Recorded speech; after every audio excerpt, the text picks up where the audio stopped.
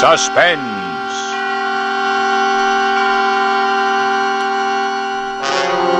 Radio's outstanding theater of thrills brings you an hour, a full 60 minutes of suspense.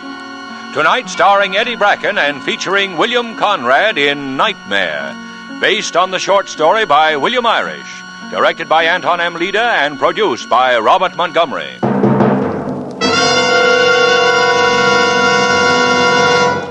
This is Robert Montgomery. Good night. You know, when you stop to think about it, one of the nicest things we say to one another is good night. A lot of thoughts are implied in those two words, and all of them are good. Actually, what we're saying is have a good night. May it bring you rest, may you sleep well, and if your sleep is invaded by dreams, may they be pleasant dreams. All good, well-intended thoughts bound up neatly into two brief words, good night. And sleep itself is a condition that most of us welcome. Quite apart from the biological need it serves, we're grateful for the momentary escape, for being removed from reality, for the quiet, peaceful hours on the fringe of consciousness. And so most of us, most of the time, anticipate the night and sleep. Families and good friends regularly surrender each other to the gentle care of the night and call it a good thing. But in the blackest recesses of night, there can be terror. And the very night that offers you sleep may also offer the torment of dark dreams, vivid, terrible, half-real dreams that grip you, plague you with horror through the night, and are reluctant to release you to the morning. Fear, panic, terror, of such stuff are nightmares made. Nightmares like the one we bring you tonight. And now with Nightmare, one of the best-known and most imaginative short stories of Cornell Woolrich, writing as William Irish, and with our star, Eddie Bracken, we again hope to keep you in suspense.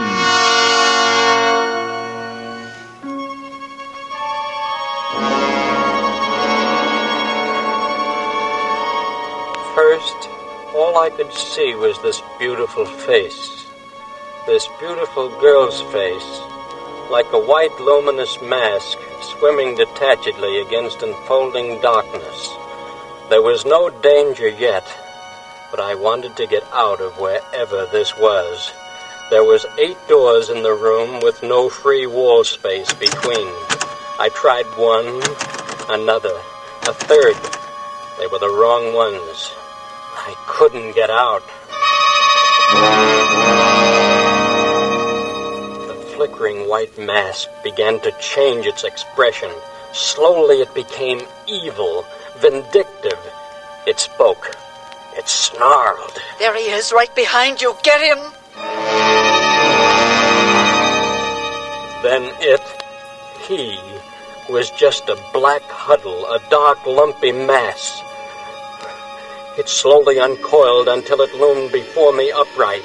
It came toward me, with cataleptic slowness. I wanted to turn and run in the minute, the half-minute, that's all there was left now. But I couldn't move. I couldn't lift a foot.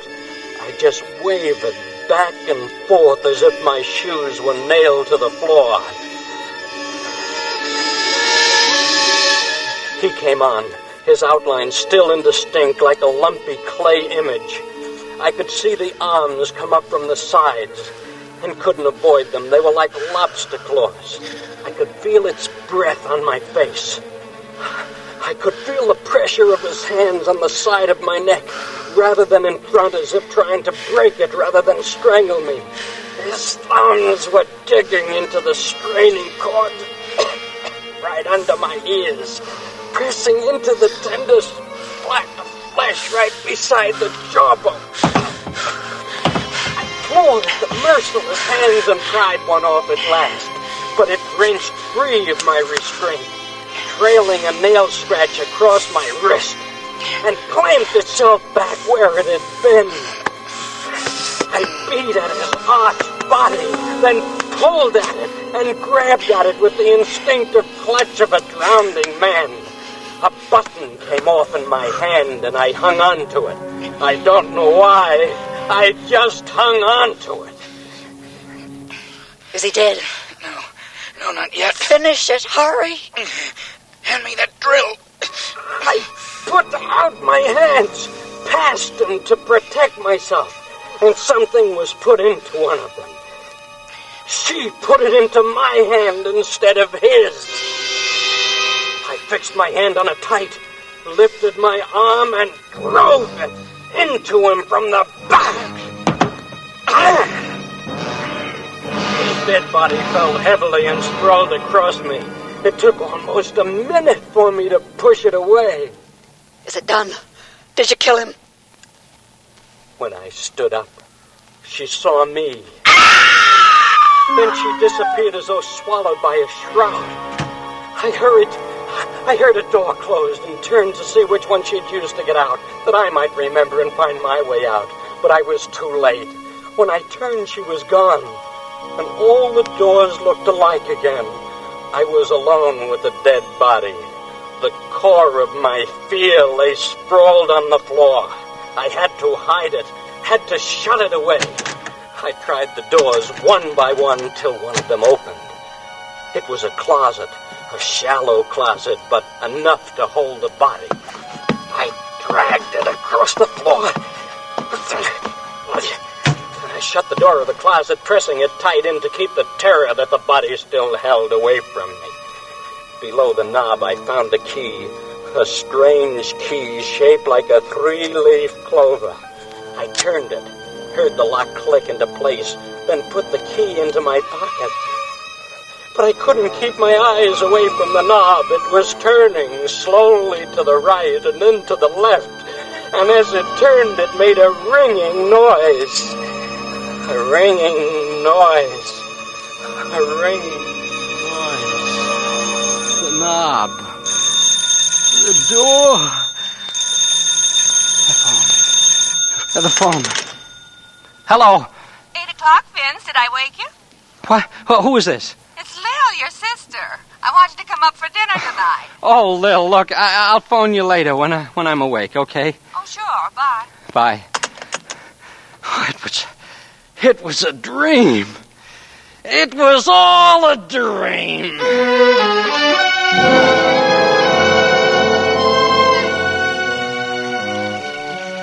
Mirrored doors, dead bodies, beautiful women. How Freudian can you get? Must have been that salami I had last night. Never eat salami before going to bed. 11th commandment. 14 minutes after 8. That means I still have time to... I stood staring stupidly at my wrist. There was a deep scratch on my wrist. For a minute I was startled, then I realized what must have happened. I scratched myself in my sleep, and the details entered into my dream. Yeah, that's what must have happened. I dropped my watch and it was broken, but it didn't matter. It was a cheap one. I continued dressing. I chose a blue tie, threw up the collar, drew the tie lane through, and folded it again. Part of my mind was getting ready to get frightened, but I held onto it steady like I held the collar. In the mirror, I could see them. The bruises on my throat, brownish purple marks which hadn't been there when I went to bed the night before. It took me a moment to realize, to try to reason it out. I must have done this to myself, too, crossing my arms over my chest and attempting to strangle myself in my sleep. It didn't make much sense, but it was the best I could do. I decided not to think anything more about it and continued dressing. When I had my jacket on, I put my hand in my change pocket and took what was in it to check car fare and lunch money. A button mixed in with the change. A button that didn't belong to any suit or coat I owned. I closed my hand over it and it had the feel, the shape. There was no doubt about it in my mind. It was the button from the dream. I rushed to the closet, checked every last thing I had. The button matched nothing. It wasn't from anything of mine. It didn't belong anywhere. I couldn't kid myself anymore. People don't find buttons in dreams. I decided I needed a cup of coffee. I was getting the jitters. I slipped into my topcoat and opened the door. Then before I shut it, I checked to make sure I had my key. The key I took out of my pocket wasn't my key. It was shaped like a 3-leaf clover. My knees were weak. My stomach was quivering. But I couldn't go back into the room. I had to see people, hear cars in the streets. But it didn't help. All was real. Nothing was wrong. It was me. Something in me. I ducked into a drugstore, but I couldn't eat. Instead, I went to the phone booth and called my sister Lil.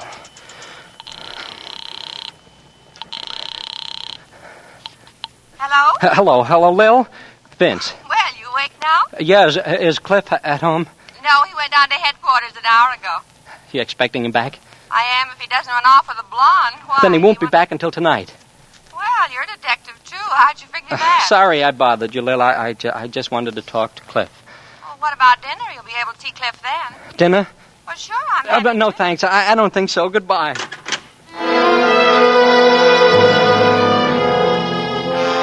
I called the store and told them I was sick. Then I walked all day in the sunshine. Wherever the sun was brightest, I saw it and stayed in that place. And when it moved, I moved with it. I couldn't get it bright enough or strong enough, yet it didn't seem to warm me. At about 6 o'clock, I found myself in front of Cliff's house. The lights were on inside, and I could see Cliff... No, it was Lil moving around, setting the table, preparing dinner. That meant Cliff wasn't home yet. I waited outside. Well, what's the matter, kid? Are you afraid to ring the bell? Oh, Cliff, I didn't hear you coming. Well, are we going in or are we going to stay out here? I'm hungry. Cliff, I got to talk to you. Something crazy happened to me. Well, can I wait an hour? I've had a long, hard day at the office. Is that you, Cliff? Yeah, honey. Well, I thought I heard you talking. Is someone with you? Now, Vince. Oh, you said you weren't coming, Vince. Well, I... Oh, never mind. The chickens will do for 3. Come on in. Well, that's Lil, and there's nothing you can do about it. I hadn't eaten all day, and I hardly touched the food she served. I couldn't wait to get Cliff alone and tell him what happened. A detective should be able to help me. Well, I'll just finish up the dishes, and then I'll be back. Get your hat, Cliff. What? I've got to talk to you. Alone. Oh, well, sure, kid. Lil, Vince and I are going to stretch our legs. Be back in a couple of minutes. Now, Cliff, only beer. Okay.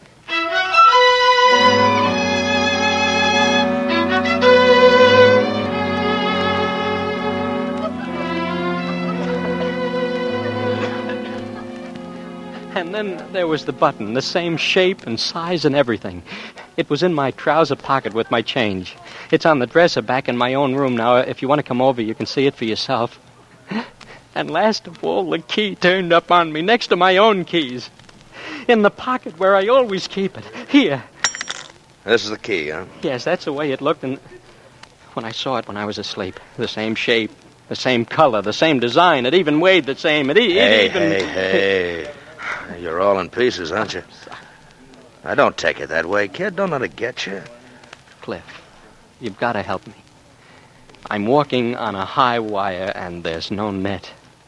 Where'd you get this key from, Vince? I mean, where did you first get it from before you dreamed about But it? you don't understand. That's what I've been trying to tell you. I didn't have it before I dreamed about it. I never saw it before then. Then I wake up, and it turns real. That goes for the button, too? The button, too. Well, you not only have no net, you don't even have a wire. What's really got you going? Are you afraid the dream really happened? Is that it? Don't you understand? There's a door somewhere in this city right at this very minute that this key belongs to. There's a man propped up dead behind it. I don't know where.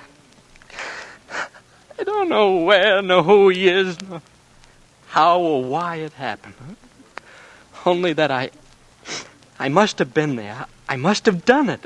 Oh, why? Why would it come to my mind like that in my sleep? Why? You're in a bad way, kid. Say, how about a little drink, huh? Lil or no Lil. Waiter. Only coffee. Oh? Yes, sir.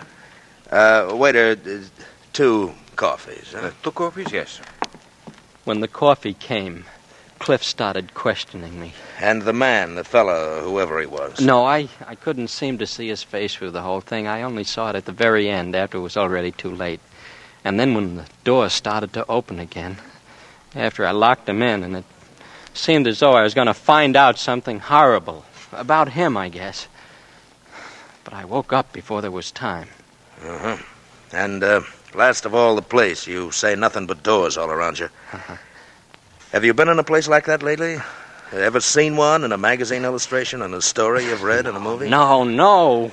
Well, let's get away from the dream for a minute. Let's leave it alone. It's starting to get me, too. Now, what did you do last night before this whole thing came up? Nothing. Just what I do every night. I left the store at the usual time, had my meal at the usual place. Oh, you sure it wasn't something you ate? No food is responsible for that key. You can't create a thing like that from a dream. And I didn't have it when I went to bed last night.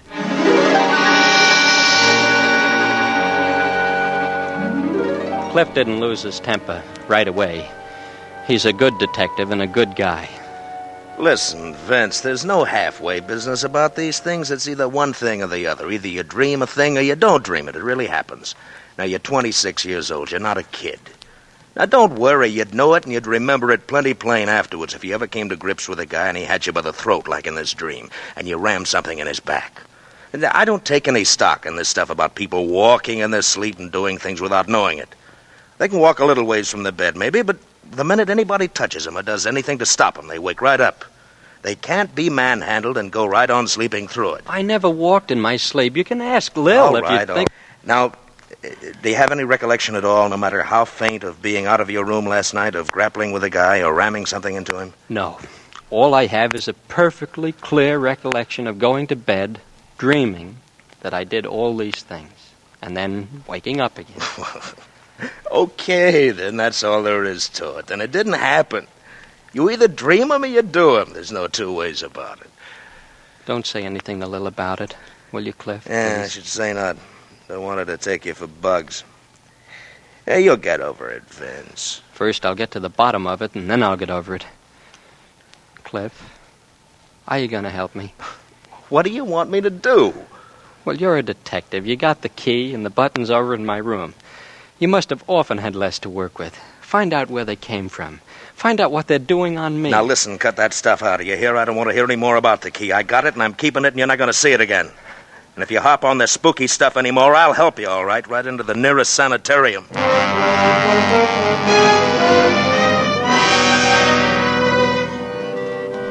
I was on my own, just like before I had been there. Me and my shadows. Next day, I phoned the store and told them I still wasn't feeling well. Then, well, I stopped in at a newspaper advertising bureau and composed an ad. Classified? Yes, real estate. This the entire copy? Uh-huh. Check it with me, see if it's correct, please. Wanted, I am interested in inspecting with a view toward leasing or buying a house with an octagonal mirror-paneled room or alcove, period. Location, size, and all other details of secondary importance, provided it has this one essential feature desired for reasons of a sentimental nature, period. Communicate Box L World Express giving exact details, period. Is that everything you want to say, sir? Yes, I believe so. How long you want it to run? A week. Should hear something in that time, shouldn't I? Should. Lady once advertised for an alligator that answered to the name of Lulu, and she got it in 4 days.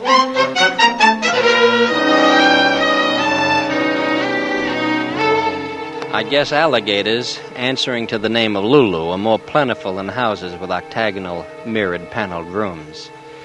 I got some answers, but none of them are right.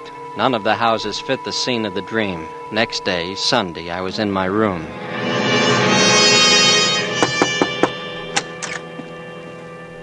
Hiya, kid. Hello, Cliff. What are you dressed for? Well, matter of fact, Lil and I are going to take a ride out in the country for the day, and she packed a lunch for 3. Cold beer, ham, and turkey Listen, sandwiches. I'm all right. I don't need fresh air jaunts to get rid of the devils, if that's the strategy you're trying to... No, kid. You see, I got this new second-hand Chevy in exchange for my old second-hand Chevy, and I thought that maybe you'd like it. In the end, I decided to go with them on their picnic. Cliff was right. There was no point sitting around brooding and waiting for something to happen. I might as well forget it for a few hours, if I could. After our picnic lunch, I was almost beginning to relax. Have another sandwich, Cliff? Oh, why? I'll think of a reason later. You have just talked me into it, my dear. Just toss it over, huh? How about you, Vince? If I had another sandwich, Lil, I'd never be able to move another muscle. Where are we, anyhow? I don't know. Ask the pilot. He got us here. So help me, I was flying blind. Well, here's a weather report just came in, friends. Rain, and soon. Well, how soon do you think, Vince? Right now. Come on, get the stuff into the car. Oh, I'm getting soaked. Vince, you take the blanket, I got the baskets, huh? Hurry up and we'll float back to town.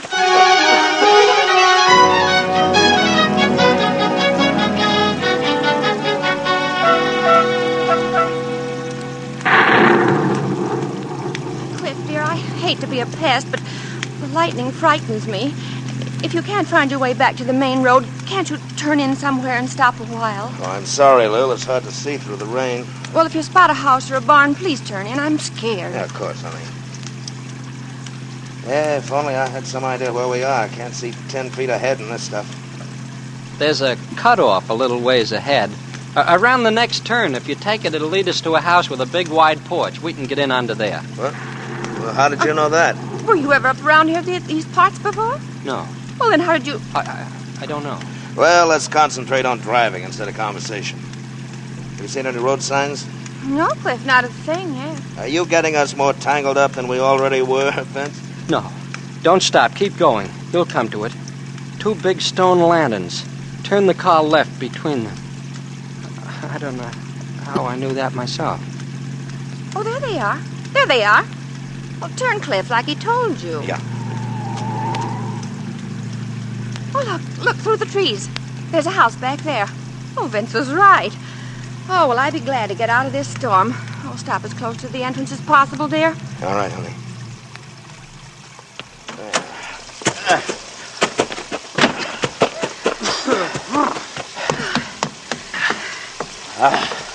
Well, it's dry here, but I wish we could get in and away from that lightning. I'll try the doorbell, Cliff. Okay.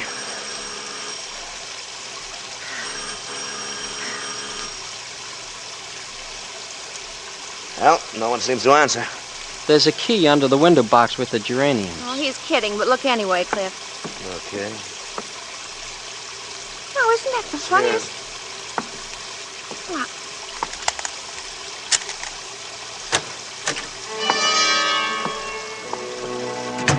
I'd better put on this light so we can see where we're going. Not that switch. That's the one to the porch. The one that controls the hole is on the other side. He's right. Well, what is this, a rib? How do you know so much about this place anyway, Vin? Oh, just a lucky guess on his part. Good afternoon. Cliff! Anybody home? Don't do that! He's cold, Cliff. He's shaking. Yeah. I was shaking, Do you see him? and I was Look at closed. him. He's acting so nervous. I was dripping with perspiration. I didn't know what made me say those things about the road and the key and the light switches, but they came out as though I had been here before. I was scared. Wait for the summer, I guess, but it's funny they'd leave it unlocked like that. With the electricity still unconnected. Oh, here being a detective comes in handy, Cliff. We shouldn't get in trouble walking in like this. Well, as long as we're here, I don't think anybody would mind if we made some coffee. I'd love some. How about you, Cliff? Sure. Go ahead. I couldn't look at Cliff, though I felt his eyes burning a hole in the back of my neck. Lil went into the kitchen, and I began to wander around nervously. I found a bedroom, and then a 2-entrance bath. I went out by the second entrance, and I was in another bedroom. Through the doorway, across the room, I could see myself. My face was whiter than my shirt, and my body was quivering. I shifted, came closer, dying a little, wavering as I advanced. 2 of me. 3, 4, 5, 6, 7. I was across the threshold now, and the door, brought around from its position flat against the outside wall, pulled in after me, flashed the 8th image of myself on its mirror-back surface, of myself and Cliff. No! What's the matter, Vince? Cliff, this is the place. This is the place. Yeah. Now wipe off your forehead. You're wringing wet. Have you got it? I got it. Try this one first. It's a fake. What are you two doing up there? Keep it downstairs a minute. Don't come up, honey. Vince is taking his pants off to dry him. Well, I'm hungry. I'll see if there's something around for sandwiches. Look, it's a safe cut open. That's what he was crouched before that night when he seemed to be just like a puddle on the floor. He must have had a blowtorch down there on the floor in front of him. That's what made the bluish light and made her face stand out in the reflection like a mask. And that door that you haven't opened yet, it's the one I propped him up in. No, don't, not right away. Just give me a minute longer. Just give me a chance to get... Empty. But there's blood on the back wall and the floor. Dry cake blood. Cliff. Vince? All right, kid. Let's hear about another dream.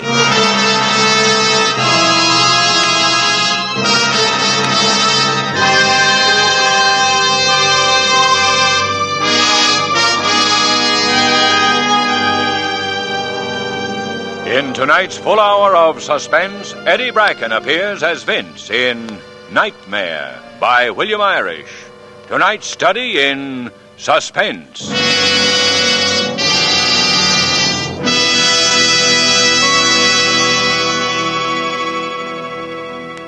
In just a moment, we will return with Act Two of Suspense. This is CBS, the Columbia Broadcasting System.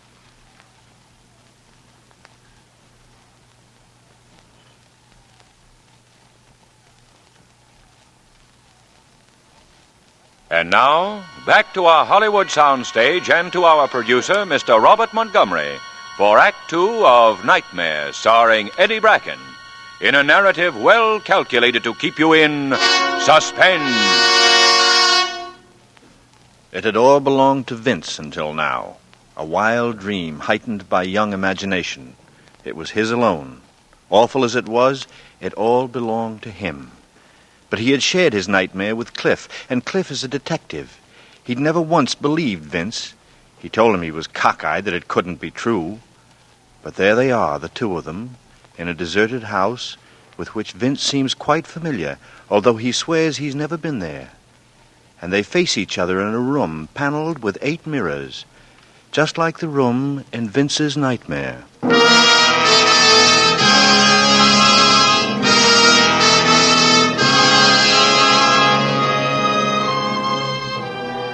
I don't know what Cliff would have done up there in the mirrored alcove, but I blessed my sister when she called us down for coffee.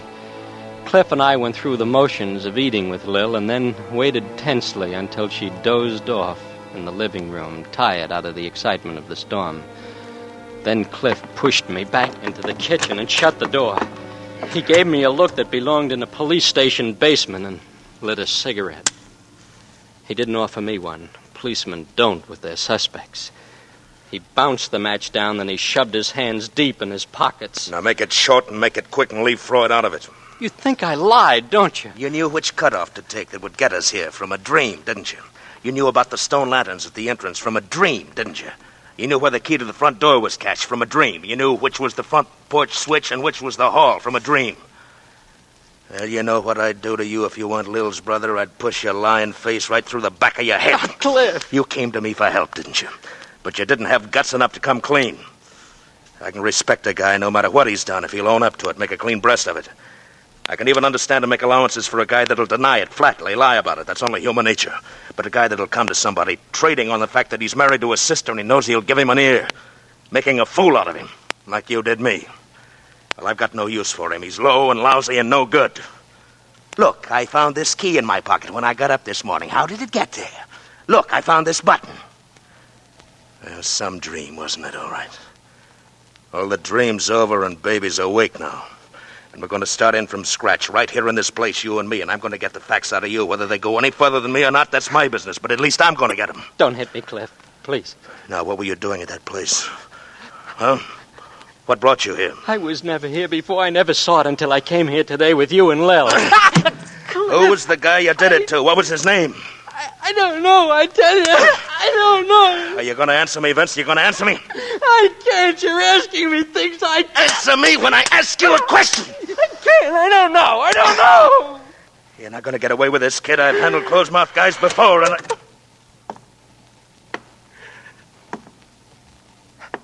I don't use this gun much, but I know what to do with it. Who are you? What you two doing in here? We came in out of the rain. Does that suit you? Might not. Identify yourselves. And hurry up about it. Look inside the wallet. Where you going? For a drink of water. Left tap. Right one's hot water. Thanks. Cliff Dodge, Homicide Squad. Glad to know you, Dodge. How about a little identifying yourself? Well, I'm a deputy attached to the sheriff's office. Detailed to keep eye on this place. See my badge? I was to home having a little supper and... Hey, how'd you get in? Thought I had it all locked up safe and sound. The key was bedded in a flower box on the porch. 'Twas, huh? Must be a spare then. Funny. We never knew there was a second one ourselves. Why should this house be your particular concern? Was a murder uncovered in it last week? There was? Well, I'd like to hear about it. All about it. We all sat down. I saw the deputy was enjoying this, talking shop with a big city detective. Cliff listened while he kept an eye on me. Well, this house belonged to a wealthy couple named Fleming. Husband was away on business in South America when it happened. In fact, we ain't been able to reach him to notify him yet. Wife was a purty little thing. Was? Yep, real purty. Flirty, too. Used to fool around with a friend of her husband's named Ayers, Dan Ayers. Well, that morning, the milkman saw a bundle of rags by the side of the road not far from here. 'Twas little Miss Fleming, all covered with dew and leaves and twigs.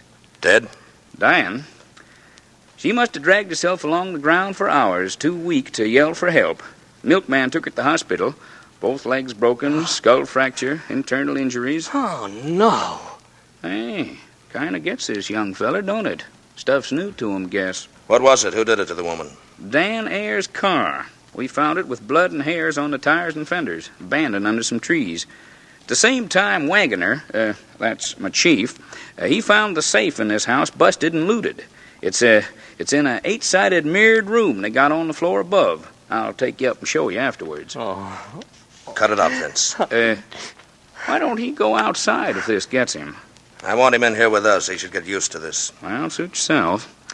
Well, finding that safe, give us a case. Ayers knew Fleming kept lots of dough in that safe. Knew he went away on business trips. This last time, Ayers come up here, went to work on the safe, and got caught by Mrs. Fleming. She takes one look and starts running for town to get help. Why didn't she use the telephone? 'Cause this warn't no simple robbery. She must have seen by the look on his face that he'd kill her, so she run for her life. He comes down, gets into his car, catches up with her, and runs her down, drives right over.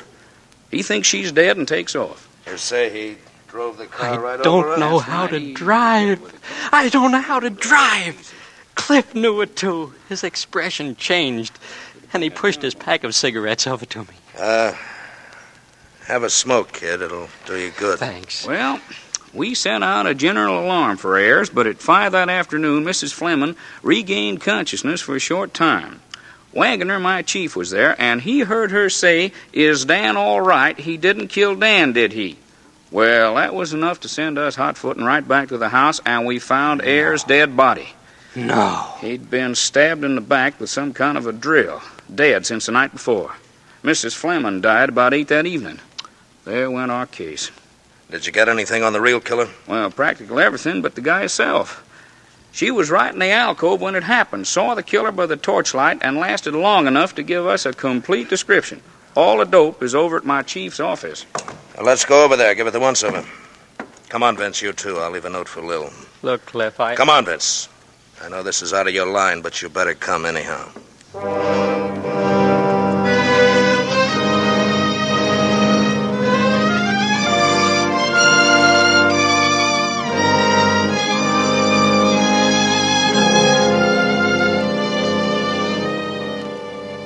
Glad you come over, Mr. Dodge. You too, Mr. Hardy. I'm interested in hearing the description of the killer. Well, it's pretty complete. I got it from Mrs. Fleming. Here's a transcription of my whole interview with her at the hospital. Had a stenographer take it down at her bedside. He was one of those efficient young sheriffs, and he droned on and on. My clothes became drenched with perspiration, and my stomach was quivering again. See, there's body. Well, here's what you want, Dodge. Killer was about 25 and skinny. Cheekbones stood out, cast shadows in the torchlight as wavered on his face. They must be looking at me. I covered my cheeks with my hands and stared down at the floor. My face was burning under my fingers. Had light brown hair. She even remembered that. It was parted low on the left side. Take a woman to notice a thing like that, even at such a moment. And an unusually long forelock that kept falling in front of his face. My hand went up a little higher and brushed mine back. It only fell down again like it always did. His eyes were fixed and glassy, as though he was mentally unbalanced. He had on a knitted sweater. It was darned up in the neckline in a different colored yarn. Lil made it for me, and I'd burned it with a cigarette. She fixed it up the best way she could, and Cliff knew about it. Yeah, took us hours to get, but that's it. You got pictures of Mrs. Fleming and Ayers? Death photographs. Care to see them? Yeah, let's have a look. I got weaker and dizzy as they handed the pictures around. Mrs. Fleming. I didn't look at them, but I saw Cliff distract the other men's attention long enough to slip them on top of the file case. Well, I guess Next thing I knew, we were getting ready to put the lights out and leave. Coming, Vince? Yeah. I'll run you folks back to the house. It's on my way home. Well, Sheriff, thank you very much. Say, Vince, run back a minute and see if I left my cigarettes in Mr. Wagner's office, huh? Sure. Sheriff, I want you and the deputy to look me up the next time. His voice dwindled behind me, and I was in the darkened office again, alone. I knew what I'd been sent back for. He wanted me to see those pictures. I switched on the lights. They were on the file case. I took them in my hands and I stared at them.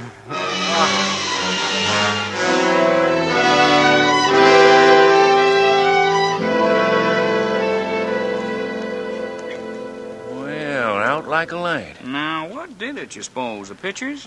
He's not well. He's under treatment by a doctor right now. He gets these dizzy spells now and then. That's all it is. Here you are, kid. Drink this water. Yes. Now, shut up and don't say anything.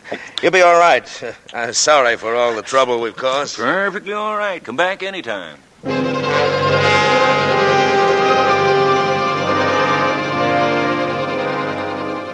That was a place I never wanted to go back to.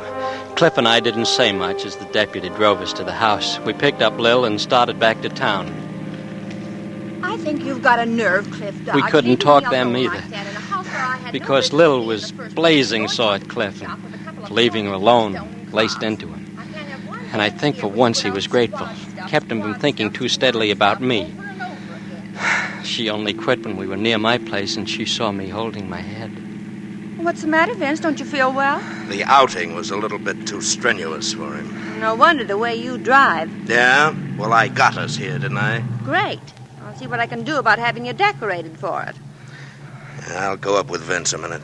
No, it's all right. I'm coming up with you, Vince.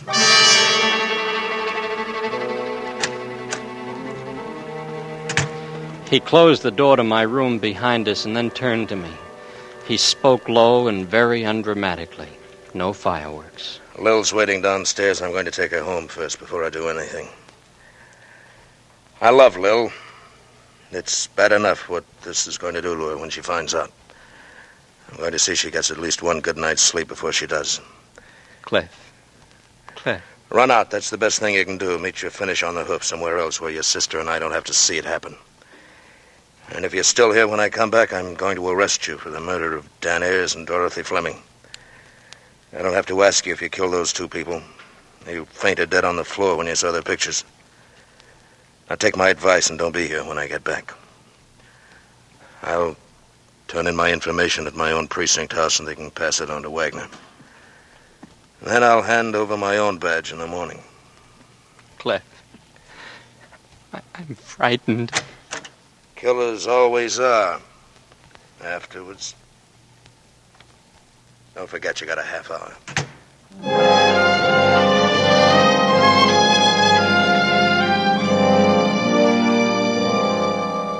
I didn't move for about half the time he'd given me. Then my hand went to my cheek as it had in the sheriff's office, and my face felt bristly. Without thinking, I went into the bathroom and turned on the warm water tap. I took my cream blade holder from the cabinet, not a sheer reflex of habit, and I realized I didn't need the cream and the holder, and I put them back. I took the razor in my hand.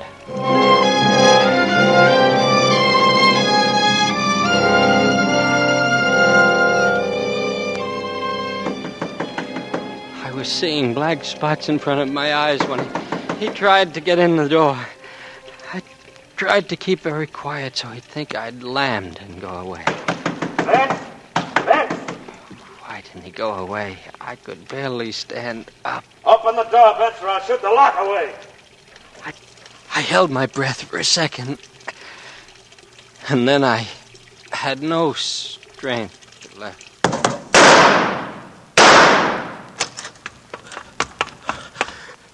Vince. You could have saved yourself the trip back, Cliff.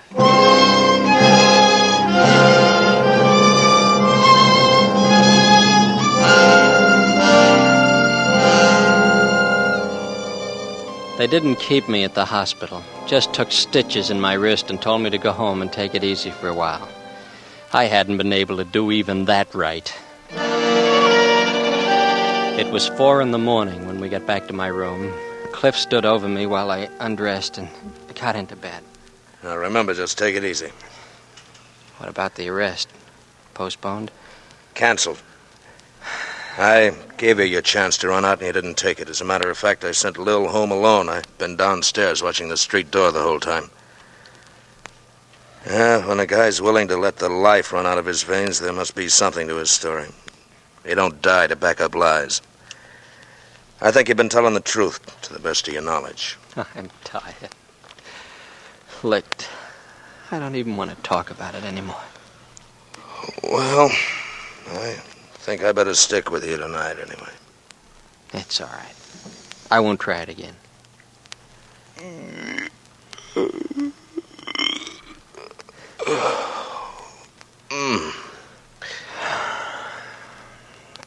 Yeah, there's blood on the floor. You sure picked a messy way. I did think of gas. This hotel doesn't have it. If more houses had no gas, there'd be fewer... Sure. All the modern conveniences. But electricity is undependable, too. Lights go out. Happened to a feller in the next room one night. And he had to use a candle. It was the same night that I had the dream. How did you know he had to use a candle? Were you in there at the time? No, he rapped and stuck his head in my door for a minute. Wanted to know if the power had failed all over. You know how people are in little hotels like this. Why'd he have to do that? Couldn't he tell by the hall? All lights go out at 11:30. Guess it was after that. Well, that's still no reason why he should bust in on you. Look, I'd like to hear the rest of this. There isn't any rest. I told you all there is to it. That's what you think. Just watch what I can get out of it.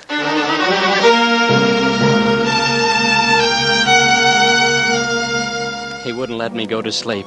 I had to tell him about the man next door who moved in a week or so before the night of the dream. That particular night, I had been reading in bed. And as I put down the lights and about ready to doze off, he knocked. Come in. He was holding the candle right in front of his face between his eyes, and in the darkness I had to stare at the candlelight and his eyes behind it. He explained about the lights, and he... Please excuse me for intruding. You must be tired. Very tired. You look so sleepy. No, I know. It's... You want to sleep. I shouldn't have come. You can sleep now. Sleep well. Your eyes are so heavy. You look so tired. And that's That's all there was to it. He left and I went to sleep. Did you hear him shut the door? Well, I suppose I don't so. mean suppose. I mean, did you actually hear the door shut? Think about it, kid. This is important. I don't remember. Well, another thing, then. Did you ever have any conversation with him other than hello and goodbye? Well, he offered me some cough drops several times, and I told him I didn't like him. But once going down in the elevator, he absolutely insisted that I take one. So I did. Testing willpower. What? Never mind. I don't want to frighten you right now. Look, you got some sleep, kid. You're weak after what you tried to do tonight. Where are you going? I thought you were staying here tonight. I'm going back to the Fleming house and to Wagner's headquarters, too, while I'm at it. Now? Yeah. You're going all the way back up there at this hour of the morning? And, Vince, don't give up yet. We'll find a way out without shortcuts, like you tried tonight.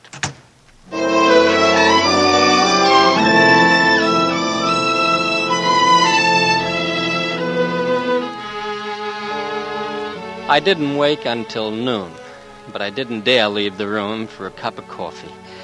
I didn't want to miss Cliff when he got back. About 2, there was a knock on the door, and I almost fell over in my rush to open it. Cliff, Oh, excuse me. Sure, mister. Say, are you Vincent Hardy? Yes. Well, I think I got what you want. What I want? Yeah, my Uncle Henry built it. He was crazy.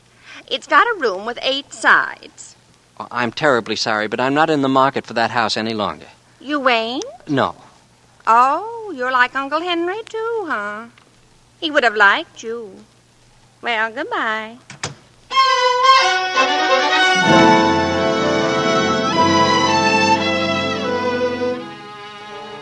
Cliff finally showed up around 3. He looked terrible. He hadn't slept all night. He showed me a picture he'd brought. You know this guy, Vince? This guy? Well, the glasses are missing, and the mustache, and the hair isn't rumpled. But Cliff, Yeah? This is the guy from next door. Where'd you get this picture? From Wagner. It's Mrs. Fleming's husband. They're both the same fellow? Right. But there's no out in it for you. I got that straight, kid. I checked the fingerprints Wagner got. They're yours. You and nobody but you went into the Fleming house, killed Ayers, and hid his body in the closet. No. But you didn't kill Dorothy Fleming because you can't drive. Now, somebody else did that in Ayers' car. Somebody who brought you up there and was waiting for you at a safe distance. But why didn't I know I was doing? Well, that'll come later. What we have to do now is prove that the circumstance of the drink could have happened. Get it down on record officially. It isn't perfect, but it's the best we can do. Well, what do you... I think it's better if you don't know too much. A telegram addressed to Mrs. Fleming was received from her husband while I was up there. He's arriving back from South America today. Where are we going? Where is the place you'd least rather go of all places right now? That room. That house. I'm sorry, kid, but that's the place you're going to have to go back to and stay in alone tonight if you ever want to get out from under the shadows again. Now, what do you say? Shall we make the try? Okay. I'm ready.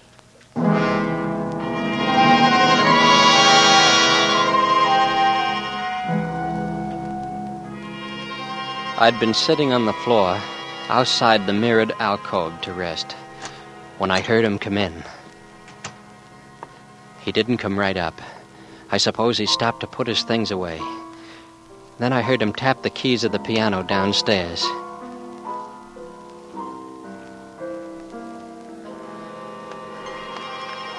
Then I heard his footsteps coming, and I pushed myself backwards along the floor into the alcove. My heart was pounding so hard I had to keep my mouth open.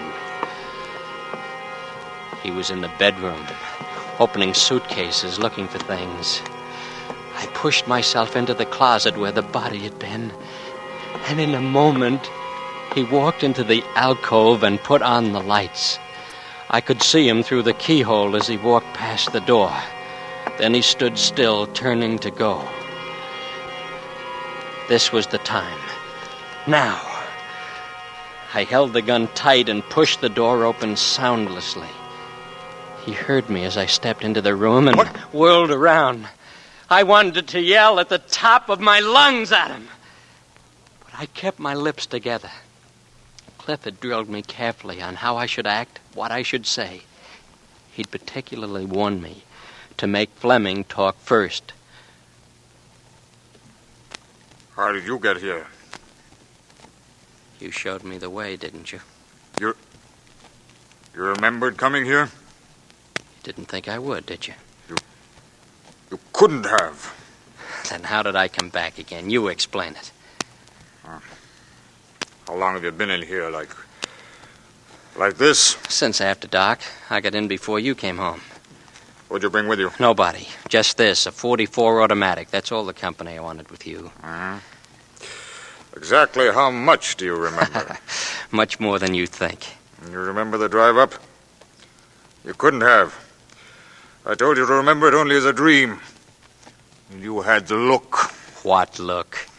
I was holding a thumbtack pressed into the palm of each hand the whole way. Then why did you do everything that you were directed to do so passively?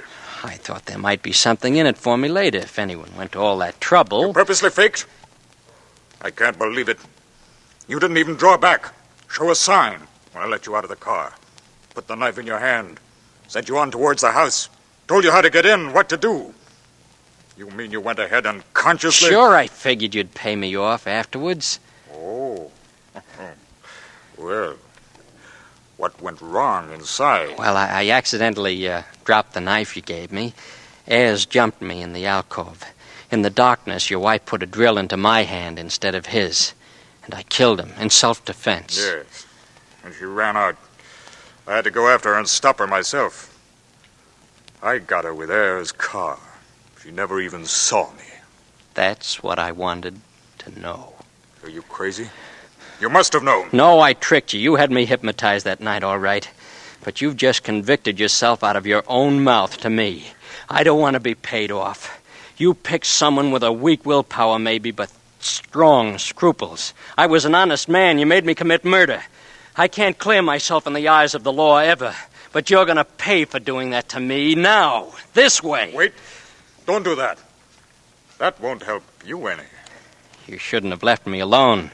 That was your mistake. Here you go, Fleming. Wait 1 minute more. Just a minute. Now look. Look at me. Look at my eyes. Cliff had warned me to be careful, but I wasn't careful enough. I couldn't seem to help myself. I just glanced at him. Our eyes met, and suddenly mine couldn't get away anymore, as though they were hit by glue. A sort of torpor turned me into wax. But I made an effort to do one more thing. It came out as a single sentence. Fleming, I'm going to shoot you. No. You're tired. You don't want to shoot anybody. You're tired. The gun's too heavy for you. Why do you want to hold that heavy thing? That's right. You're tired. Tired.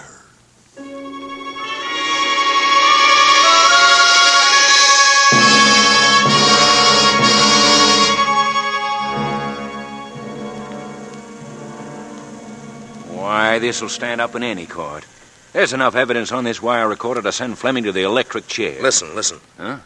What's all that mumbling? I can't quite make out what this... Hey, we'd better get up there. Come on. Hey, Fleming must be trying to do... Holy smokes, he's getting away. Come on.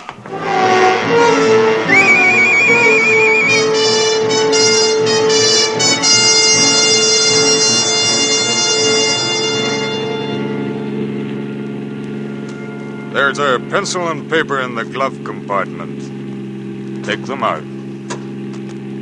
Good. Now write what I tell you. Start. I am wanted for the murder of those two people at the Fleming house. They're bound to get me sooner or later. And I have no chance. I see no other way but this. Now, sign your name. Vincent Hardy.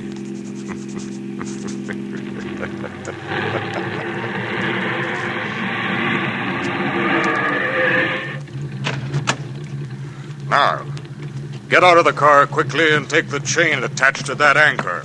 Over there. On your right, over there. Go ahead.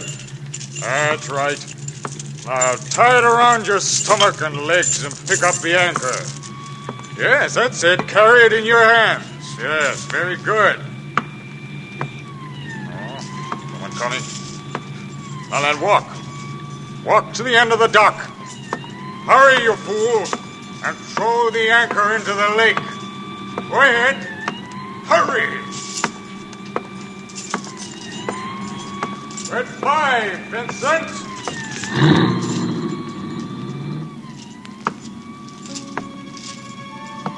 I knew what I was doing was wrong. I fought against it as hard as I could. And when I got to the end of the dock, I just threw the anchor into the lake and my body went tumbling.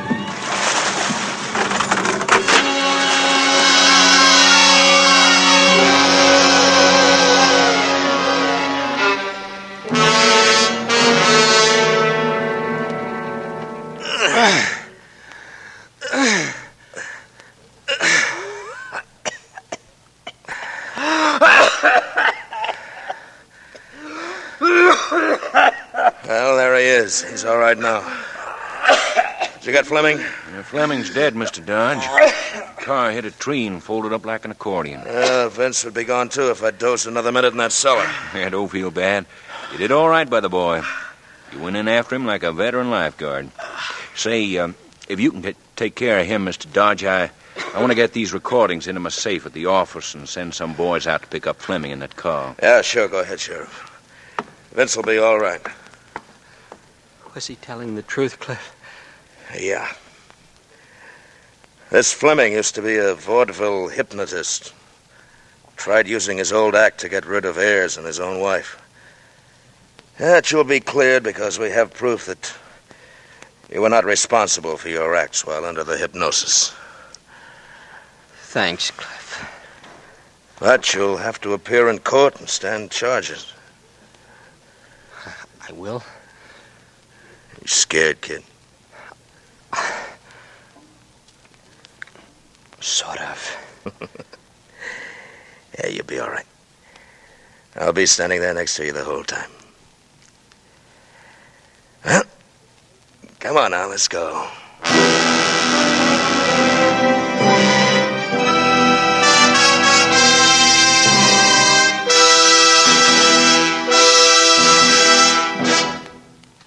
This is Robert Montgomery.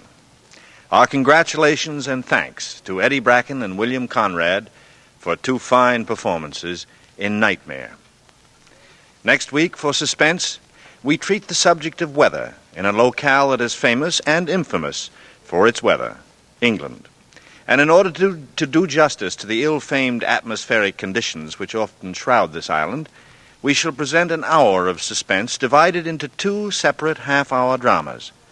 2 select studies with 2 elements in common, dramatic weather and dramatic suspense. Taken one at a time, these plays are singular triumphs. Put them together, and, well, I can promise you a deadly combination next week, when with Wet Saturday by John Collier and August Heat by W.F. Harvey, we again hope to keep you in suspense. Good night. Mr. Montgomery may currently be seen in the Universal International production Ride the Pink Horse. Mr. Bracken will soon be seen in his forthcoming production 750 Smith. Nightmare by William Irish was adapted for radio by Alfred Pauka, directed by Anton M. Leader, and produced by Robert Montgomery. Lud Gluskin is our musical director and conductor, and Lucien Marowek composes the original scores. Next week, hear 2 great shows, Wet Saturday and August Heat, on radio's outstanding theater of thrills, 1 hour of Suspense.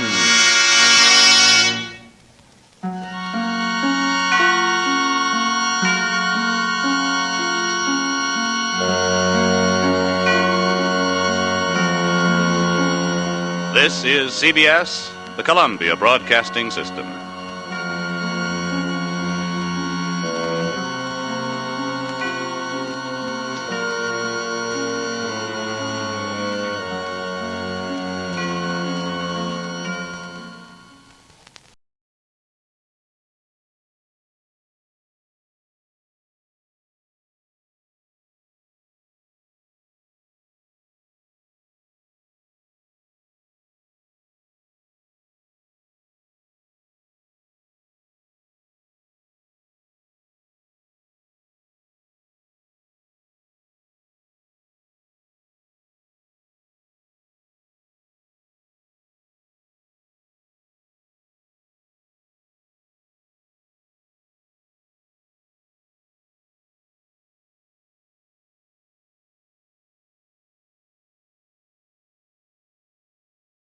Now, Roma Wines present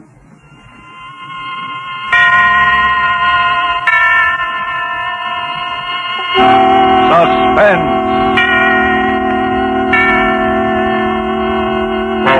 Tonight, Drive-In, starring Nancy Kelly. Suspense is presented for your enjoyment by Roma Wines. That's R-O-M-A, Roma Wines. Those excellent California wines that can add so much pleasantness to the way you live, to your happiness in entertaining guests, to your enjoyment of everyday meals. Yes, right now a glassful would be very pleasant as Roma Wines bring you Suspense.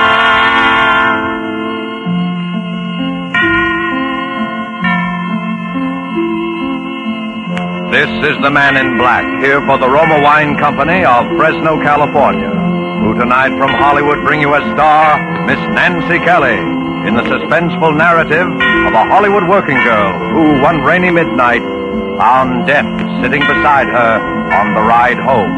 And so with Drive-In and with the performance of Nancy Kelly, we again hope to keep you in suspense.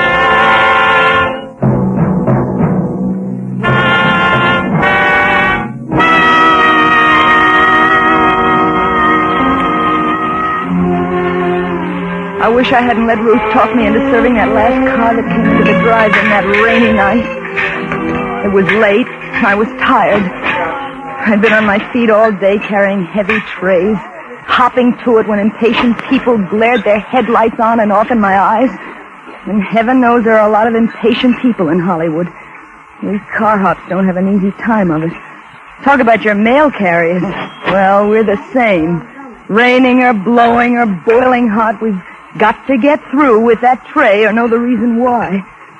Tired, hungry people who sit back in their car and expect $1 million worth of service for a 10-cent tip. Why do we do it? Well, sure, there are other ways of making a living in Hollywood, but not many that hold that glittering promise that maybe someday, somehow, maybe someone will say, "Why, that girl looks like Lana Turner." Yeah, at least her hair's done up that way. You know, I think I could use her in that new picture of mine. I think I'll ask her to come out to the studio. Yeah, I know. Well, here we go again. Oh, maybe it doesn't happen often, but there's always a chance. And there's always that hope. That's what keeps us going, I guess. But there are other things that can happen in a drive-in. Things that aren't on the menu by any manner of means. Like the rainy night I was telling you about when I let Ruth talk me into serving that last car that came in. Oh, Mildred, please take his order. I've got 3 other cars and I'm waiting for French fries. Oh, look at the clock, will you? It's near midnight. I'm off duty. Oh, please, Mildred, just as one more, will you? I'll do the same for you sometime. But Ruth, Oh, what's the matter with him? Can't he read? Please do not honk your horn. It looks clear enough to me. Well, it's the doctor's car, see? He's probably going to rush. Anyway, you got nobody waiting. Oh, all right. Gee, thanks a lot. Well, it was true. No one was waiting for me. Only the bus that'd take me to Glendale, where I lived alone in an apartment. So I buttoned up my raincoat and I took a menu over to the car. Good evening. Never mind the menu. Just some black coffee, a pot of it, and a ham sandwich. Please hurry it. When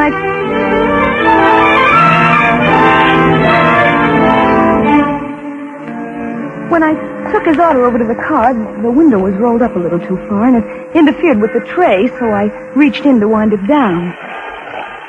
When I touched the handle, it felt wet and kind of sticky, too, but I didn't think anything about it, and I got the tray firmly set. And then I looked at my hand. It was as red as blood. I looked up quickly at him. Oh, I'm sorry. I'm Dr. Morgan. I just had an emergency in the car. Oh, an accident? Yes, Sunset and Vine, quite a crash. I just happened by, and I took one of them to the hospital. Oh, gee, that's too bad. Yes, it was very unfortunate. I walked back, trying to wipe the blood from my hand with a paper napkin. Ooh, it gave me a creepy feeling to have somebody's blood on my hand. Then I went in to wash. I was keeping close track of the time, and I was a little worried for fear the big drive-in clock wasn't right. It sometimes ran slow. So I took a coin from my pocket. I figured it was worth a nickel not to miss that last bus to Glendale. I walked over to the payphone, and I was just about to drop the nickel in when I looked out, and he was leaning on the horn and beckoning to me at the same time. I put the nickel back in my pocket, and I hurried out to him. I'm sorry, but I'm in a hurry, and I haven't time for this coffee to cool off. I'll take the sandwich with me. How much do I owe you? 40 cents. 40 cents. Here you are. I hope I didn't interrupt your phone call. Wasn't important, was it? No. I was just checking on the time. I didn't want to miss my bus. There was a clock right over your head. Oh, it's usually wrong. I have the time.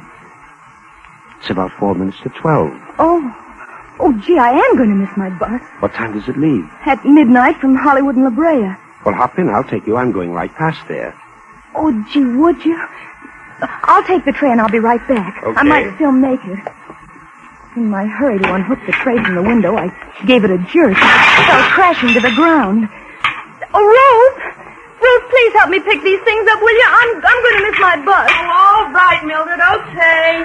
We picked the things up quickly, and Ruth went off with the tray. I started to run around the other side of the car when I noticed something shining on the ground. It was one of the shakers that had fallen from the tray. I picked it up, and I started running toward the drive-in when he spoke to me. Why don't you just put that in your pocket? You can return it tomorrow. Come on. You're going to miss your bus. Well, I put the shaker into my pocket, and I rushed over to the other side of the car, and he opened the door for me. I was just about to get in when I hesitated. I wasn't used to doing this sort of thing. The other girls sometimes let the customers drive them home, but I never did. Still, he looked so decent, and... Come on, you'll miss it. Then he reached out as if to help me in. And I thought then that he was really concerned about my missing the bus, for, well, he seemed to pull me into the car. And the first thing I knew, I was sitting beside him. And the door slammed. And we were driving off. I was a little uneasy, but then I thought, no, it's only a few blocks, and I won't be in the car long. I suppose you're in a hurry because someone's waiting for you. Oh, no, I live alone, but I'd hate to walk back to Glendale in this rain. You won't have to walk. Well, this is very nice of you. I appreciate it. Not at all. Would you mind rolling up that window on your side? There's a draft. Oh, of course. You can let me off at that corner over there. All right. Anywhere along here will be all right. This is fine. Right over there by that stop sign. Well, you're going right through that stop signal. Am I? Yes. But I'll get over there by the other one. My bus. You're turning the wrong way. Am I? Yes. This goes up to Laurel Canyon. Does it?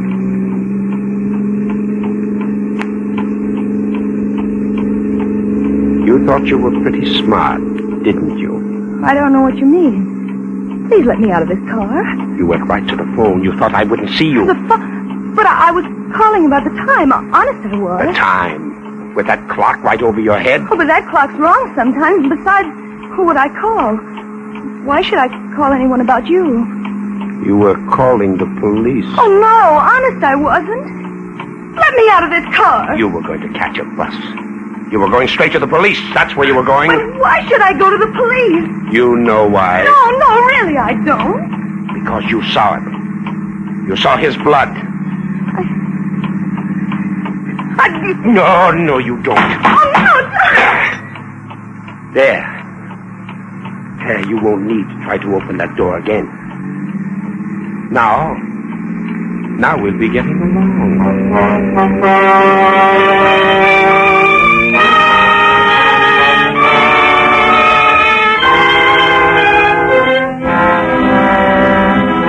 Tonight for Suspense, Roma Wines are bringing you as star Miss Nancy Kelly, whom you have heard in the prologue to Drive-In by Mel Dinelli and Muriel Roy Bolton. Tonight's tale of suspense.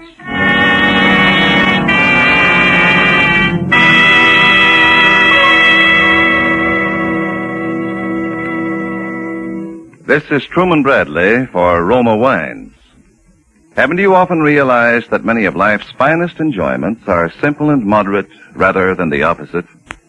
I give you the words of a high and well-loved authority, Miss Elsa Maxwell, international expert on smart entertaining and gracious living. Good hospitality is always simple, genuine, and moderate. That is why I often suggest enjoyment of delicious Roma Sauterne when you have friends in to dinner or with your everyday meals. Serve this delicate golden Sauterne well chilled with any food in any glasses you have.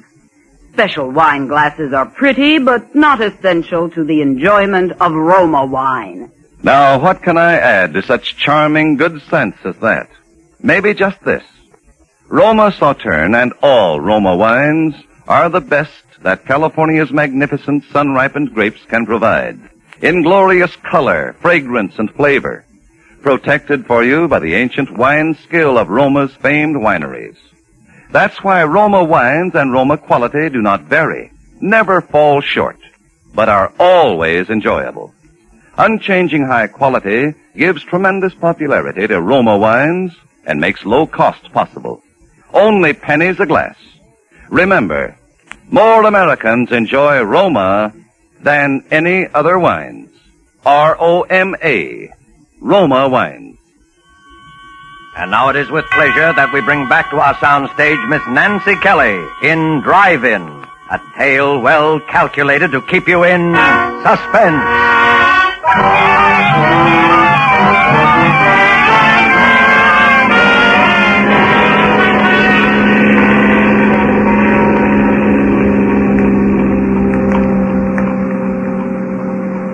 After I made that last try to get out, and he broke the handle of the door, all the strength seemed to go out of my body.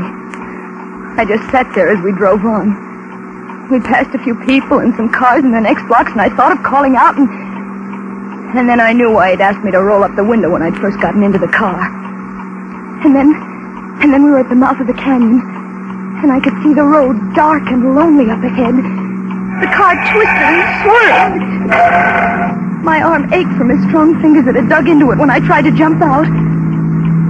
I looked at him from the corner of my eye. He hadn't seemed like a criminal back at the drive-in, and he didn't seem like one now. His jaw was black from needing a shave, and still his face, well, it wasn't like a criminal's at all. It was so tired. Quit staring at me. Look, I didn't know anything about you. Honest, I didn't. Please let me go. You know something about me now. I won't tell anybody. Whatever it is, I promise you I won't. A woman's promises. Remind me to tell you a story about a woman and a promise. Let me out. Please let me out right here. It's a long way back to Glendale. Well, that's all the better. It'll take me hours to get back, and you'll be miles away by then. I'm not taking any chances with you, kid. Please. Oh, please let me out. I've got to get back. You said no one was waiting for you. You live alone, don't you? No one will miss you. We both heard the siren then. He looked quickly into the rear vision mirror. Then he took a gun from his pocket, and he turned to me. If that's for us, and we'll stop, remember this. I've used this gun before tonight, and I can use it again if I have to. If I'm taken, you'll go first. But now listen, I'm a doctor, and you're a nurse, and we're headed on an emergency. If you want to live, you won't try to pull anything. Now remember that. Remember it.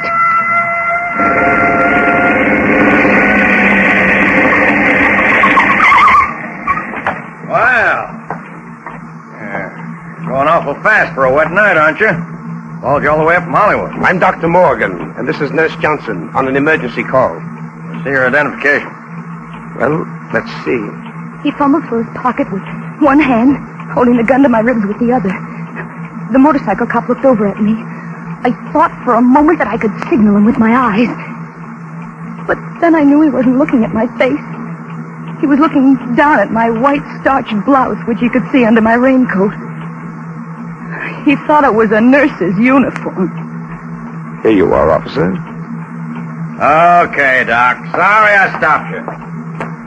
Well, that's that. Hey, wait a minute. Why, what's the matter? I just wanted to tell you. Rain started to slide up there a ways. Better take it easy. Thanks. I will.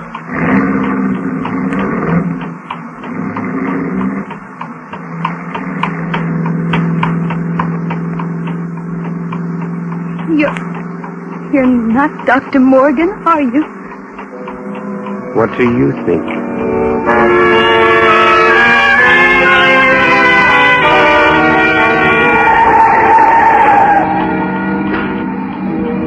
Then we came to the landslide. It wasn't a big one, but it had made a terrible mess of the road. He didn't slow down, and the car swerved crazily as it slipped from one side of the highway to the other. Suddenly, it felt as though the whole rear end had slipped out. I looked over at him. He was tense. His knuckles turned white as he clutched the wheel. He shoved the car into reverse. I hoped it would never move. And it didn't. We were stuck. Hopelessly stuck. Oh, have all the luck. Suddenly the car was filled with light. A car had come around the curve behind us. This might be my chance. Remember, I still have this gun. Now don't try anything. Hey! We're stuck here. Could you give us a push? Thank you very much. Well, have some California hospitality. Oh, I'll have to get out. I'll have to put something under the wheel. You stay here. There were some bushes by the side of the road. If I could reach them, I could perhaps run up the side of the hill and hide. And then in the morning, I could make my way back down the canyon. I slipped under the wheel, and I carefully turned the handle of the door on his side of the car. I could see him in the mirror. He was at the back of the car. I eased the door gently open. I put one foot out. I was just sliding out when I heard him. You're not going anyplace. Come here. Give me that raincoat. Why? I need something dry to stuff under this wheel. Oh, but You won't be needing it. I hesitated a moment, but he practically ripped it off my back. He wound it into a ball, and bending down, he stuffed it under the wheel. The gun. It stuck out of his back pocket. If I could get it, if I could lay my hands on it. I held my breath, and I reached out. It seemed so far. But I finally touched it, and then I snatched it from his pocket swiftly. Give me that gun. I'm going. You can't stop me now. Can't I? No. No, you stay right where you are. I won't hurt you. All I want is to get home. I'm going, but if you follow me, You're what? I'll kill you. I don't think you will. Oh, yes, I will. You think I'm afraid? Aren't you? No. No, I don't care what happens to you. You're a murderer. You killed somebody. I thought you didn't know anything about I didn't, but I do now, and I'm going to tell the police. Stay where you are. No. I'm not afraid. I'll shoot. It's too bad I used up all of those tonight. You could have filled me full of holes. Give me that gun. Now get in the car.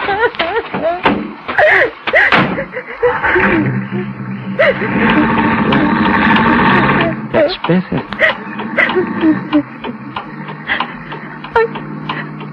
Are you going to kill me? What do you think?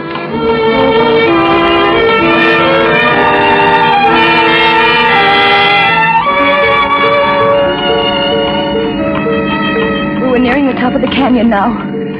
The road was very steep. The rain had let up. It was just drizzling now. Even though he hadn't answered my question, I knew the answer. He was going to kill me. I wouldn't get back home tonight. Not tonight or any other night. It was funny. I sometimes used to hate that little apartment of mine where nothing ever happened. But tonight... And then, for some reason, I thought about Ruth. What would she say tomorrow when I didn't show up at work? And then I wondered where they'd find my body. Well, here we are. Lookout Mountain, the top of the world. Suddenly, we came over the crest of the hill, and way Way down below, the city stretched out for miles. Millions of lights glittering in the rain. For a moment, I forgot everything. It was the most beautiful sight I'd ever seen.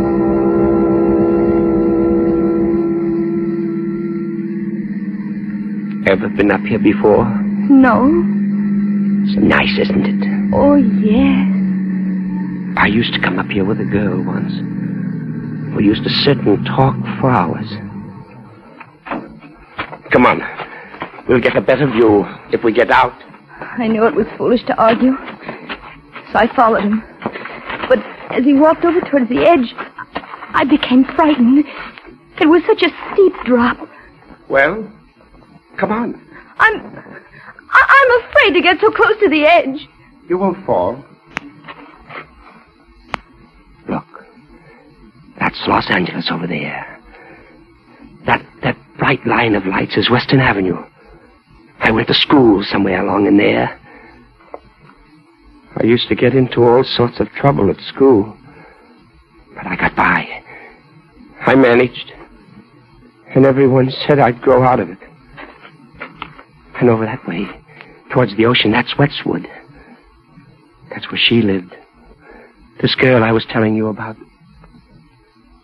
That was the best part of my life, I guess. That's when they said marriage and a wife would straighten me out. Marriage and a wife would straighten me out in Westwood, they said. Does your wife still live there? No. She's dead. Oh, I'm sorry. You needn't be.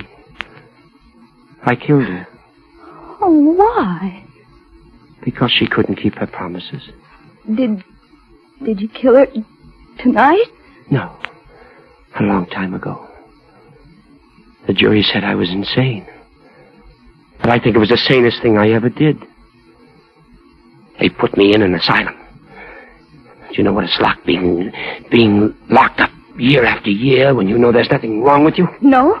It isn't good. You'd do anything to get out. Anything. I knew if I could keep him talking, maybe a car would come along. Maybe something would happen. It was my only chance. What are you thinking about? You killed someone else tonight, didn't you? Yes. Dr. Morgan? Yes. He was one of the men who thought I was insane. Why did you do it? I wanted his car to get away in. I didn't want to be locked up anymore. Oh, but they'll catch you. No, they won't find the doctor for several days. I saw to that. But how can you be so sure? I do things thoroughly. What are you going to do now? First, I'm going to... Oh. Then I guess I'll go south. I knew what he meant by that pause. I started to back away slowly. I'd made a mistake by reminding him of the present. My hands went instinctively to my pocket for something to defend myself with. I knew there was a pencil there. It was sharp. Maybe I could scratch him or hurt him some way with it. But when I reached for it, I felt something else instead. Something cold and hard. I was puzzled for a moment, and then I remembered it was the shaker I'd picked up at the drive-in. You can't get away now. Then he started moving toward me. Me, with only a pencil and a shaker to defend myself with. It's too bad I came into that drive-in tonight. Why did you? Because I was hungry. Because I hadn't eaten for a long time. Weren't you afraid someone would see you? No alarm had gone out. How did you know? I knew. Oh, I'm sorry. If only you hadn't rolled that window down. If you're sorry, why don't you let me go? It's too late. What's that? A car was coming over the top of the hill. With a sudden movement, his arms were about me in a tight embrace. I started to scream, but suddenly his lips closed over mine. Pushing my head back roughly, he kissed me. I could scarcely breathe, and I felt the car's headlights on us like a spotlight. Well, just look at this view, will you? You know, I'll have to do this in a picture sometime. Can't you see we're interrupting something? Drive on, will you? Where? Oh, in all this rain. You'd think people would have more sense. Come on. He held me a moment longer, and when the car had gone, he released me. My pencil had fallen to the ground, and I was left with only the shaker in my hand. I fingered it nervously, and then I felt the top coming off. I felt the contents spilling into my hand. What have you got in your hand? Nothing? Give it to me. No! Give it to me! He grabbed my wrist, and he pulled me toward him. We were moving to the edge of the cliff, but my other hand was free, and I threw the contents of the shaker into his face. His hand flew to his face in an effort to clear his eyes. But it was too late. The pepper had blinded him. He lunged out for me, but I stepped aside quickly, and he slipped in the mud. His hands went out to steady himself. He clawed frantically at thin air, and then I saw him falling over backwards, over the edge.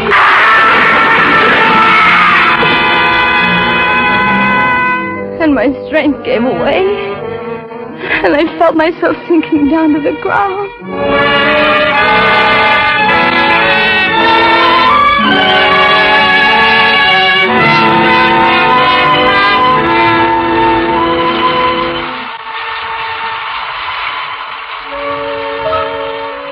I don't know how long I must have been there, but when I came to, it was raining again.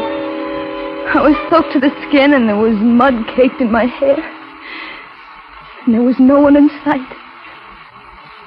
The lights of Los Angeles stretched out in a pattern peacefully below, and I knew that somewhere at the foot of those hills was Glendale and my apartment. I rose slowly to my feet, and I started back toward the road. And somehow, everything that had happened seemed unreal, like a dream. Everything except the way he'd kissed me to keep me from crying out.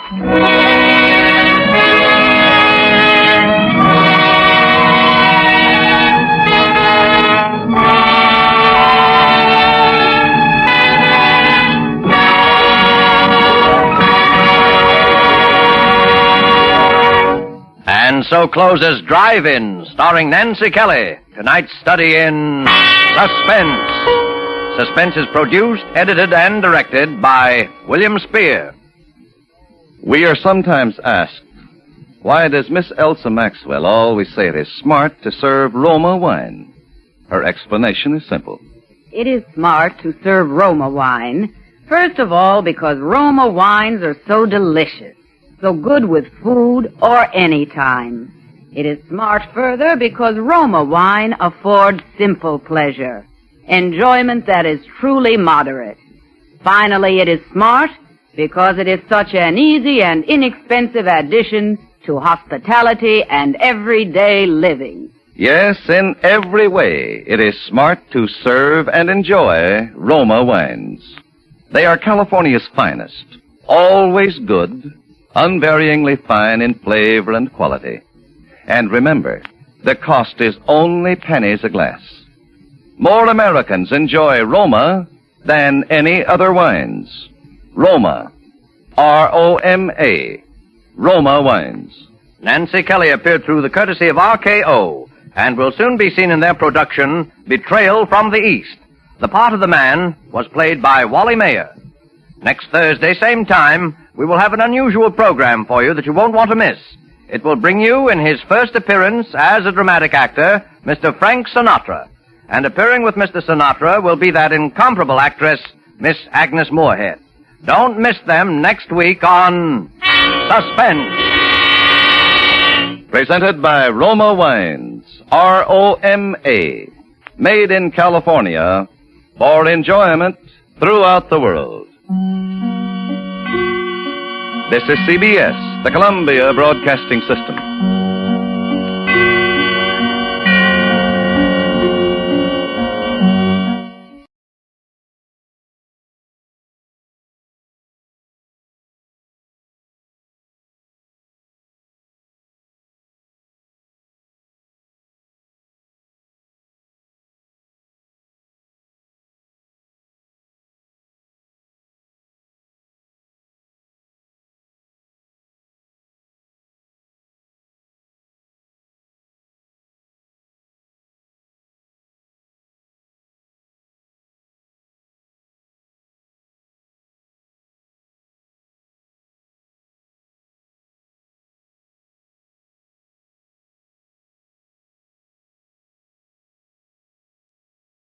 Now, Roma Wines, R-O-M-A.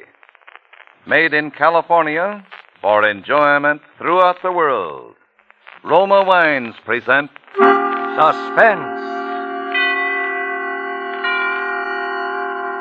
Tonight, Roma Wines bring you Miss June Dupre as star of Your Devoted Wife, a suspense play produced, edited, and directed for Roma Wines by William Spear.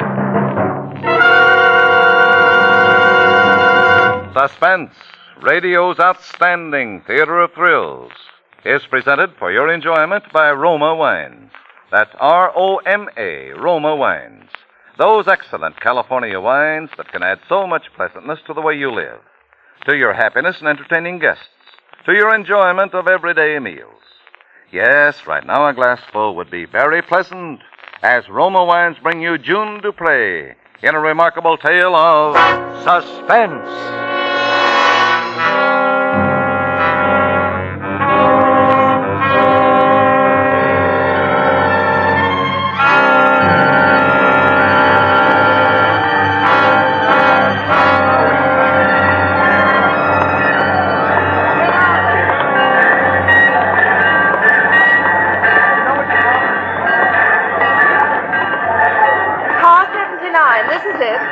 Now, do be careful when you lift him, won't you? Yes, ma'am. You there on the end, keep his body higher. Oh, please watch. I'm doing my best. Do look, that step's terribly high.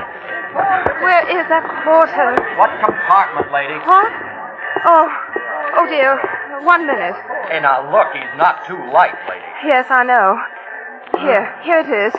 Compartment E. No, I guess that's down at the other end of the car. Now wait for me. Where is that porter?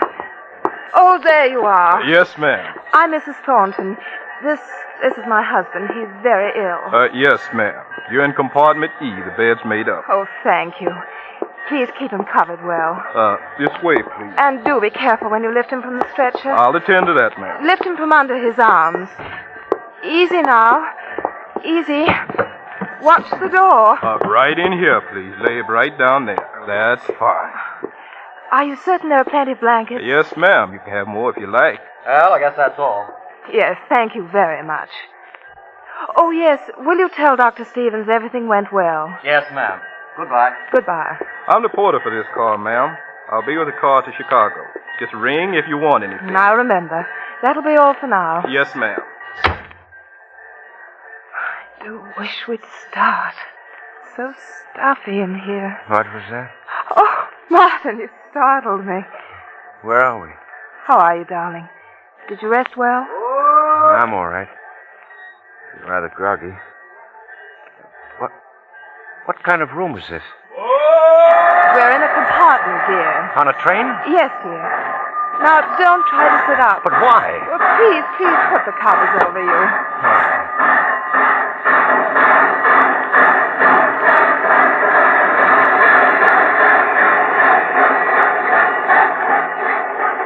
Another one of your tricks, Melissa? Now, you know perfectly well what the doctor said. But you never said anything. You never told me. Well, I knew you'd be angry, darling. Angry? What's the use? Then you're not, really. Oh, darling, I'm so glad. Are you? Yes, darling. Why do you ask? No matter. Are you warm enough? Yes. Could I get you something? No, thank you.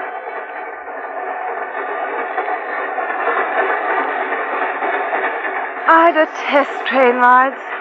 I would have made plane reservations earlier. Only it would have been difficult to prop a drug man up in a seat. Oh, Martin. It's the truth, isn't it? I don't know what you mean. But you do know I was carried on this train. You do know you gave me sleeping pills to You're ill, darling. Very ill. You've done a wonderful job. A very skillful planner. You ought to be congratulated. The doctor told me to give you those sleeping pills when you didn't rest well. Come now, Melissa. Have I complained lately? Well, no. But I can tell you're restless in your sleep. Oh? How did you determine that? I've tiptoed into your room lately when you've been sleeping. Well, I have a watchdog as well as a wife. You needn't be rude. Please, Melissa, we know each other too well. Darling, you mustn't get upset. No, we mustn't get upset. Let's make this a pleasant trip, shall we? As you wish.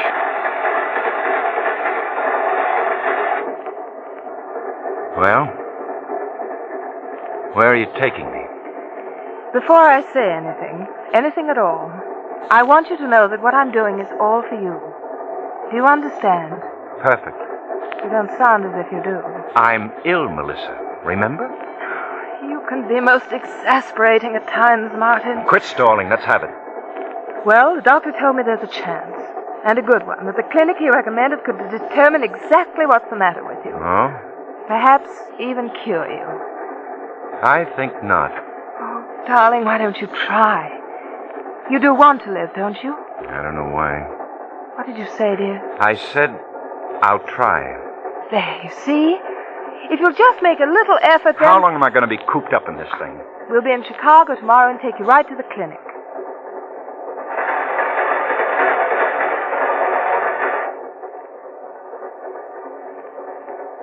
Your scheme won't work, Melissa. What on earth do you mean? What scheme, dear? Yes? Tickets, please. Yes, one moment. Promise me you'll behave. Go ahead. Get him the tickets. Your tickets, please? I'll come outside with you. Oh. Here they are. Oh, thank you. You won't change trains, madam. This will be your car on through. Oh, thank you. Oh, I understand your husband's very ill. Yes, very. If there's anything I can do... No, there's nothing one can do. But Yes? if my husband should happen to see you... Oh, it's so embarrassing for me to have to say this. I understand, madam. My husband... It's not a physical condition. If during the journey anything out of the ordinary should happen... Yes? Of course, I'm not saying that it will. Oh, I understand. But if it does, just disregard it. You might explain to the porter also. Certainly. You see, my dear husband is insane.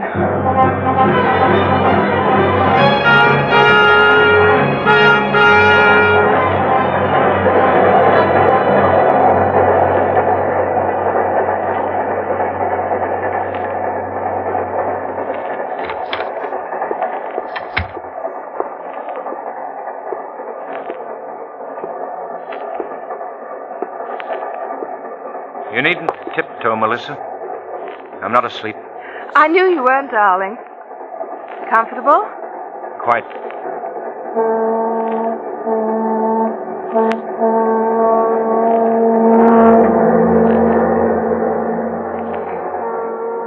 What took you so long? I was just asking the conductor about the connections. You're very efficient. But then you always were. It's much simpler that way. I must put these tickets where I won't lose them. Darling, Yes? my keys. What keys? Please, dear, the keys to my luggage. They were in my purse when I left. What would I want with them? I can't imagine, dear. Please return them. Look, I'm in pajamas. They're not around my neck. If you wish to embarrass me in front of the porter, then I have no alternative but to ring for him. No. Wait. You in. They're on the shelf by the light. Now, what on earth would you want with my keys, dear? If there's anything I can get you, or if you like, we'll go through the luggage together. Don't be so Oh, condescending. but you were looking for something. I want to help you find it. I wasn't looking for anything. We'll start with your luggage first. Here, we find a robe, some socks, a brush, handkerchief, a towel, toilet articles. You needn't go on. Oh, but I must, darling. I want to convince you. About what? That I don't know. But we'll look further. Shorts, bedroom slippers, those your mother gave you, a few ties. You're a good actress, Melissa. A very good actress. Really, Martin, you are a mystery. You don't happen to see a suit, topcoat, and a pair of shoes, do you? Oh, darling, why didn't you tell me? Am I that thoughtless? I didn't know. But of course you would wonder. Yes, one would. It's all very simple to explain. You're ill. You have no need for those things, so I packed them in the trunk. It's in the baggage car. I hope. Silly boy, of course it is. I checked it myself. I see. Dinner's now being served. One course of rear. What time is it? 10 of 7. It's going to be an awfully long trip. I know, dear. Do try and make the best of it. What are you doing? Just ringing for the porter. Why? My every move excites you, doesn't it? I'm just going to order dinner. But you needn't. I'm not hungry. One moment. Did you ring, ma'am? Yes. I'd like dinner served Really, here. Melissa, I'll be quite all right. But I thought it would you be... go and have dinner. I don't care for anything. Some tea, perhaps. Are you certain you'll be all right? Quite certain. Just some tea, then, for Mr. Thornton. Yes, ma'am. I'll go now, dear, but I'll be back shortly. Keep those covers up. I will. Porter. Porter. Yes, ma'am. I presume the conductor has explained to you about my husband. Yes, ma'am. He sure did.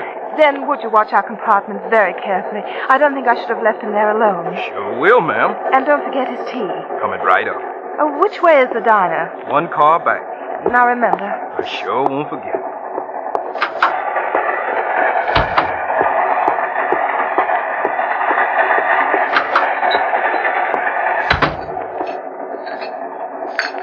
Table for one, please. I'm alone.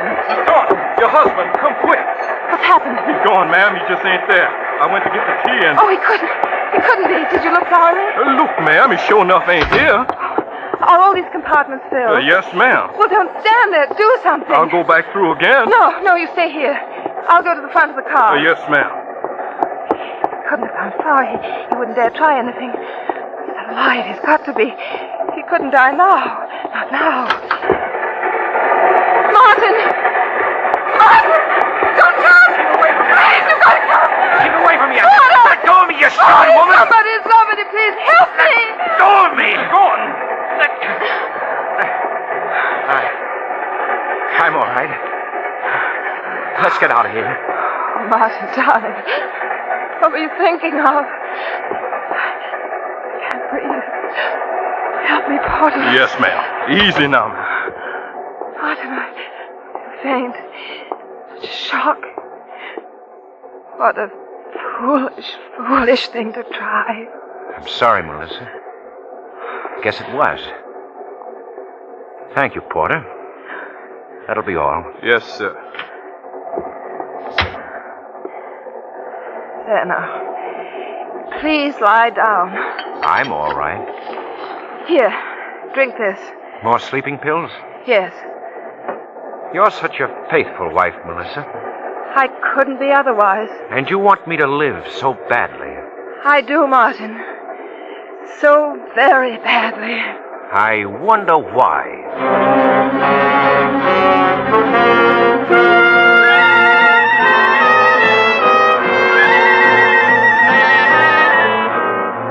For Suspense, Roma Wines are bringing you as star June Dupre in Your Devoted Wife by David R. Gillespie. Roma Wines' presentation tonight in radio's outstanding theater of thrills, Suspense.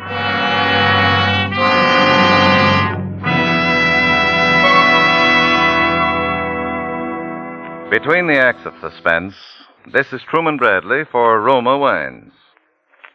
Last week, a friend of mine, a Roma wine user and Suspense fan, made an interesting comment about my announcement. Brad, he said, the past few weeks you've talked mostly about Roma California Sherry.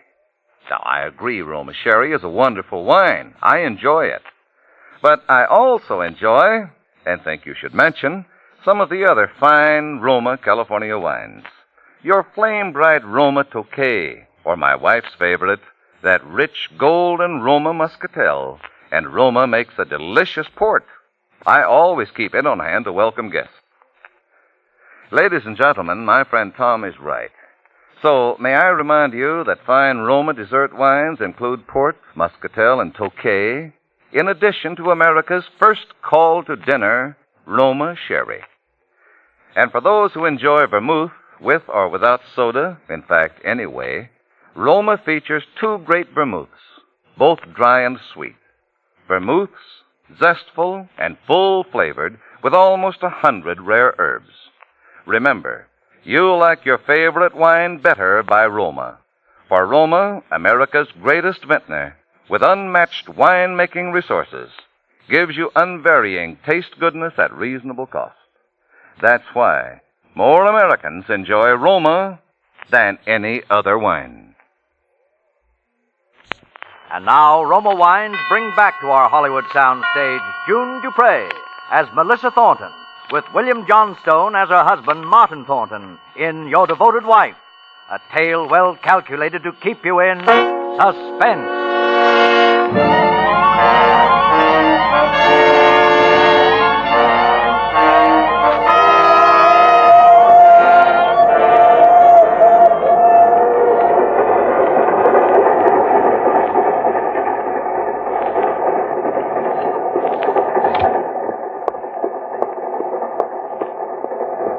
Conductor. Rather late for you to be up, is it, Mr. Thornton?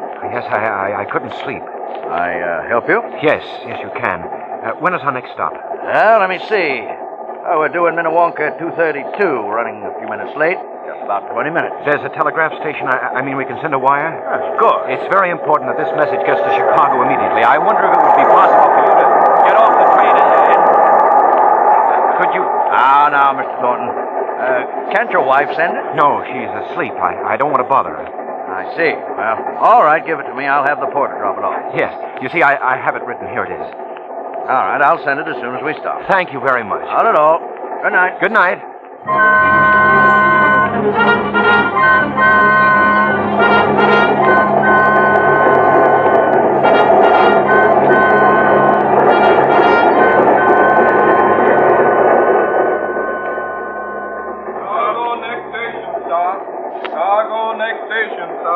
We'll be in 15 minutes, ma'am. Chicago, next station stop. Chicago, next station stop. 15 minutes. Sleep well, dear? You sorted that. We'll be in 15 minutes. I wish it were all over with. How do you mean, darling? Oh, the clinic. Doctors pawing me. You know, darling, you and your antics rather upset me last night. I couldn't finish my dinner. I'm sorry, Melissa. I'll try and be more successful next time. There won't be a next time. I wouldn't bank on it. You promised me there wouldn't. Did I? Let's not bicker. I do so want you to get better, to be strong and happy again. You're going to some lengths to accomplish that, aren't you? No more than a devoted wife would.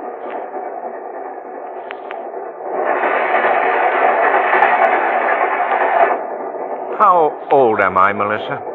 Why, you'll be 30, 20th of June. This is June. How silly, of course it is. How many more days, Melissa? Really, Martin, I can count. It's 13, 14, I should imagine. Imagine, eh? How many times have you counted these days? How many? Oh, it's ridiculous. Why shouldn't I remember your birthday? Every loving wife. But this birthday, this one coming up, it's pretty important to you, isn't it? What are you talking about? $50,000. Oh, darling, you do come into your inheritance this year, don't you? If I'm lucky. You're talking in riddles. It's your money. Mine, when I reach 30. Well? But if I don't reach 30, then Sis gets it. You won't see a penny of it. What are you trying to say exactly? Don't you know? I most certainly do not. I won't live to be 30, Melissa. You're trying to frighten me. Not at all. Yes, you are. You hate me, don't you? Not hate. Just nothing. A blank. Let's not quarrel, darling. It upsets you so. We won't quarrel. It's too late for that. I've tried to be a good and faithful wife. In your way, I guess you have. The way I thought best.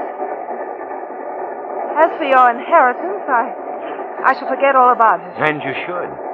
You see, Melissa, I wired my lawyer to meet us in Chicago. You're joking. Not at all. You see, I didn't take your sleeping pills last night. Martin, you mean... In just about 10 minutes, I'll have a different arrangement in my will. What a cheap trick to pull. You wouldn't dare change your will. Wouldn't I? What did you do? Sent a telegram last night when you were asleep. Yes. Order, ma'am. Yes. Your luggage, ma'am. Oh, could I ask you to step out here a moment, ma'am, please? My luggage? Yes. The conductor here would like to speak to you, ma'am. Of course. Mrs. Thornton, your husband asked me to send this wire last night. Wire? Yes. Well, knowing about what you told me, his mind, I mean... Yes? I didn't send it. You didn't? May I have it? Certainly. Meet Sunset Limited in Chicago Thursday noon, June 7th. Don't fail. Bring copy of my will. Compartment E, car 79. Signed, Martin. That's it. You've done me a great favor. I hope I did right. You most certainly did. Thank you. Not at all. What's wrong? Nothing, darling. Nothing at all. What took you so long? The porter was showing me where our luggage would be on leaving the train. Oh. Darling, look at you. Now you must keep covered up. And we aren't going to quarrel anymore. Everything's going to be just fine. Just fine. We're coming in now, ma'am. Please call on me for assistance from Mr. Martin. Thank you, porter. We wouldn't want anything to happen to Mr. Martin now, would we?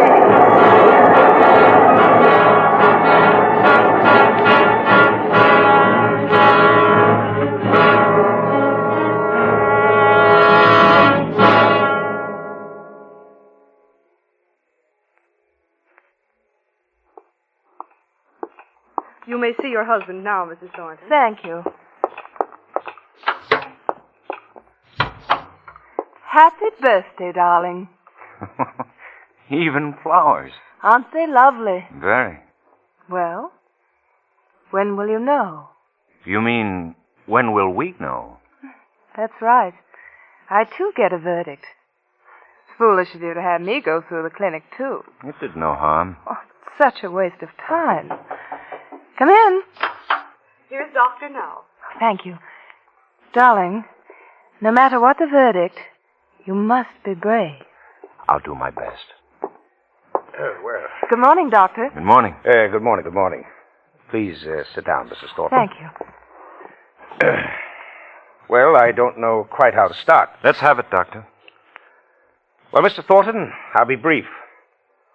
All of the tests and every diagnosis made indicate that there's absolutely nothing organically wrong with you. Nothing wrong? That's what he said, Melissa. Aren't you happy? Yes.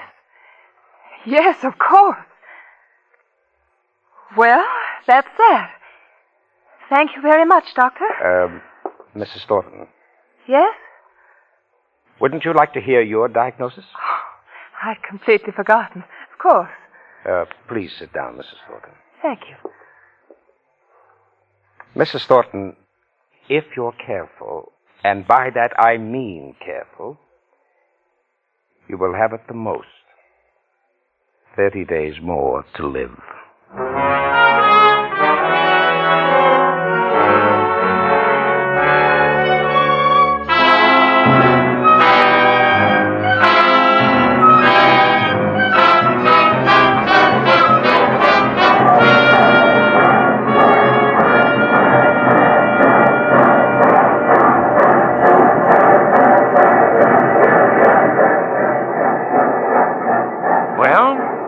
Going home, Melissa. Are you comfortable? Quite comfortable. Can I get you anything, darling? What did you say? I said, can I get you anything? No, thank you. Why do you keep staring out of the window? Just looking. You see, from the beginning, I knew you wanted me to live. Until I was 30. 30? Yes. After that, well, you just didn't care. Did you? No, I didn't care. But I wanted to be sure. So I pretended I was ill. Quite well, too, I thought. Pretended? Yes. You see, I wanted to study you. I wanted to get to be not only 30, but a good deal over. Are you listening, Melissa? Yes. Yes, I'm listening. Really, my dear, your mind seems to wander. You must relax. No, I'm listening.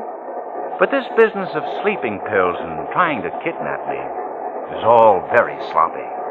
Wasn't it, though? I could have left the train at any stop. Of course. But I wanted to see just how far you'd really go. It was clever of me, wasn't it? Very clever. Even going so far as to tell people I was insane. I did do that. That wasn't very nice, though, Melissa. After all, I am your husband. My husband. But you forgot one thing. Yes? My pre-med course. You know, I wanted to be a doctor once. It did, didn't you? Yes. Although I never did make it, I knew enough about people and symptoms to guess the verdict in your case. 30 days, the doctor said, wasn't it? 30 days. And so, we're going back. Back to your mother and father, and my mother and father.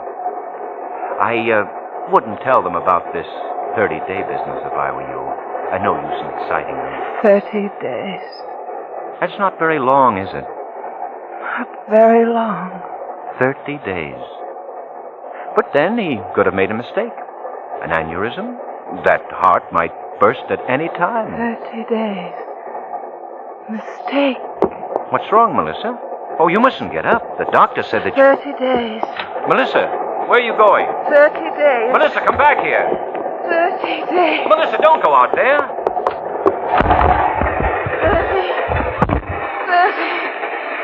30. Don't open that door. We're on a trestle. 30.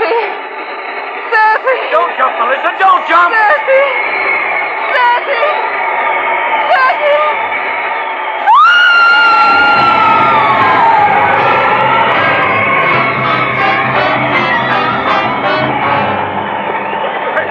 What's wrong? What happened? What happened? Oh, some woman. She jumped. Poor thing. I guess she just didn't want to live any longer.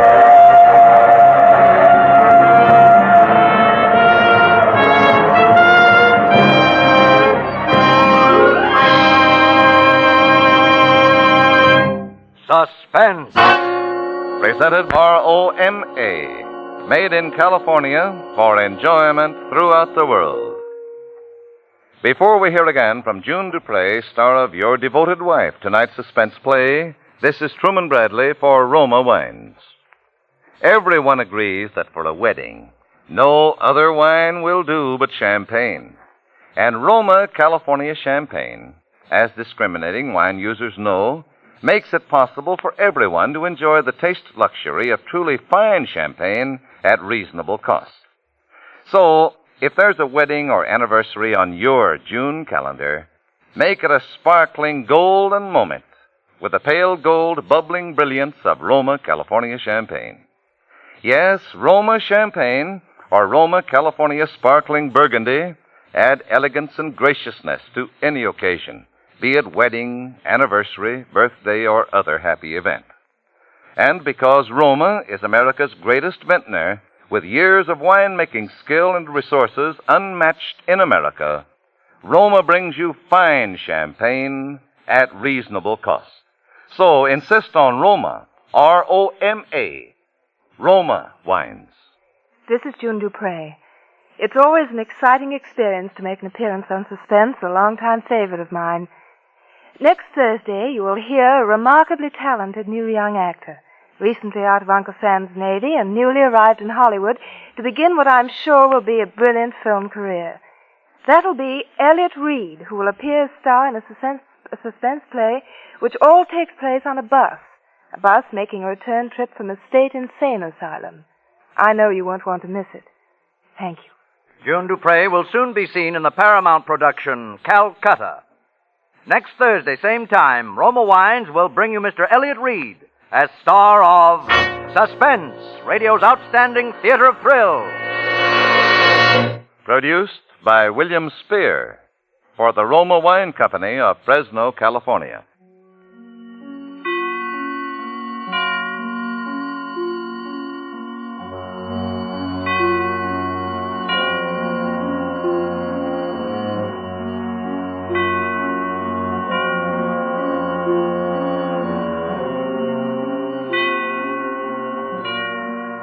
This is CBS, the Columbia Broadcasting System.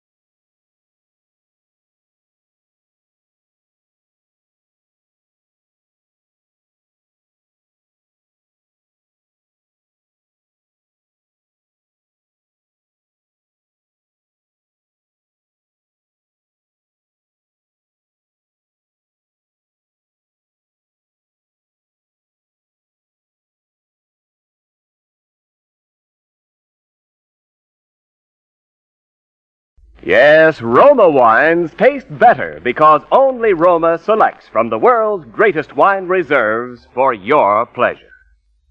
And now, Roma Wines, R-O-M-A. Roma Wines present Suspense.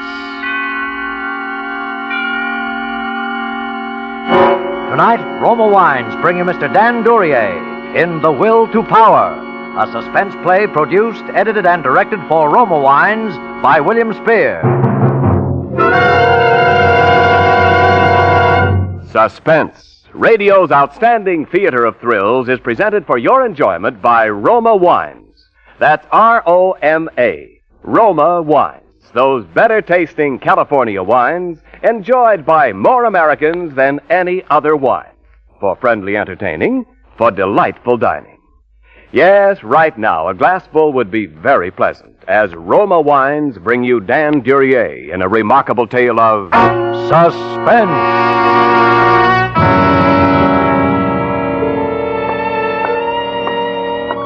I walked over to the safe and began to dial the numbers. Before I snapped it open, I turned round to look at him. He was leaning back in the easy chair at the end of the room.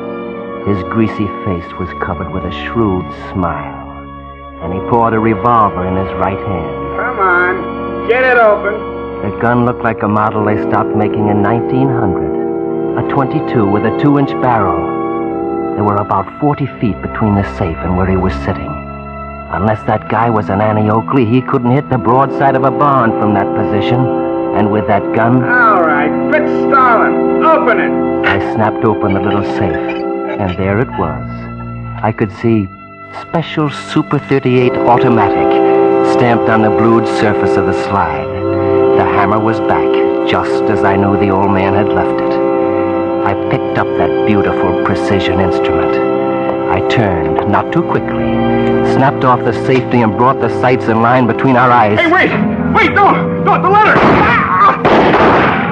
The letter! He lay there on the floor.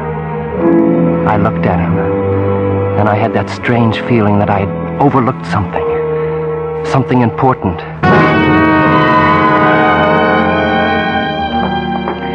I walked over to where he was lying. He'd pitched forward, landing in a disjointed heap. The letter. What had he yelled about a letter? It meant nothing to me. A letter? Had I slipped up somewhere? No, it was impossible. I must have stood there over his body for 10 minutes, for the blood was soaking its way across the carpet. I tried to think of how I stood now, of what I had to do next, but my mind wouldn't let me. It kept slipping back to 3 months ago. 3 months ago. 3 months ago.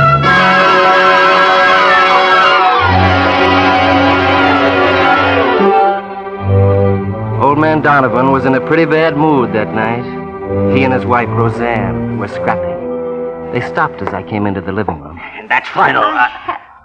Oh, Charles, come in. Hello, Charles. Hello, Mrs. Donovan. I finished going over these papers, Mr. Donovan. Good. They look okay. Yes, sir? Have you seen Mrs. Donovan's bank statements around anywhere? No, I haven't run across them. Oh, she's been overdrawing again. We've got to get this straightened out once and for all. I tell you, I haven't been overdrawing. How many times do I have to tell you? Don't argue with me. Charles, will you see if you can find them somewhere? I don't know where they are. Well, of course you don't know where they are. Look for them. What do I have a private secretary for?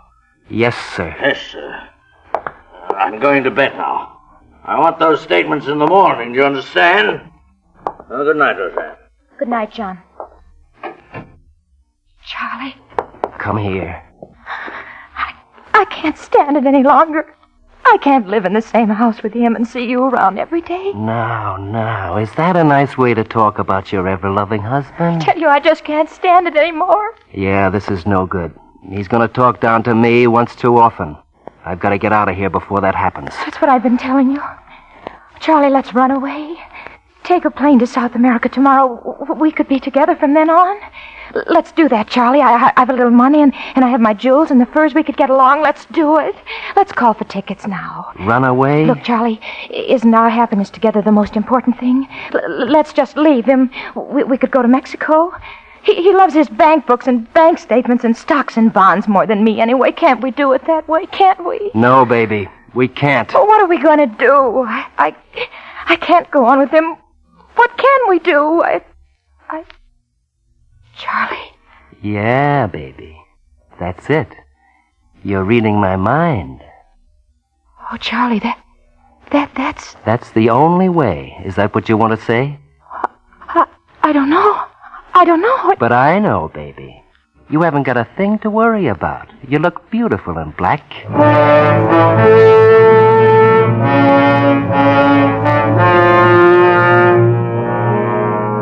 There wasn't much time to waste.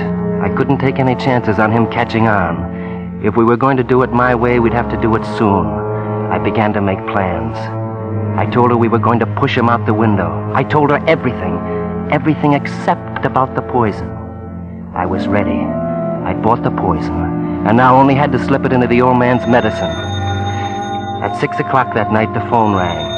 I knew that was Judge Peters. I'd picked him to establish my alibi for me. Hey, the phone, Joe. Yes, sir. It's probably Judge Peters. He told me he wanted to see me tonight.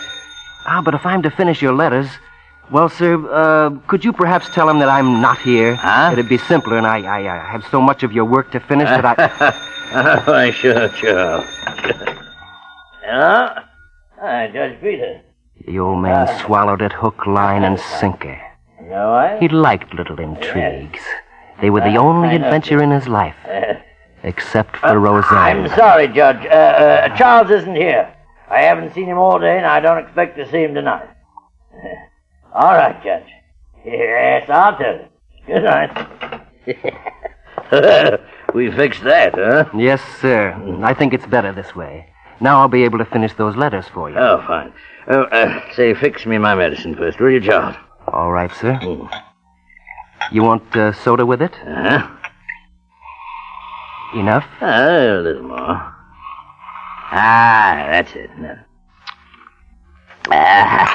That's good. You're only a fair secretary, Charles, but you're a swell butler. Thank you, sir. Well, I'll get busy on these reports. Take him down to your room? Yes, sir, I can work better down there. All right. Oh, I say, make a note to dump my consolidated steel bonds tomorrow. Yes, sir. Don't you worry. I'll take care of everything tomorrow.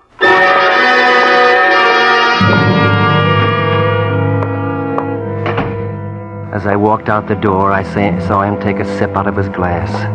The next couple of hours, I'd have a lot of work to do. I walked down the stairs instead of taking the elevator. No one had seen me enter, and no one was going to see me leave. My whole plan hinged on leaving without being noticed. I went out the side door. She was waiting for me outside just as we'd arranged. It was exactly 15 minutes after 6. So far, my timing was perfect.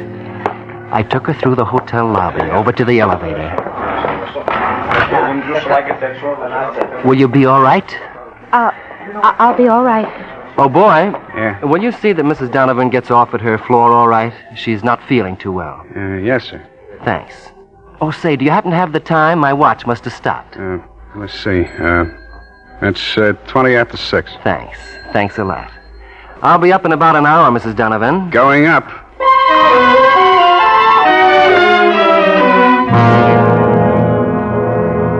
That was that. Now all I had to do was to stall for time. I walked around for a while. Between 6:30 and 7, I went into some stores where I was known. I said hello to some people, just in case anyone checked. Then I walked around some more. The minutes dragged by. I must have looked at my watch 50 times during that hour and a half. At 8, I went back to the hotel. As I stepped into the elevator, I really noticed the elevator man for the first time. He was big and greasy. I had to make sure he wouldn't forget what time I went upstairs. He made the first move as the elevator began to go up. That was luck. Get your watch fixed, sir? Oh, sure. Says 7:30. It's still not working. No? It's almost 8 now. How do you like that? It must have stopped again. Almost 8 o'clock, huh? Yeah. Thanks.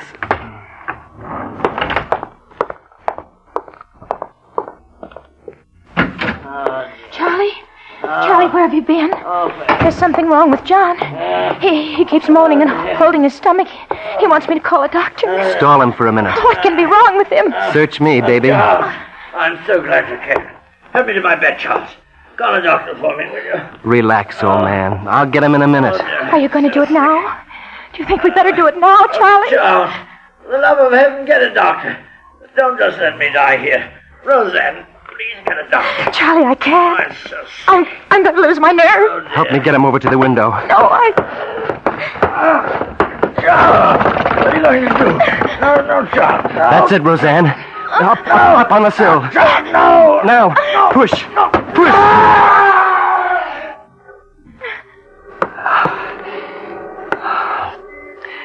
You know everything now, don't you? I just come in. He fell. We were on the other side of the room. There was nothing wrong with him before the accident. Get it? Get it? Yes.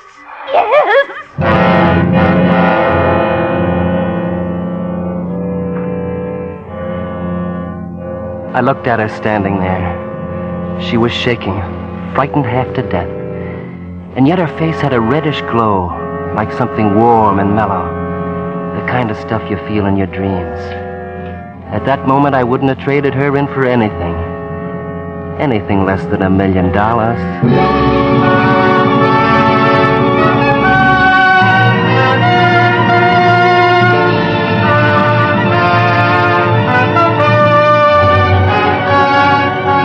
For Suspense, Roma Wines are bringing you Dan Duryea in The Will to Power. Roma Wines' presentation tonight in radio's outstanding theater of thrills, Suspense.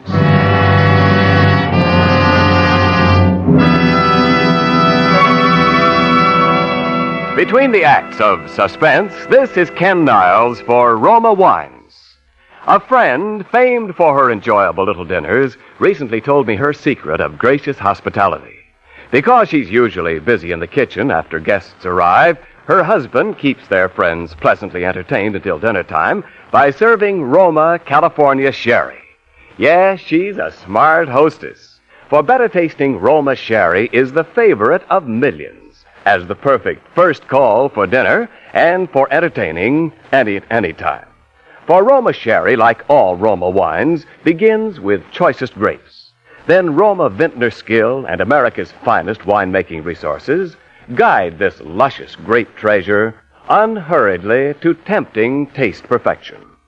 Later, at peak taste richness, Roma selects from the world's greatest wine reserves for your pleasure. So share with your guests the better taste of Roma, California wines. Roma sherry, port, muscatel, or Tokay. Insist on Roma, R-O-M-A. Roma Wines, by America's greatest vintner. And now, Roma Wines bring back to our Hollywood soundstage Dan Duryea in The Will to Power, a tale well calculated to keep you in suspense.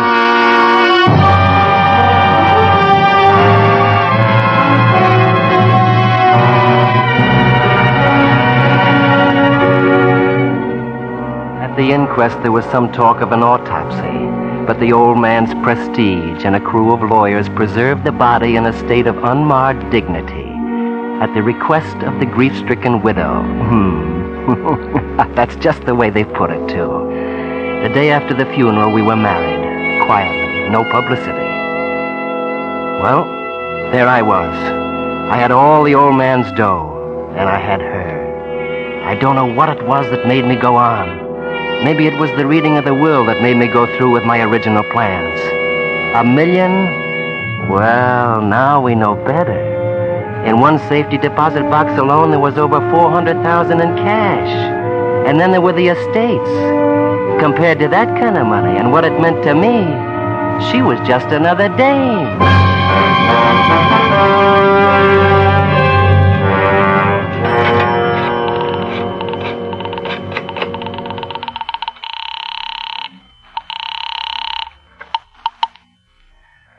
Hello, Lieutenant Braden speaking. James Donovan was poisoned and then pushed out the window. I suggest you dig up the body. What?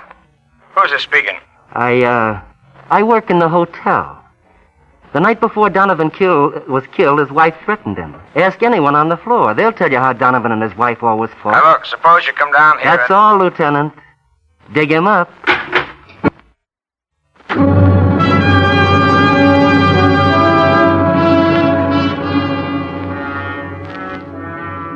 The second part was in the works, and now all I had to do was to sit back and wait. I was on my way to being the sole owner of the Donovan millions, standing alone on top of a mountain, with everyone looking up at me. Everyone looking up at me.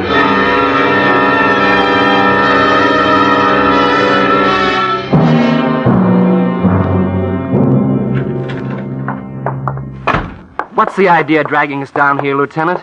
Treating us like a pair of common criminals? What is it you want of us, You'll Lieutenant? get the idea in just a minute now. Just don't get excited. Not get excited? Why, of all It's mighty strange the guy falls out of a window with two people in the room. What do you mean, strange? We were on the other side of the room. Accidents will happen. Sure, I know. I was at the inquest, too. What I really wanted to ask you was, where were you before he fell out? I told you, I'd just come in. I see. You were out before. Why, yes, I'd gone... Can you prove that? What? Can you prove that you weren't in the apartment any length of time before the accident? Yes, I guess so. I hadn't seen him all day. Sure, I guess I could prove it. But why? And how about you, Mrs. Donovan? Listen, Lieutenant, if you have something to tell us, let's hear it. Otherwise, let us go. Okay, brother. We dug up old man Donovan. He had enough poison in him to kill a Knox. Poison? Poison? Why, that's impossible. He couldn't have been poisoned. Mrs. Donovan was up there with him all the time. Oh, she was? Of course. He couldn't have been poisoned. I see. Can we go now? Yeah, sure, you can go. Mrs. Donovan will have to wait, though. We're booking her for murder. It was perfect. They indicted her for second-degree murder. That was a smart move on the part of the DA, because he couldn't conclusively prove whether the fall or the poison killed him. And then she swore to high heaven that she didn't see him drink anything while she was there. The lawyer who was trying to prove suicide almost broke a blood vessel.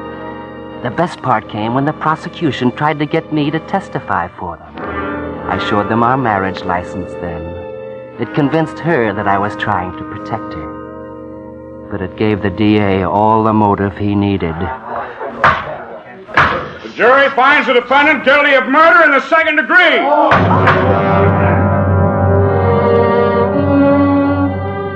There was only one more step left.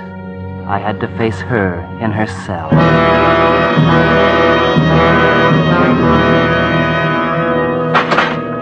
You got 5 minutes, mister. Darling. Charlie. Oh, Charlie, I've been waiting for you to come. I'm still in a daze, Roseanne. How did it all happen? The trial, the conviction. It all went so fast. Oh, I don't know how it happened, but maybe it's better this way. At least part of what we did has been paid for. When I get out, we'll be able to live a free life together. But 10 years?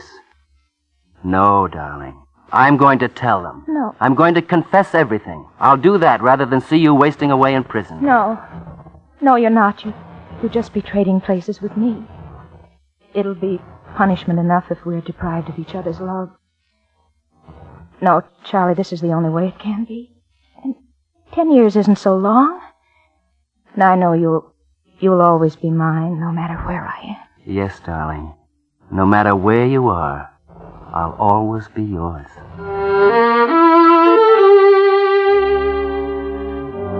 I really felt bad about it, too. But you've got to compromise in life.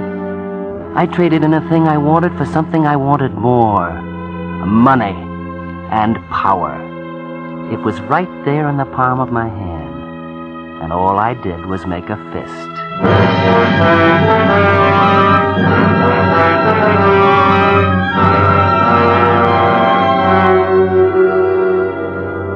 headed up to one of the old man's hideouts in the White Mountains then to let things cool off. There I wanted to plan all the things I'd do during the coming weeks. It would have been a great time, except for that phone call. Yes? Hello, Mr. Ross. I was reading about Mrs. Donovan's trial, Mr. Ross. Who is this? The old man was really poisoned, huh? And you, running off, leaving your wife to take the rap. Who is this? Tell you what, for 25 grand, no one will ever know about you sneaking out of the apartment that day. I think you'd better come up here and see me in person. Okay. I'll be up tomorrow night at 9. Why not tonight? You'll be there if you know what's good for you, brother.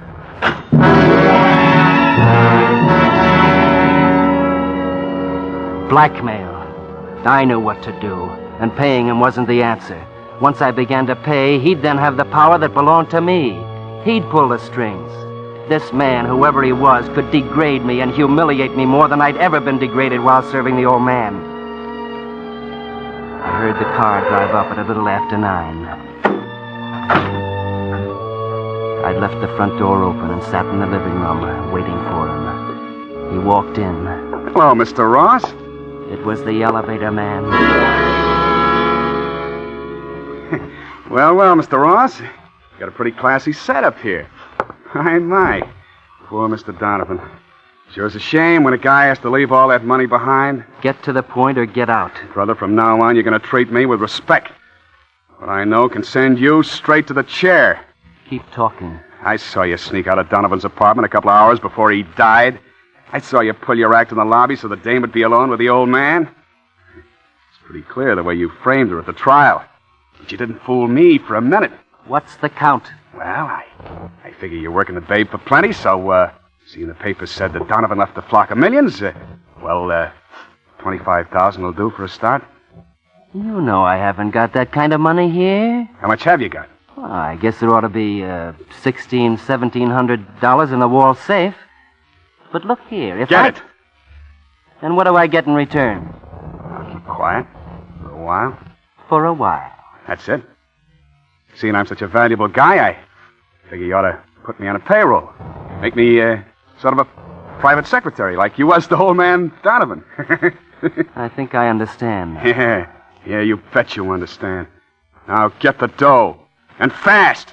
Yes, I see now. I think I see the whole picture.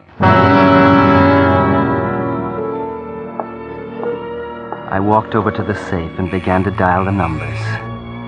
Before I snapped it open, I turned round to look at him. He was leaning back in the easy chair at the end of the room. His greasy face was covered with a shrewd smile, and he was pawing that silly little revolver in his right hand. It looked like a 1900 Ivor Johnson .22 caliber with a 2-inch barrel. I took that, and the fact that there were about 40 feet between us in at a glance. Unless that guy was an Annie Oakley, he couldn't hit the broadside of a barn from that position, and with that gun... All right. Fritz Stalin, open it! I snapped open the little safe, and there it was. I could see Colt Super 38 Automatic stamped on the blued surface of the slide. The hammer was back, just as I knew the old man had left it. I snapped off the safety and brought the sights in line between our eyes. Hey, wait! Don't! The ladder! The ladder! He lay there on the floor. I looked down at him, and I had this strange feeling that I'd overlooked something.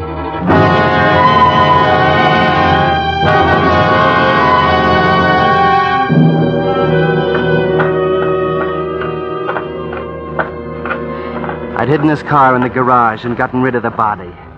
In the cellar under 2 feet of dirt. Maybe I should have left him alone. I could have pleaded self-defense. But no.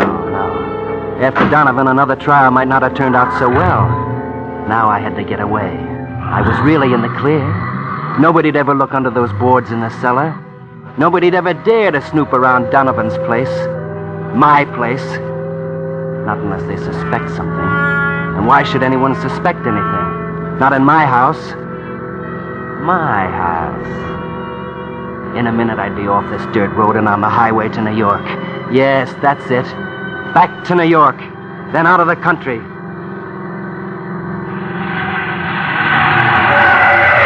What the... Hey, you... How about pulling out of the road and letting me by? You seem to be in an awful hurry, mister. Who is it? Why don't you... How about letting me see your driver's license, huh? Well, if it isn't Mr. Ross. Why, Lieutenant Braddon, what's the trouble? Oh, no trouble at all. As a matter of fact, I just came up here to talk to you. Sort of a social call. Well, right now I'm going to New York. I mean, I can't. You see, Lieutenant... You know, Mr. Ross, I never had a chance to talk to you after the trial. I got a little theory about Donovan's death. Oh, it's too late to do anything about it now, of course, but I thought it might be nice if we could sort of discuss it. Sure. Any time except now. I'm in a great hurry. So I thought I'd kill two birds with one stone. What? Well, some crank sent me a letter, see, saying he was coming up here to see you. It seems he thought that you might kill him. A letter? Yeah, it probably didn't mean a thing, but, well, you're a rich man now, Mr. Ross. You'll just have to get used to being a target for cranks. A letter. That's what he meant. The letter.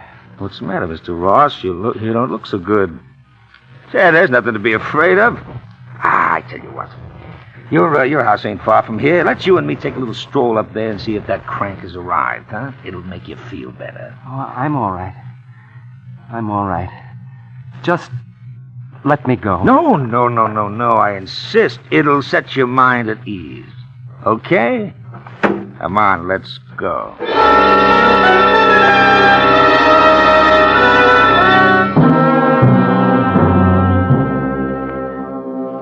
The cop didn't have any trouble finding him at all. I guess Roseanne will get the money after all now, when she gets out. It's too bad, really.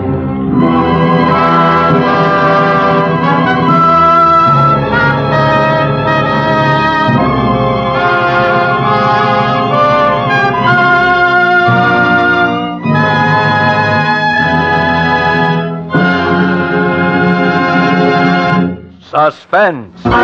Presented by Roma Wines, R-O-M-A, Roma, America's favorite wines. This is Ken Niles returning to our suspense microphone with the star of tonight's play, Dan Duryea. Dan, I've noticed in your last few pictures that you've forsaken the cloak of villainy to play the hero. Yes, Ken, I have managed to qualify for a love scene or two lately, in spite of my wicked reputation. Well, then I'm afraid we've done you wrong tonight, casting you as the villain. No, on the contrary, Ken. I don't want to be a hero on Suspense. Look at what happened to the good guy tonight. Poisoned. Pushed out of a window in a couple of minutes, flat. Well, maybe you're right, Dan, but heel or hero, for your fine performance tonight, you rate a reward. So here's a gift basket of Roma wines with thanks from Roma, America's greatest vintner. Oh, thank you, Ken. And Roma. I'll be glad to be a villain on Suspense anytime. And you'll be glad to have Roma California Sherry on hand when guests drop in. Just serve the Roma Sherry in your gift basket and watch the smiles of enjoyment appear at the first sip of this better-tasting Roma wine.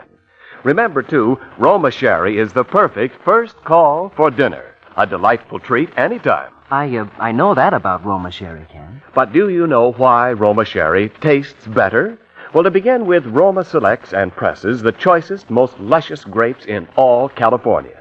Then the ancient skill of Roma vintners with America's finest winemaking resources guides this rich treasure unhurriedly to tempting taste perfection.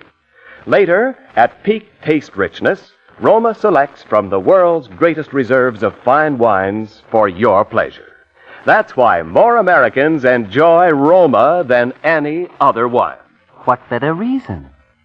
Thank you, Ken, and good night. Thank you, Dan Duryea. Dan Duryea appeared through the courtesy of Universal International Studios and is currently being seen in their production White Tie and Tails. Tonight's suspense play was written by Frank Talbus. Next Thursday, same time, you will hear Miss Joan Bennett as star of Suspense. Produced and directed by William Spear for the Roma Wine Company of Fresno, California. This is CBS, the Columbia Broadcasting System.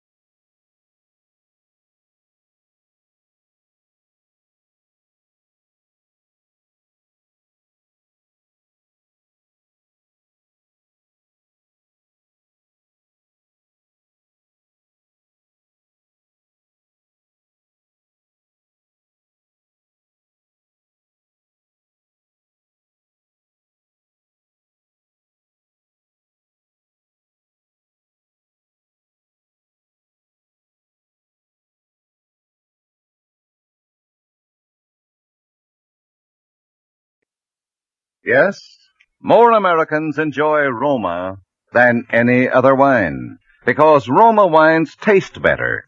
Taste better because only Roma selects from the world's greatest reserves of fine wines for your pleasure.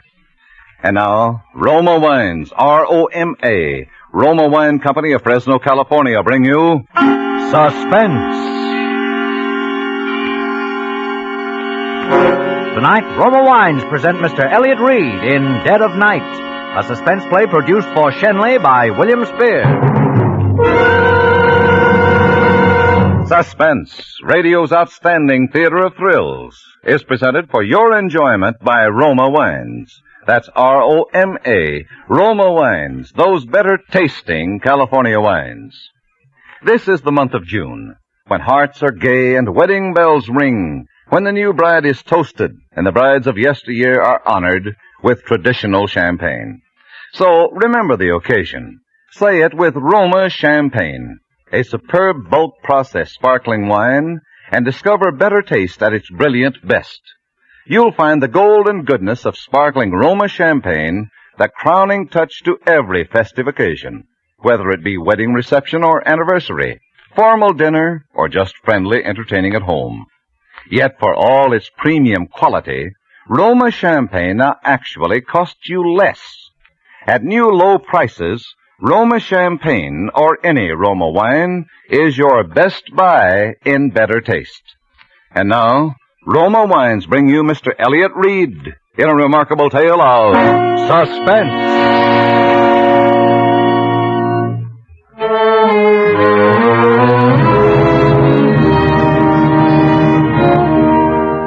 Helen and I had never been apart since our folks died.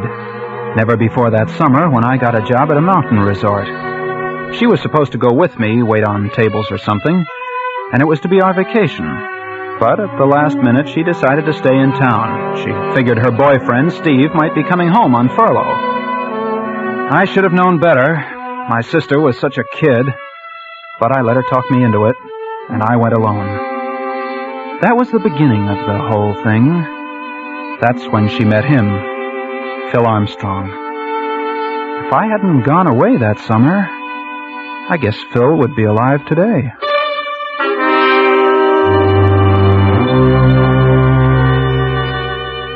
All during the time I was gone, Helen didn't write much, and what letters I did get didn't seem natural, so I was anxious to finish my job and get home. I expected her to be at the bus station, but she wasn't, and when I got to the apartment, I could hear someone moving inside.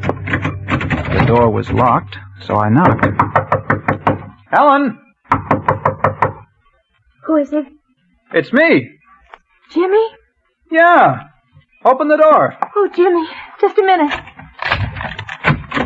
Well, since when have you taken to locking the door in the daytime? Helen, what did you do to yourself? Your face. Were you in an accident? I fell, Jimmy.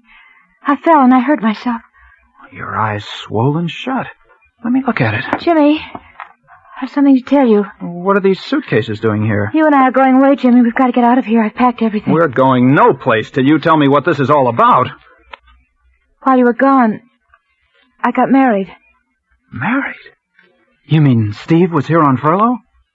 No, Jimmy, not to Steve. Not... But you were engaged to him. I know, but I got a letter from him right after you left. He married someone he met where he was stationed. Oh, Helen.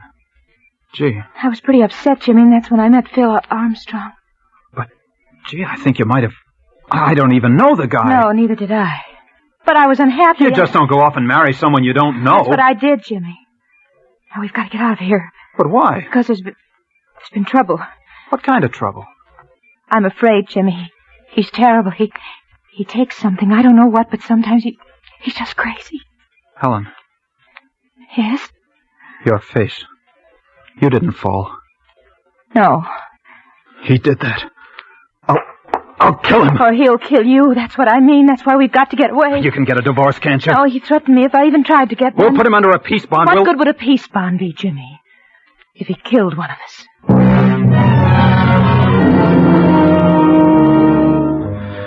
So I let her talk me into running away. I I guess I shouldn't have. But I knew that if I saw him after what he'd done to her... Well, anyhow, she looked so frightened. I thought it best to let her do it her way. We got to Santa Monica that night, and we stopped at a motel near the water.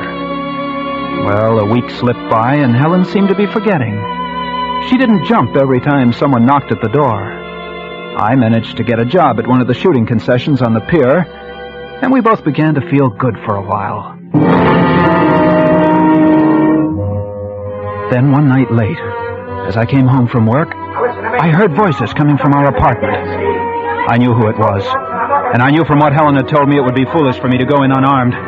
So I ran back to the shooting concession. I knew something was going to happen. It didn't take long, but when I got back, the lights were out, and the sound of voices was gone. I tried the door. It was very dark.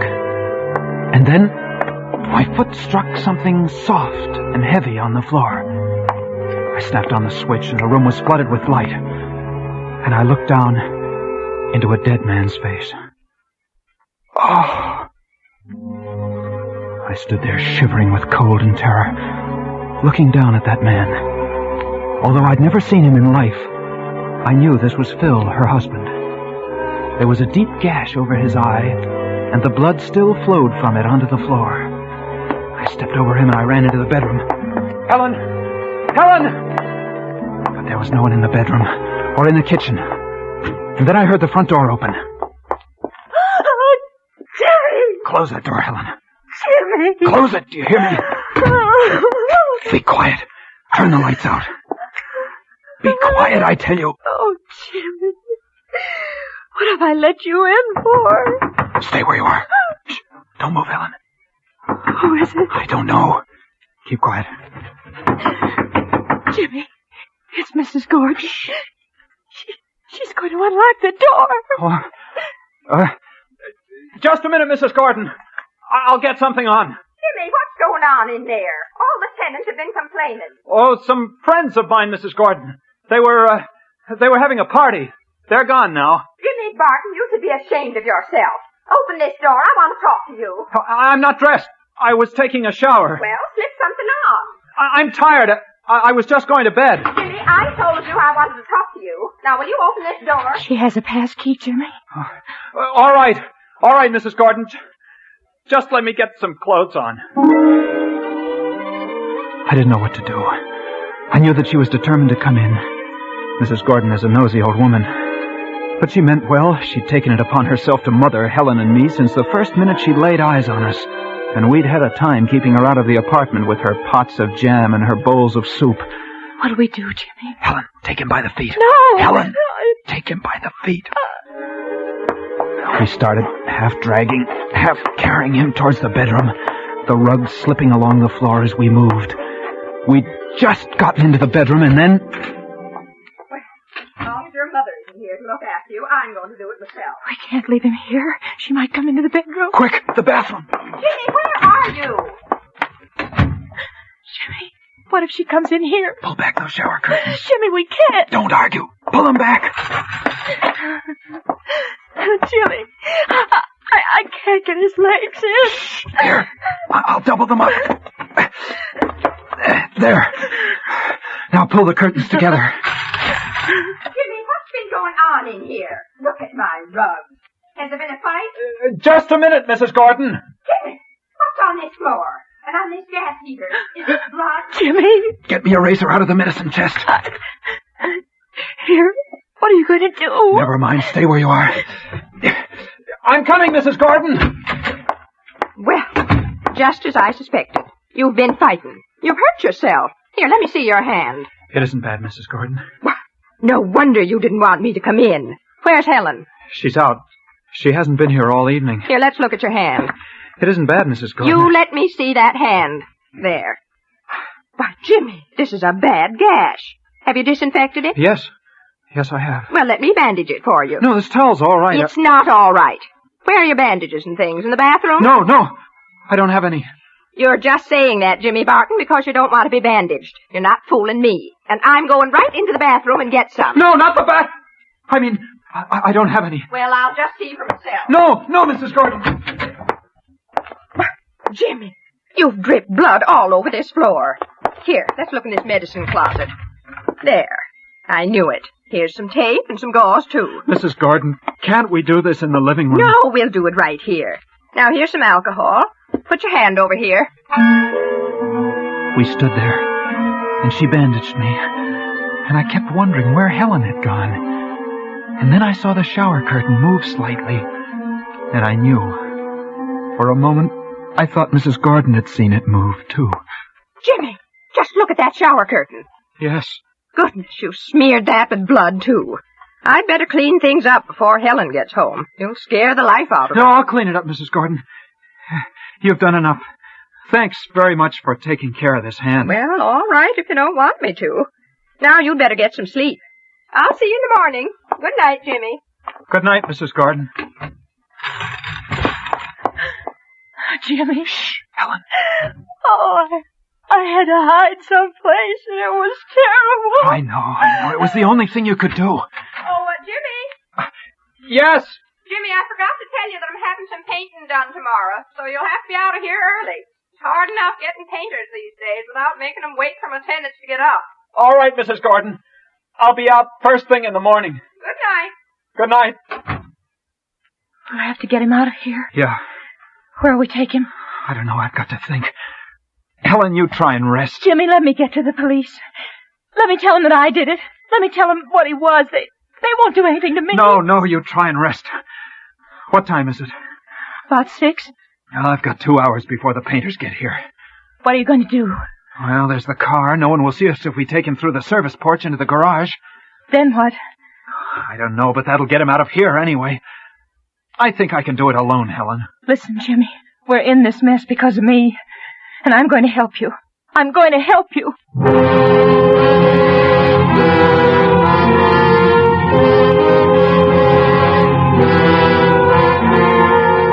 For suspense, Roma Wines are bringing you Elliott Reed in Dead of Night.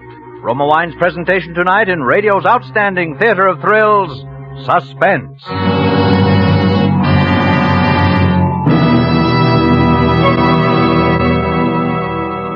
Presented by Roma, R-O-M-A, Roma Wines, those better tasting wines that come from California's finest vineyards to enrich your table, to enhance the hospitality of your home. To bring you better tasting wine, Roma selects and presses California's choicest grapes. Then Roma vintners with ancient skill and winemaking resources, unmatched in America, guide this sun-drenched grape treasure unhurriedly to tempting taste perfection. These fine wines are placed with other Roma wines of years before, and from these reserves, the world's greatest reserves of fine wine, Roma later selects for your enjoyment. Now you can enjoy the premium quality of your favorite Roma California wine at savings up to 20%. Tomorrow, as a special after-dinner treat, try rich Roma Port or mellow Muscatel. Be sure to ask for Roma, America's favorite wine. And now, Roma Wines bring back to our Hollywood soundstage Elliott Reed as Jimmy Barton, with Kathy Lewis as Helen, in Dead of Night, a tale well calculated to keep you in suspense.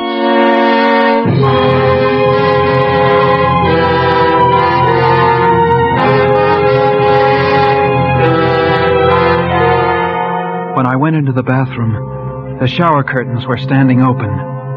His legs had slipped from their cramped position, and they'd pushed themselves into the room. He sat there with his head twisted down and his chin digging into his chest. I took a washcloth and it was awful. I wiped the blood off his face. Just in case anyone saw us, they might think he was just sick. Then I tried to lift him, but I slipped, and his head made a hollow sound as it thumped down on the shower floor. Helen helped me get him into the luggage compartment of the car. Where are we going, Jimmy? Helen, won't you stay in the apartment, please? No, I couldn't. I'm going with you. All right, come on.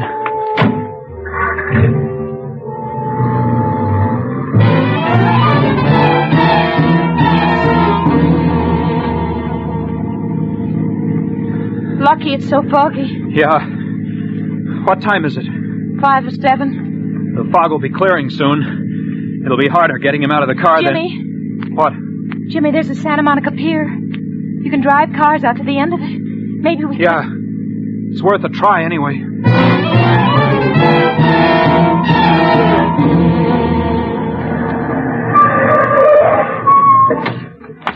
We'll have to act fast. That fog's clearing. You stay here. I can manage alone this I'll time. help you, Jimmy. You stay here this time. All right. Call me if you need me. I'll go around to the back. Keep your eyes open. All right. Jimmy, someone's coming. Who is it? I can't see it. Jimmy, it's a policeman. What? It's a policeman. Jimmy. Oh, it's Slugger Vanda. He's patrolman on the pier. Hal. Hello, Slugger. Well, when do you get your sleep, Jimmy? While you're working? Yeah, Slugger. But, I couldn't seem to remember if I'd locked up the old shooting gallery. So I came over this morning to have a look around. Oh, I see. This is my sister, Slugger. Helen, this is Slugger Vanda. How do you do? Hello. Well, you're an early riser, too, huh? Yes. Well, the fog's clearing up. Looks like we're going to get some sun today for a change. Yeah. Well, I guess I'll be getting back. Think I'll try and catch a few more hours sleep. So long. Yeah, so long. Oh, say, Jimmy. Yeah? Say, Jim, I have to take my wife over to a nursery today and pick up some plants and stuff, and I don't have a trunk on my car. I wonder if you let me use your car. Why, you have to drive me over to Malibu this afternoon, Jimmy. Yeah, I'd forgotten. Well, you can drive over in my car. How's that? Well, you see... Your brother thinks I'll wreck that beautiful car of his? Oh, it isn't that, Slugger. Okay, then, okay. I'll be over about noon. I'll leave my car for you till I get back. I won't be home at noon, Slugger. Well, then I'll meet you at the entrance to the pier. How's that? All right, Slugger. Why'd you say you'd meet him? Oh, if I don't, he'll go over to the apartment looking for you. I mean, for us. And I don't want a policeman going over there. Oh. As we drove along the ocean, the fog cleared up rapidly. It was almost 8 o'clock, and some kids were already out on the beach playing around. Then I saw a group of early picnickers. They were unloading their blankets and umbrellas and things. I guess it was from them that I got the idea. From seeing them. Listen, Helen, I'm going to let you out of this car. You can't help me with what I have to do now. No. Jimmy, I'm staying with you. Don't argue, Helen. I'm not leaving you, Jimmy. We can't go back to the apartment with the painters there, and we can't leave him in the car. Slugger's liable to see us and pin us down to using it. There's only one place left. Where, Jimmy? Helen, get out of this car, do you hear? Well, but Jimmy, I haven't time to argue with you. Get out. I won't do it, Jimmy. Yes, you will. If I have to push you out. Jimmy, you're hurting me. There. Now, go back to the apartment. Get off that running board, Helen. I can't leave you alone, Jimmy. I want to help you. I'm not blaming you for killing him, Helen. But now you've got to do as I say. What? What did you say? I don't blame you for what you did. He deserved it. But now you've got to help me handle things. Jimmy, you've got to let me explain. Goodbye, Helen. Jimmy!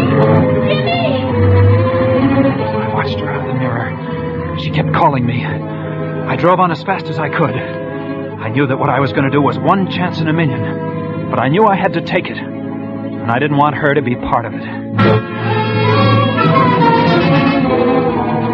If I could keep him on the beach that whole day, then maybe I'd be able to get rid of him when night fell. It wasn't until after I stopped that I realized I'd driven right back to a strip of beach not far from the apartment. I had my swimming shorts and a blanket and a towel in the car, and I got out. I looked around carefully, and then I opened the luggage compartment. It was the hardest thing I'd ever done in my life, but I started taking his clothes off. I managed to get my shorts onto him. Lucky we were pretty near the same size. Then I closed the door, and I went out onto the beach, and I spread my blanket out on the sand, and I went back for him. When there were no cars in sight, I carried him over to where I'd spread my blanket, and I placed him on it, face down, with his hands folded over his head, as though we were sunbathing. Then I spread my towel out a short distance from him, and I laid down on it, and I tried to look relaxed. People didn't start to arrive until about an hour later. And gradually, little groups of sunbathers started to form. He and I, we looked no different from the others. No one paid any attention to us. And I was beginning to feel that everything was going to be easy once it was dark again. Jimmy, But... I've been looking all over for you. What? Oh, hello, Mrs. Gordon. Where's Helen? Isn't she in the apartment? Well, no. And what time did you go out this morning? I couldn't sleep. Say, didn't Helen come in at all last night? Oh, yes, she did. But she left early, too. Said she was going into Los Angeles. Oh, and I left her a note to tell her I was going down to the beach today. I was so worried about her. Say, the painters came, Jimmy, and everything's a mess. You know, I think I'll just sit here with you for a while. You're not with anyone, are you? No, I'm not. Wish I brought some oil along. Looks like it's going to be a hot day. These things, these days that start off foggy are deceiving, you know. Yeah, they are. This is a real treat for me, Jimmy. I never get out on the beach. I think I'll have a nice day of rest for a change. Later we can get some sandwiches. The treat's on me. Oh, Mrs. Gordon, no. I hadn't planned on spending the day at the beach. It'll be good for you, Jimmy. Not healthy for a boy your age to be working all night and sleeping all day. But, Mrs. Gordon, Oh. Say, Jimmy, you know that man over there? Which one? That one right there. No, I don't know him. He's lying so still. His back's going to get an awful burn. Yeah. You suppose he's asleep? Say, it isn't good to sleep in the sun. Mrs. Gordon, will the painters be finished by this afternoon? Well, I hope so. You know, a person can get an awful burn on a day like this. Somebody ought to speak to him. Mrs. Gordon, wouldn't you like to go for a walk? Oh, I'm not one for walking. You can go ahead if you like. Well, Come on, Dick, pitch it over here. Oh, those kids. You children, stop that. You're getting sand all over me. Sorry, lady. There's no need to play ball here. There's a playground over by the pier. Now get away from here. Don't pay no attention to her. She don't own the beach. Pitch it over here. Oh, we hit that guy in the beezer. Now, see what they've done. They've hit that poor man. Now they'll get what's coming to them. Mrs. Gordon, are you sure you don't want to go up and get some sandwiches or something? I'll stay Not until I see those two hoodlums get what they deserve. Sorry, mister. Can we have our ball? Look at that. Ball's right in the crook of that man's arm. He's pretending he's asleep. He's not going to hand it to them. But just wait till they reach for it. He'll give them something besides their ball. Hey, mister, could we... What are you waiting for, Dickie? It's our ball. Just take it. Go on, take it. Here, I'll get it. Thanks, mister. For you. What's the matter? Hey, he's cold. What did you say? He's cold, lady. His arm's like ice. I just touched him. Why don't you... Well, you probably hurt him. A little ball like this couldn't hurt nobody. Well, nevertheless, it did. Here, let's have a look. And then she started moving toward him. I knew it was useless to try and stop her. And she reached over and put her hand on his back. And suddenly she was screaming. This man, Jimmy! This man's dead! Before long, there was a crowd of people around us. And someone called the police. I wanted to run, but I knew that would be the wrong thing to do. So I stayed there, numb-like, watching things. When the police came, they started questioning everyone. Mrs. Gordon was first. But he'd been there all morning. I came early, and he was here already, just like that, with his face down, just like he was sunbathing. Was there anyone else around when you arrived? Well, yes, Jimmy was here. He was here all alone with him, weren't you, Jimmy? Yes, I was. Doesn't anyone know the man? Hey, I told you kids to keep away, do you hear? We discovered him, didn't we? If it hadn't have been for us, you don't even know a clue when you see one. Look at his fingernails. See, the child's right, officer. Look. What's that? Let's see. It looks like powder, something flaky. You sure none of you people around here recognize him? Well, I've never seen him. Officer, that blanket he's lying on, it's from my motel. Yeah? See? It's stamped right under where you moved his hand. Seaside Motor Cabins. You sure he wasn't registered? I'm positive. Is there anyone around here from your motel? Look, Jimmy. Here comes Helen. She's crying. Mrs. Gordon, I asked you if there's anybody around here from your motel. Well, yes, just Jimmy Barton here. And that girl, she's his sister. They've been with us for several weeks. And And suddenly everyone was looking at me and at Helen as she ran towards us. And like a fool, I too started to run in Helen's direction to ward her off. I didn't get far, though, for someone caught me by the arm. Jimmy, I've been looking all over for you. Don't say anything, Helen. Let me do the talking. Don't say anything. Jimmy, when you forced me out of the car this morning, you said you didn't blame me for having killed him. Helen, be still. Don't. Jimmy, I didn't kill him. I thought you had. I was helping you get rid of him because I thought you'd done it. Helen! Are you telling the I truth? swear it, Jimmy. Phil and I were quarreling.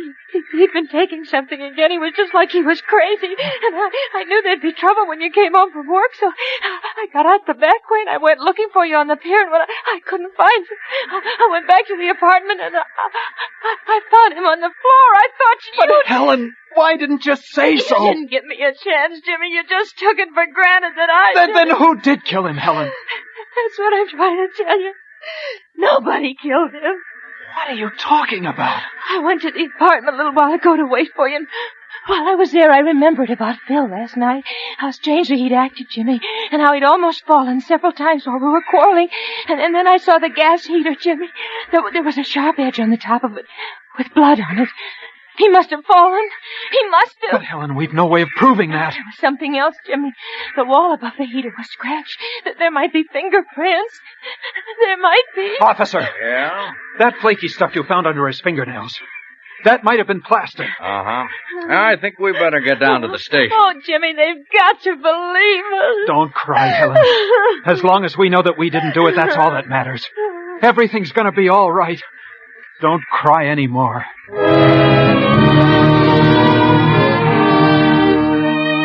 Well, that's about it. Lucky for us, everything checked pretty well back at the motel, and the autopsy showed he was full of some kind of drug. They call it highly toxic. But I guess it was really Mrs. Gordon who saved our necks for us, besides talking so loud and so long that they'd have probably acquitted us just to be rid of her. She did dig up a witness who'd heard Helen and Phil quarreling, and who'd seen Helen leave alone after he'd threatened her. Well, everything's all right now. Helen and I are beginning to forget. But it's Mrs. Gordon who's making quite a nuisance of herself on the beach these days, as she goes along poking all the sunbathers and asking if they're sure they're all right.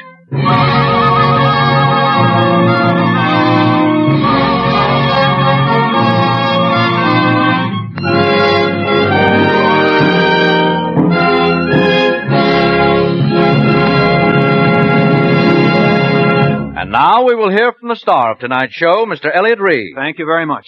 It was a great pleasure to appear on tonight's broadcast of Suspense. For the next 3 weeks, Suspense will originate from New York, when you will hear Eva Le Gallienne, Alan Baxter, and Gloria Swanson. Good night. Tonight's suspense play was written by Mel Donnelly. Next Thursday, same time, you will hear Miss Eva Le Gallienne as star of Suspense. Produced by William Spear for the Roma Wine Company of Fresno, California.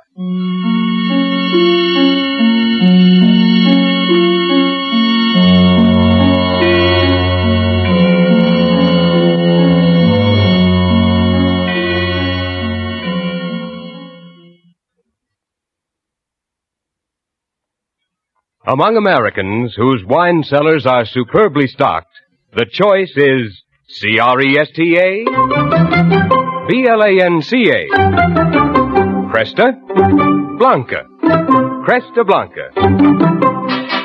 Yes, the best serve Cresta Blanca California wines from the finest of the vines.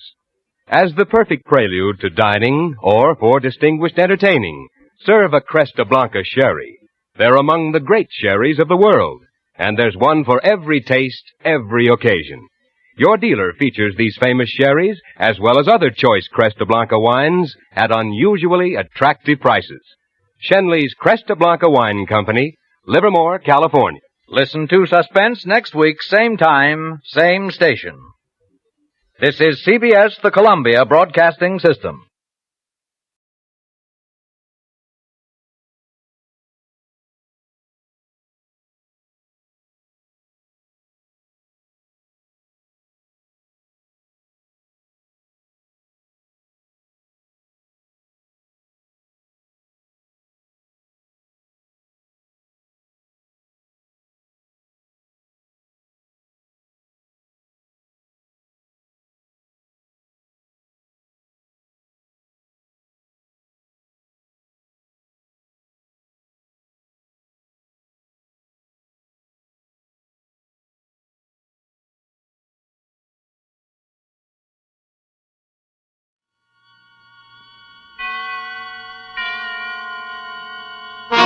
Suspense. The highest honor that a California sherry can win has just been bestowed upon Cresta Blanca. Cresta Blanca. Cresta Blanca. Yes, at the recent California State Fair, in the keenest judging of California wines ever held, Cresta Blanca Triple Cream Sherry was the judge's choice to receive the gold medal, top award for outstanding excellence. This is another tribute to Cresta Blanca Triple Cream by America's leading connoisseurs of fine wines. Proof indeed that when you pour distinguished Cresta Blanca, you serve the best. Shenley's Cresta Blanca Wine Company, Livermore, California. And now, Shenley brings you radio's outstanding theater of thrills, Suspense. Presented by Roma Wines. That's R-O-M-A. Roma Wines, for your everyday enjoyment. Tonight, Roma Wines of Fresno, California bring you Michael O'Shea in The Twist, a suspense play produced, edited, and directed for Shenley by William Spear. Listen, Gus, you've got to do the show. I can't do it. You've written for all the big comedians. You'd turn out a hit. I don't have the time. Oh, but Gus. Look, I don't have the time. Anyways, I couldn't do it. Ridiculous. A guy with your reputation. Yeah, a guy with my reputation, yeah. What do you know? Listen. 12 years ago, I was under cabs. Gustav Green, the hack license read. Cripes, how I hated the cabs. Worked like a slob, 12 or 14 hours a day for a lousy $27 a week. Now, do you blame me that I took to daydreaming? Like maybe it was my limousine and I was driving because my chauffeur had a day off? I used to sit at the wheel figuring out the darndest situations. Like I'd pick up some rich old dame and she'd leave me $1 million, or I'd save a guy. All kinds of situations. But all I got was $27 per a week. Until the night I met Van. Hey, Cab it. Take me home, driver. Home? Your home or my home, wise guy? Huh. Wait, well, you got talent and you're driving a cab. Where can I get a job driving a cab? You want the radio on? Definitely no. Oh, now don't let's be bitter, shall we? You know, radio is quite a medium. Yeah. Just think, some guy says a few words into a microphone and you can hear it as far west as Georgia. Gustav Green? Well, Mr. Green, meet Van Houser, the best gag man in the radio business.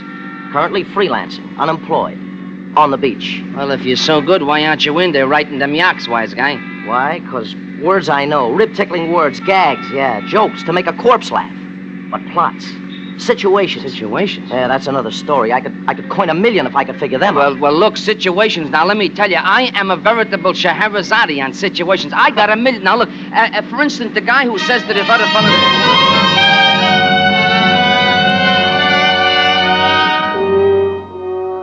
I don't know, something clicked between me and Van Houser. From the beginning, I always hated his guts, the way he talked to me like I was dirt. But up in his room, I started feeding him stories, stuff I dreamed up on the cab. He put it into good words, and it came out very funny, too. Well, inside a couple of years, I was getting $1,500 a week, but I was tied to that guy. I couldn't work with nobody else. I'd sit down with another gag writer, and nothing would happen. Yeah, I knew it was Van, or $40 a week in some broken-down job. So I hung on to him like a barnacle. I worked with him, ate with him, played with him. My place was just down the hall from his at the hotel. Sometimes I thought I'd go nuts if I had to look at his sneering ugly puss another day.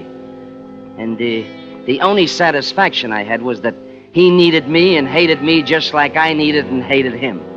But one day while we were writing a spot for Schmo for a Day, he chose me a very unfunny line. Gus, my goon boy, you may be interested to know that I'm going to marry Julie Phelps. Julie Phelps, a dancer? That's right. She used to be at the club Catalina. She making trouble for you? Cut it.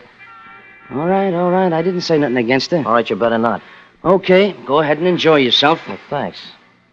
So, Gus, my cornball colleague, we may not be seeing so much of each other hence. Oh, now, look, you don't mean that, but... hey, now, wait a minute. What's going to be with our partnership here? Well, we'll see. I'll talk it over with Julie. No, Van. Now, look, I mean it. We've always done what we wanted to. Loafed all day, worked all night, ate and slept at any crazy hour. Now, no dame is going to stand for that. Julie is different. No dame is different. Yeah, she knows how we operate. And she knows you, Gus. Yeah, and she's not exactly crazy about me neither. I was just coming to that. Now, if you want to stay in with me, be nice to her, huh? It won't do no good. Listen, Van, she'll make trouble between us. See, she'll work on that as soon as the knot is tied. I said... Now, listen to me. I'm your pal, Van. A dame like that is bad busy. You know what? The Club Catalina, Look, she Gus, wasn't exactly... Gus, Julia's 1 in a million. A joke man like you comes a dime a dozen. Okay, if that's the way you feel. That's the way I feel. Pardon me for having any feet, hey? All right, just be nice to her. No cracks. Okay, so I'll be nice. Now, look, about Sunday's show... I said be nice to her. If you're not, Gus, we're finished.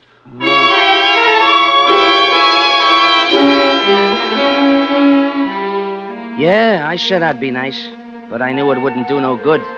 Julie was a small-town girl who soured on Broadway after she had a bust-up with Nick Edwards, the mug who runs the Club Catalina, and she wanted out. And she was going to take Van with her, too, so it came to me that I'd better figure out a situation and pronto. She didn't like me because she was scared of me. I knew about her and Nick Edwards, and Van didn't. So I says to myself, I says, Gus, maybe the dame will scare her away, hey?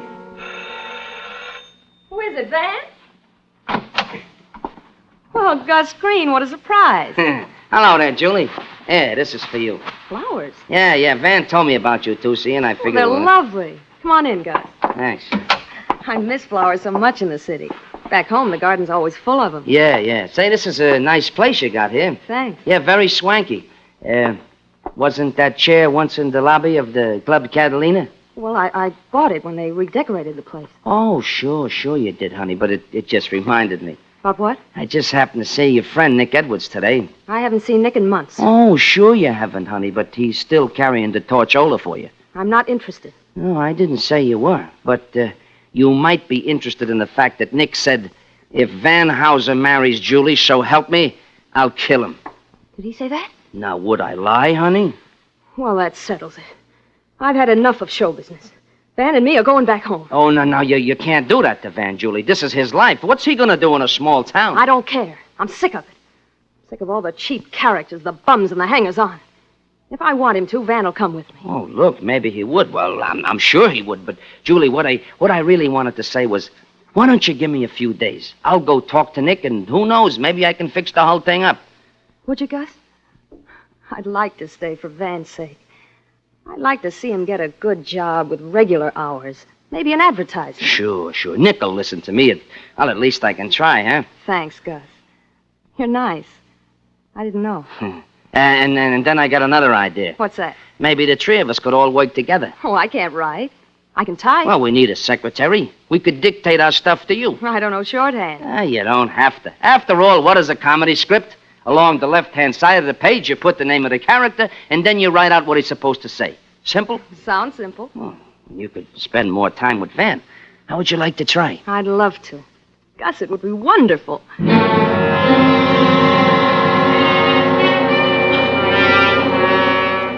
Sure, it'd be wonderful. For me. When she said she'd work with us, Julie was playing a part in a situation that I dreamed up. And let me tell you, it was a good one. Because it ended with me still making $1.50 per week, and Julie Phelps, well, Julie Phelps was just not there. Music chaser and a commercial. Credits and sign off. Got that, darling? Every word, Mr. Hauser. Well, Van, how do you like our new secretary? Oh, she's good, Gus. How come you had such a swell idea, huh? Gus, if this works out, I'll be the happiest person alive. Oh, no, you won't, Julie. I will. Now, come on. I'd like to try dictating. Mm-hmm. Ready? Okay, take a clean sheet of paper. Mm-hmm. Here's a gag sequence for the Fred Benton show. Oh, look who's writing gags. Don't laugh. Genius.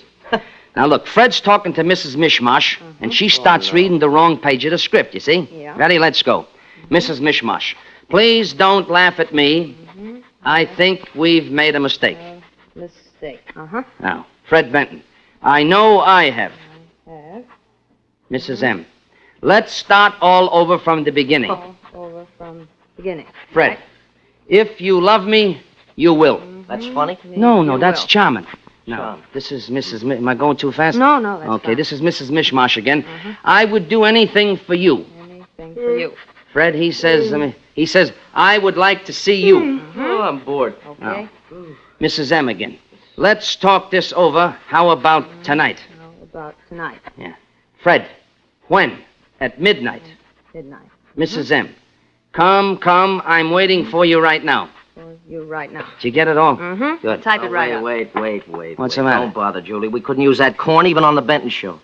All right, wise guy. Give it to me, Julie. I'll file it under sustainers. Look, if you're going to fight, I'm not going to work for either of you. Van, be a dear and get me a pack of cigarettes downstairs, will you? All right, honey. Gus, don't try to write any more of those charming gags. Get lost.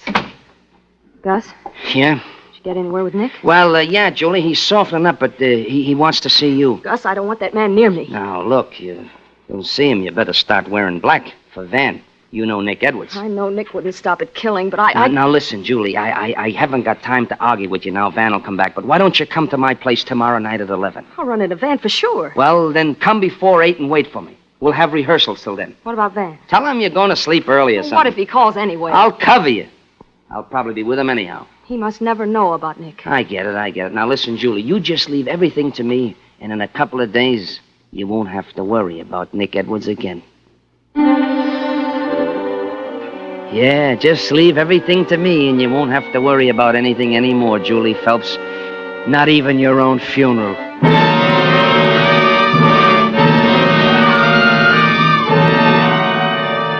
Come 8 o'clock the next evening, I paid a little visit to my apartment, long enough to see that Julie was comfortable, and also to get the keys to her place out from her handbag. I drove over there and went upstairs to do some interior decorating.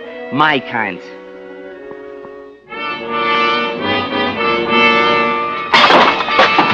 Gonna take Van away from Broadway, are you?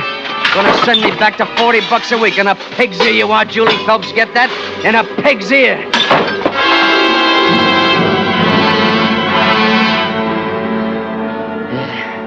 Now, just one more touch to complete the situation. A little business outside the Club Catalina. Hey, kid, come here. Here, listen now. Here's a dime, kid. Take this note in this here envelope and give it to Nick Edwards. And if anyone asks you, say a dame gave it to you. Got that? A beautiful dame. You got it from a beautiful dame, right?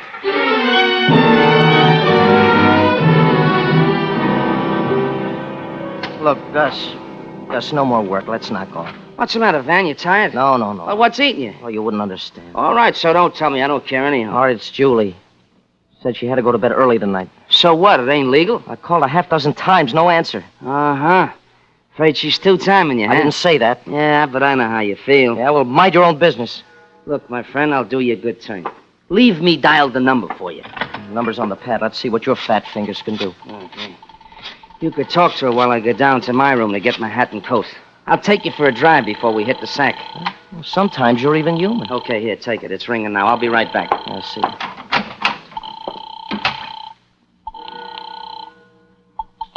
Hello? Julie, darling. Van, Honey, I'm sure glad to hear your voice. Where you been? why? Well, I've been trying to get you all evening. No answer. Then Gus tried Van, to... dear, I told you. I was going home to get some sleep. When I phoned, you must have... Maybe it didn't wake me. Well, now, baby, that's hardly likely with a phone right near your bed. Sometimes I sleep. Julie. I can...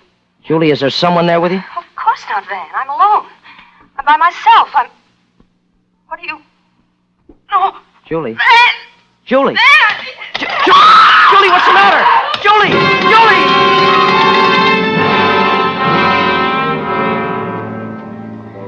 A very neat situation, you granted, Warden?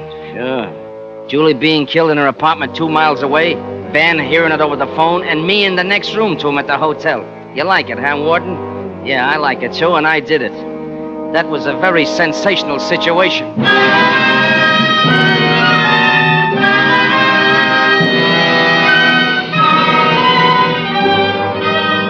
For Suspense, Roma Wines are bringing you Mr. Michael O'Shea in The Twist. Roma Wines' presentation tonight in radio's outstanding theater of thrills, Suspense.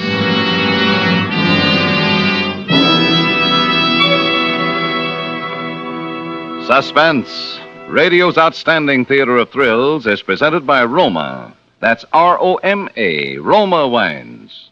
Selected from the world's greatest reserves of fine wines. Have you discovered how much Roma California wines add to your everyday enjoyment? For example, millions of American homemakers serve delicious Roma wines to dress up everyday dishes, to make even the simplest meals really delightful events. Yes, good food does taste better with better-tasting Roma wines. And there's a delicious Roma wine to complement your enjoyment of every dish. Juicy steaks and roasts taste their best with robust Roma Burgundy. Fish, fowl, or any light meat become exciting treats with delicate Roma Sauterne or pale golden Roma Rhine wine. For entertaining, too, you'll find better-tasting Roma wine adds the gracious, festive note that charms guests and makes any dinner a rousing success. So, for extra mealtime enjoyment that's inexpensive, always serve Roma. That's R-O-M-A, Roma Wines, America's favorite wines. And now Roma Wines bring back to our Hollywood soundstage Mr. Michael O'Shea as Gus Green, with Sidney Miller as Van Hauser in The Twist, a play well calculated to keep you in suspense.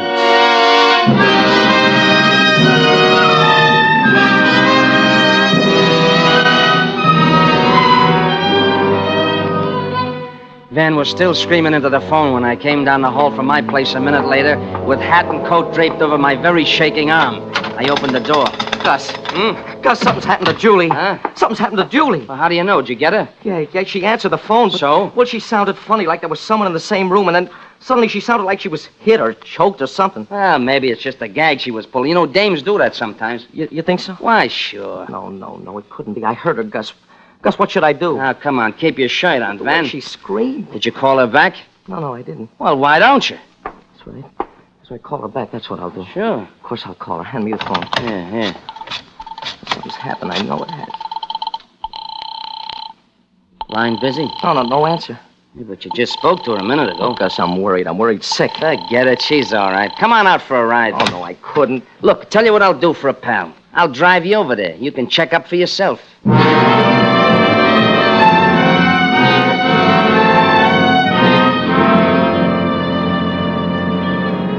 Van looked pretty grim as we drove over to Julie's place in the West 70s. I checked over everything I'd done and figured how I'd work out the rest of the situation. And we turned off Central Park West into the side street where Julie lived on the second floor of a converted brownstone.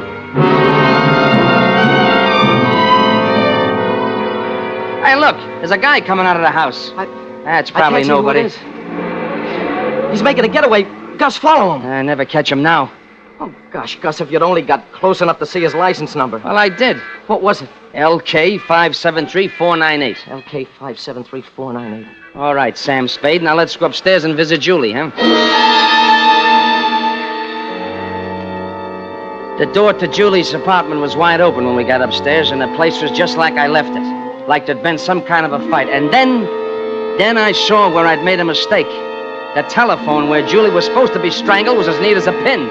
I watched Van's face to see if he noticed it, but, well, he was too broken up to notice anything. Julie. Gus, she was a sweet kid. What do you mean, was? I know. She's dead. What do you know? All you see is that her apartment is all busted up. I heard her scream, didn't I? Gus, I waited 20 years to meet a girl that I could marry. So help me, I'm not going to die till the guy who did this is in his grave. You'll see. You'll see, Gus. I'm kind of mixed up now, but in a little while I'll be able to think. I'll know what to do. Sure, I'll know what to do. Look, that's the telephone. What about the telephone? I'm going to call the police. No, Van, now wait a minute. Don't be crazy. What? Look, put the telephone down. Why shouldn't I call the police? It's very simple. You got no evidence she was murdered. But I heard her scream. Use your eyes, Van. Will you use your eyes? Julie said she was in bed. Has the bed been slept in? And where's her coat? Where's her purse? And where's her hat? They're not here, but she said she... You're right, Gus. You're right, I won't phone. Maybe she's still alive. That's better. Now, look, Van, sometimes we haven't felt too good towards each other, but after all, we've been partners for a long time, kid, and I'll tell you what. I'll do anything. Anything you say to help you out. All right, then, look. Look, just on an off chance, Gus, trace that license plate, will you? Let's find out who that guy was.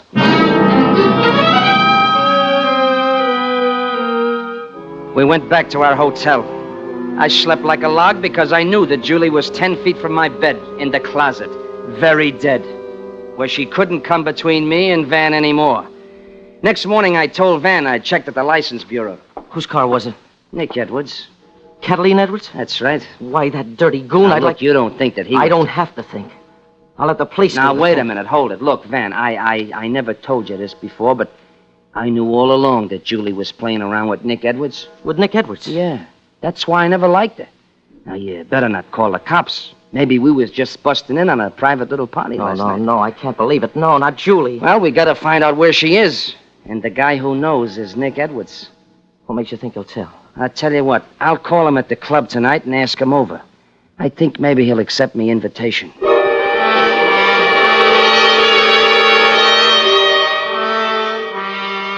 Well, Nick arrived at 11 p.m., and from my window, I watched him park his black car on a dark side street near the hotel, just like I told him to. Then I carried Julie's body down the back stairs and put it in the luggage compartment of Nick's car. Nobody saw me. And a few minutes later, I knocked on Van's door. That you, Gus? Come in. Hiya, Van. Hi, Nick. Good evening, Gus. Nick was just telling me, Gus. Look, I'm just as worried about Julie as you guys are, see? Yeah? That's easy to say. Okay, don't take my word for it. But I've had her house called every half hour all day. Why'd you go there last night in the first place? You haven't been around long, have you? Never mind that, wise guy. Why'd you visit my girl? Who said she was your girl? She was engaged to me. She was tired of you. Why, you Sit no down. good... She told me so herself. When? Yesterday. Then you saw her yesterday, Nick? No, I ain't seen her since she quit working at the club and started to pal around with your friend here. But you just said that... Julie was the only gal who ever had me on the rope, see? But when she called it quits, I went along. She was too good for an ex-con like me anyway, I figured. But last night, someone gives me a note in her handwriting. Oh? What did the note say, Nick? It was the most beautiful thing I've ever seen. I read it over and over until I knew it by heart. Please don't laugh at me. I think we made a mistake. I know I have. Let's start all over from the beginning. If you really love me, you will. I love you. I'll do anything for you. I'd like to see you. Let's talk this over. How about tonight? When? At midnight? Come, I'm waiting for you right now.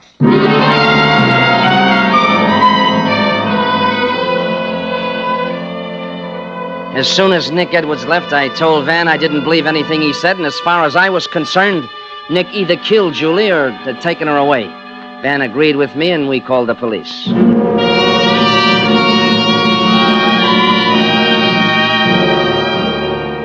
Ah, yes, it all made a perfect situation. The best I'd ever dreamed up. All of Nick Edwards' high-powered lawyers couldn't save him from being sentenced to the chair.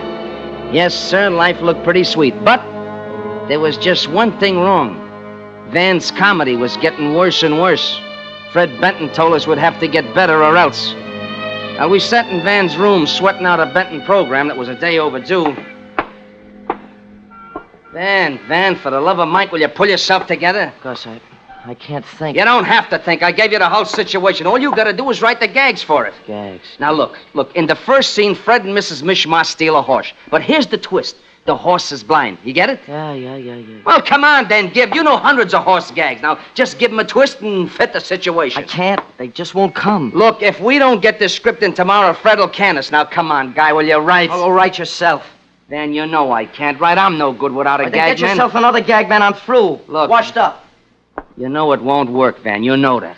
I've tried it on the QT. I was afraid that someday would break up, but it never worked. With you and me, Van, something happens. We're a great team. Without me, you're just another guy making with words. Without you, I'm just another Joe. Now, don't you see, kid? That's why we gotta stick together. Even if we do hate each other's guts. That's why nobody can't never break us up. Now, come on, guy, write, will you? I can't think of anything. Look, how we got something in the files we haven't used. You had a scene you dictated to Julie. What was that? Huh? That Mrs. Mishmash or no. something. Fred. Was it Please Don't Laugh at Me or something? I think we made a mistake. No, Van, look, that's a no-good situation. That's dead. Let's get something new. It's a good situation. No, a very clever situation. All I need are the lines. Please don't laugh at me. Now, Van, I'm telling you, it's no good. The lines. Please don't laugh at me. I'm telling you, it's no good, Van. Of course. Why didn't I think of that before? Those lines you dictated to Julie, they fit. No, they don't fit. And besides, I can't write gags. You know that. That wasn't a gag, Gus. That was a situation. The most desperate situation you ever invented. Now, wait a minute. What are you beating your gums about here? You'll find out. What are you going to do? Operator, I want to speak to Inspector Martin at police headquarters. Get away from that door, Gus. I got a gun. Now, don't shoot, Van. Wait a minute. Then listen and don't move. Police headquarters, Inspector Martin. Oh, Inspector Martin, this is Van Hauser of the Julie Phelps case. Hey, I've been trying to get... Edwards didn't kill Julie. Gus Green did. And I got proof. That makes it even worse. Edwards says you framed him. Green did. Nick's note was a script dictated to Julie, minus the character names. How about his alibi? He dialed his own number, Inspector, not hers, and killed her while she was speaking on the phone. To make things look right, he messed up her apartment. I never could quite figure out why there were no signs of struggle around her telephone. Now I know. Yeah, he must have stowed her body in Nick's car. Better send some cops over right away before I shoot him. Well, they're coming over, Hauser, to protect you. Edwards broke out about an hour ago. Watch out for him. Nick Edwards? Yes, Nick Edwards. Huh? Edwards. All right, Hauser, come across with that gun. Nick, Come on. Nick, you heard what I said, didn't you? So what? I didn't frame you. Gus did. He's the guy with a situation. So what? You took my girl away from me, didn't you? No. All right, give me that gun. Now, Nick, wait a minute. What are you going to do with that? Nothing except give me that gun, Hauser. Gus, don't let him get that gun, Gus. I'm a little too quick for you, Gus. Now, Nick, please. Now, don't shoot me. Let me tell you how this Cut was it, all... you. I've had a belly full of your stories. They put me in jail, remember? They're all stuffed to me now, see? But like they say, there ain't no situation that can't take a new twist. Here's the twist to this one. You ain't going to die for the murder of my poor Julie. No. You're going to die for something you didn't do. What do you mean, Nick? Just this. The murder of Van Hauser.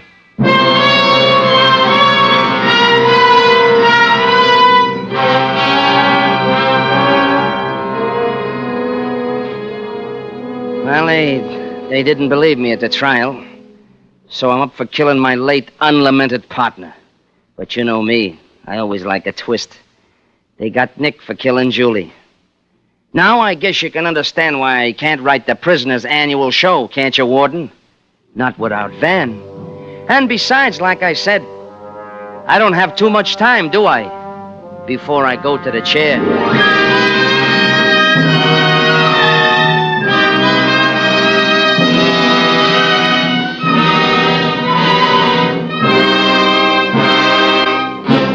Suspense. The Twist, starring Michael O'Shea, presented by Roma Wines. That's R-O-M-A, Roma, California Wines, America's largest selling wines. When your family and friends enjoy glorious golden amber Roma sherry or ruby red Roma port, you share the rich reward of choicest California grapes, selected and gently pressed at peak taste richness, with ancient skills and winemaking resources unmatched in America. Roma master vintners guide this grape treasure unhurriedly to full taste perfection. These choice wines then are laid down with mellow Roma wines of years before, and from these, the world's great reserves of fine wines, Roma later selects for your taste pleasure. Tomorrow and every day, enjoy this naturally better taste of Roma wines. Whether your favorite Roma wine is nut like Roma sherry or rich Roma port, you'll find that every Roma wine is better tasting wine. That's why more Americans enjoy Roma than any other wines. Tonight's suspense play was by Baif Blau. Next Thursday, same time, you will hear Donald O'Connor as star of Suspense. Produced and directed by William Spear for the Roma Wine Company of Fresno, California.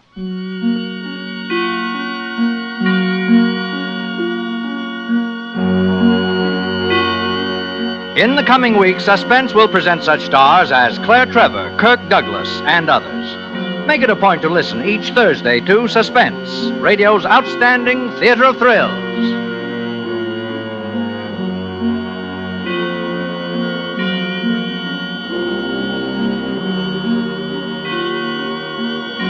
This is CBS, the Columbia Broadcasting System.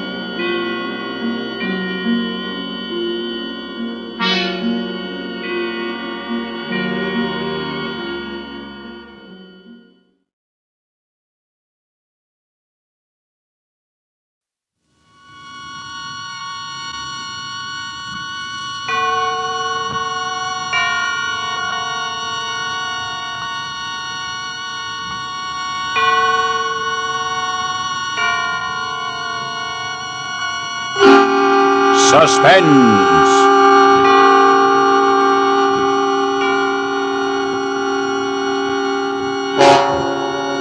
Radio's outstanding theater of thrills brings you an hour of suspense. A full 60 minutes of The Lodger. An eerie tale of 19th century London directed by William N. Robeson and produced by Robert Montgomery, who tonight also stars as The Lodger.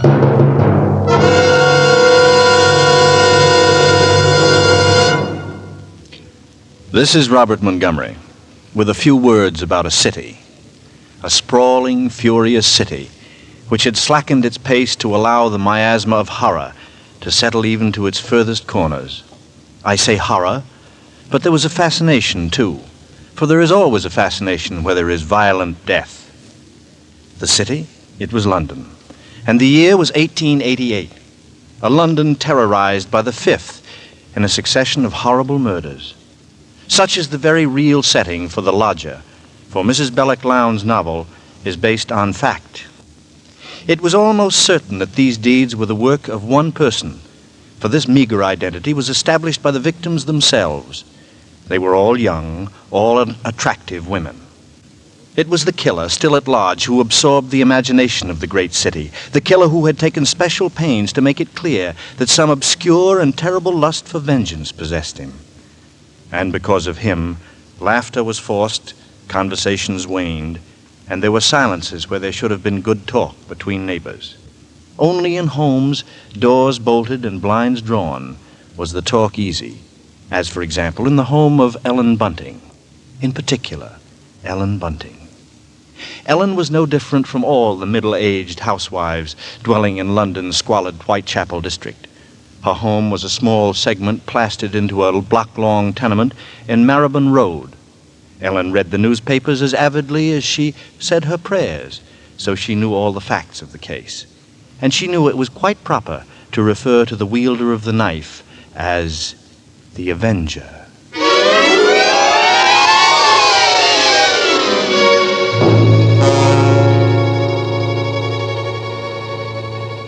This particular night, she and Robert Bunting, her husband, sat before their fireplace reading the newspaper account of the latest murder. The Avenger had struck again.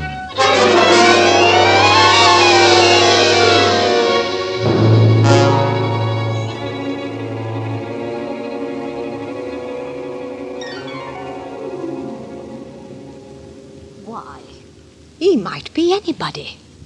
He might be the fellow you pass on the street. The one standing next to you. The man you bump into. Oh, it's a terrible thought. Yes. If only the police had something to go on. But the Avenger's just too quick for them. Oh, they do say here, Bunting, that the police have a clue they won't say anything about. Them who says that says wrong. The poor chap who was on point duty in the street where the last one happened, he hears a yell, he says, but he took no notice. The coppers will have to stick to it better than that to catch a slick one like the Avenger. It says here he left his calling card again.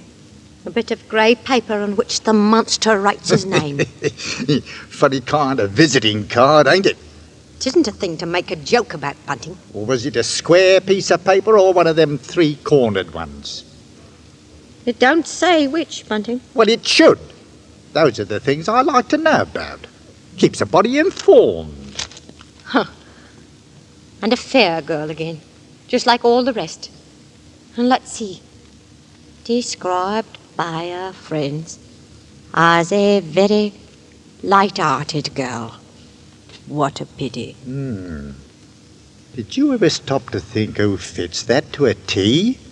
In fact, fits all those girls? Did you ever stop to think about that, Ellen? Why, no. Who? My own Daisy. Yes. Yes, Bunting, that's a fact. Well, maybe it's a good thing she's with her aunt instead of here. London ain't a safe place for any girl right now. Just the same, I can't help thinking how fine it'll be to have her back. Now, Bunting, you know that Daisy seems like my very own, even if she is my stepchild. But I'm telling you, there's no sense even thinking about having her back right now.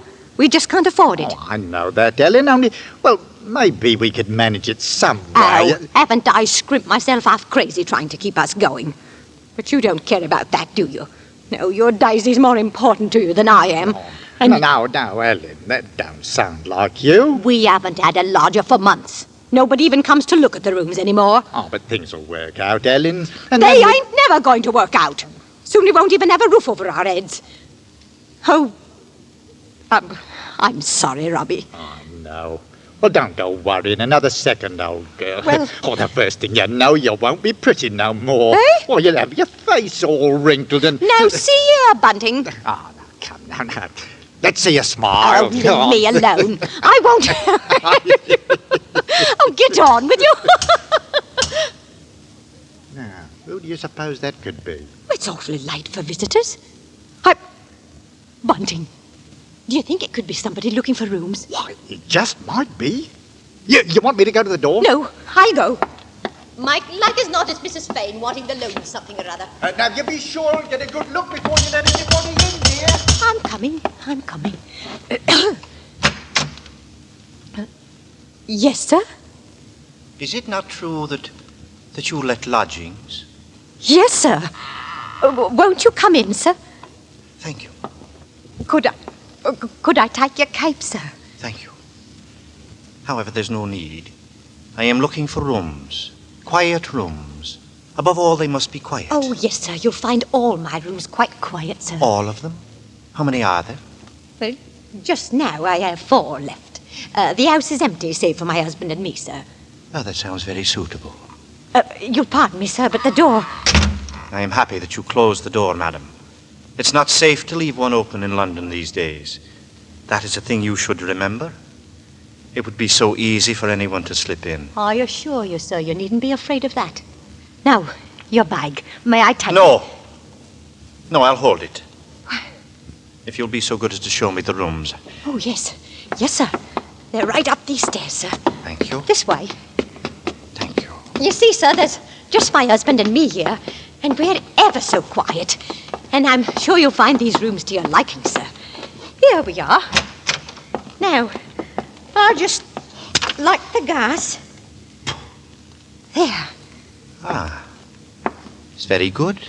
It is pleasant, isn't it, sir? Capital. First rate, quite first rate. Exactly what I wanted. You must understand, madam, that I am a man of science, and I often require the presence of great heat. This seems like a capital stove. Oh, it is, sir. And the sink. It will be exceedingly useful to me.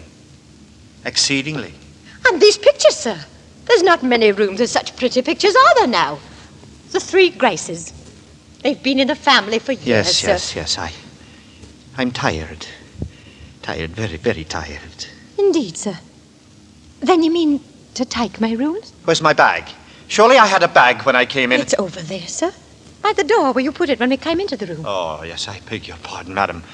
But there is something in that bag which is very precious to me, something I procured with infinite difficulty, and which I could never come by again without getting into great danger. I'm sure of it, sir. Now about the rooms. Oh, yes. I'll take them. The very simplicity, the bareness of them impresses me. And about terms, sir. About terms. My name is Sleuth, madam. Sleuth. Think of a hound and you will never forget my name. And assure yourself that I am quite willing to pay you. I am quite willing to pay you, shall we say, a month's rent in advance. What would you say to 15 shillings a week, sir? And if I offered you £2, might I then rely on your not taking another lodger? Oh, yes, sir. First rate. Then everything seems quite suitable, Mrs. Bunting, sir. Mrs. Bunting. You see, I expect to do a great deal of studying here in this room. The Holy Bible. Oh, yes, sir.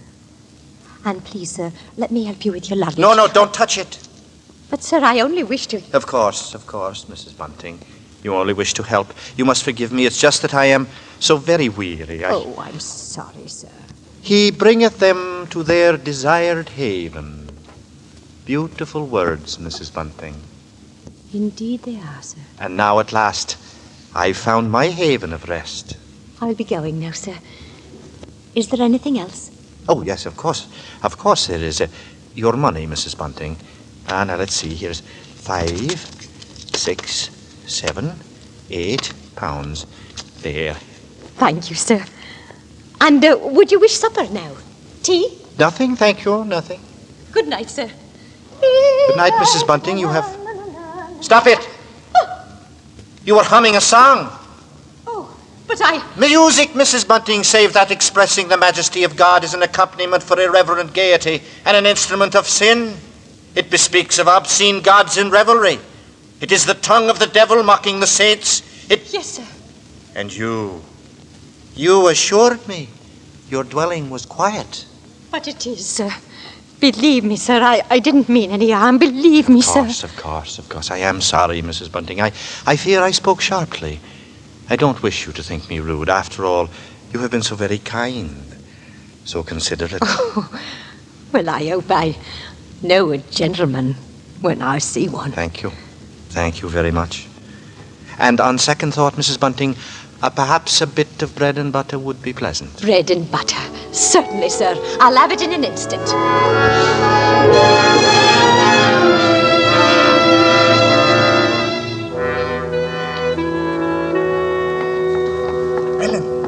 Ellen, did he take the room? Come into the kitchen where he won't hear us. Ellen, he took it. Tell me, he took the room, didn't he? Yes, Robbie. We're all right now. Look, £8. A month in advance. Oh, it's wonderful, it's wonderful. Ellen, Ellen, you see what this means? Yes, Robbie. You can have Daisy now. You can bring her home. Here, hand me that dish. Right. Do you know something, old girl? We're not going to worry too much about Daisy being in danger, that Avenger fellow. Whatever do you mean, Robbie? Well, she's not one for dancing, you know, or any kind of like entertainment. And what's that to do with it, please? Something I read here in the paper while you was with the gentleman. They found out that every one of the Avengers' victims had just come from a dancing party or a musical. Oh, never mind the Avenger now, Bunting. Here, hurry. Take this bread and butter up to the lodger.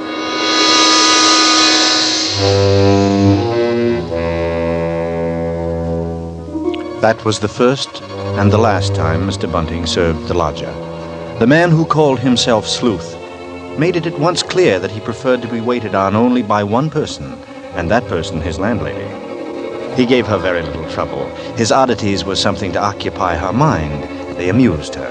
And Mr. Sleuth had none of those tiresome, disagreeable ways with which landladies are only too familiar. To take but one point, Mr. Sleuth did not ask to be called unduly early. It was a great comfort not to have to turn out to make the lodger a cup of tea at 7, or even 7:30. Mr. Sleuth seldom required anything before 11.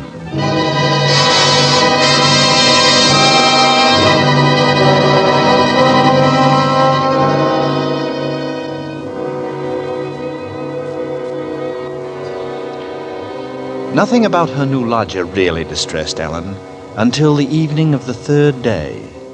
It was time for Mr. Sleuth's dinner, and she started up the staircase to his room. Oh.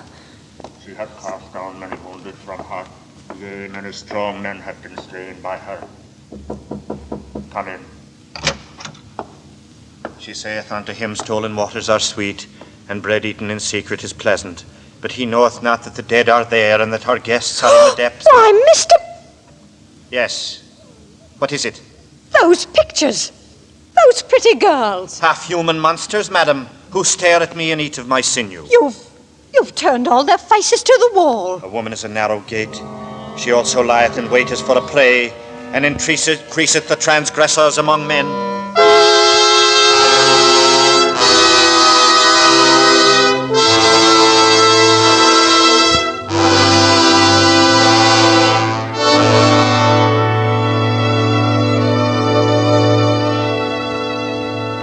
And that maneuver, that strange action, was the beginning of Ellen's concern. Logically, it was nothing. Mr. Sleuth simply had a queer kind of fear and dislike of women. And where one's lodger is concerned, a dislike of women is better than, well, the other kind. Besides, the next morning brought Daisy and laughing welcomes, for the sight of such a carefree girl was enough to gladden any parent's heart. And half-born suspicions withdrew into their own peculiar recesses of Ellen's brain. For Daisy was pink-cheeked, blue-eyed, and gay. She was also young and lovely. And she was blonde. Oh, it's so good to be home. Oh, Daisy, you're even prettier than I remembered you would be. That's right, Daisy. Let me look at you, darling.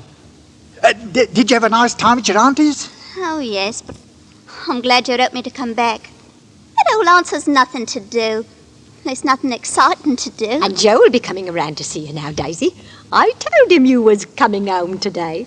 Joe Chandler? That policeman? I don't know whether I want to be serious friends with a policeman. Him that walks around all day and's too tired when he comes home to have any fun. A girl could do worse than have a policeman for a friend these days, with the Avenger about. Well, the Avenger don't worry me none. Even though he's got 2 more victims last night. 2 more? Yes, the cabbie was telling me about it. On the way down from the station. The slick devil. Got 'em within a few yards of each other.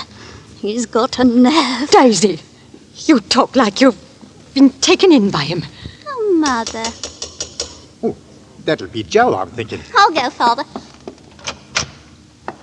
Daisy. Hello, Joe. It's nice to see you. Oh, Daisy, I've missed you something terrible. It's nice of you to say so. Won't you come in? Thank you. Good afternoon, Mrs. Bunting. Mr. Bunting. Hello, Joe. Daisy was just telling us she heard from a cabbie that the Avengers struck again. Aye, that he has. Well, tell us about it, Joe. Have they got any clues? Well, they have and they haven't. But the Yard is circulating a description at last. Well, go on, tell us, Joe. Well, it ain't given out to the public yet. But I guess you folks aren't the public. Oh, no, of course not. Tell us, Joe. Well, this is the way we got it at 8 o'clock this morning. Wanted. A man of age approximately 28, height 5 feet 8 inches, complexion dark, no beard or whiskers, wearing a black diagonal coat, hard felt hat, high white collar and tie, very respectable appearance. What I likes to know is why on earth didn't the people who saw him try and catch him? Well, it's this way, Daisy. No one person did see all that. You see, at such time when the murders took place, not much of anybody was about, especially on a foggy night. One woman declares that she saw a chap walking away from the spot where it's done, and another one says the Avenger passed her by. And, well, the inspector who has charge of that sort of thing looked up what other people said, and, well, that's how he made up this wanted. Well, did they find the murder weapon yet? No, but from the condition of the bodies, they know what it's like. What is the condition of the body? Daisy. Well, Daisy, you ought to see the way Joe! I guess I'd better not go into that. But I can say that the inspector described the murder weapon as a peculiar kind of knife. Keen as a razor and pointed as a dagger. And the Avenger knows how to use it. Oh. I'd give anything, Joe. I'd give anything to see the likes of a knife like that. You cruel, bloodthirsty girl. Ellen! Of course I'd like to see it. It'd be fine looking at a knife like that. Well, if they catches him and you come along with me to see our Black Museum at the Yard, you'll certainly see the knife. The Black Museum? Why, whatever do they have a museum in your place for? Oh, it's a regular chamber of horrors, where they keep all sorts of things connected with crime. Things like knives murders have been committed with? Oh, much more than knives, Mr. Bunting. Why, they've got there in little bottles the real poison what people have been done away with. And can you go there whenever you like? Why, of course. And I can take you, too. And your daddy, if he wants it. Well, what do you say to today, Joe? The 3 of us. Daisy and you and me. I don't expect Ellen would want to go. 'Twould turn me sick. Well, I guess I could. Sure you could, Joe. Ellen ain't on in this turn. She can just stay home and mind the cat. I beg his pardon. I mean the lodger. I won't have Mr. Sleuth laughed at. I'm sure it's very kind of you, Joe, to think of giving Bunting and Daisy such a rare treat.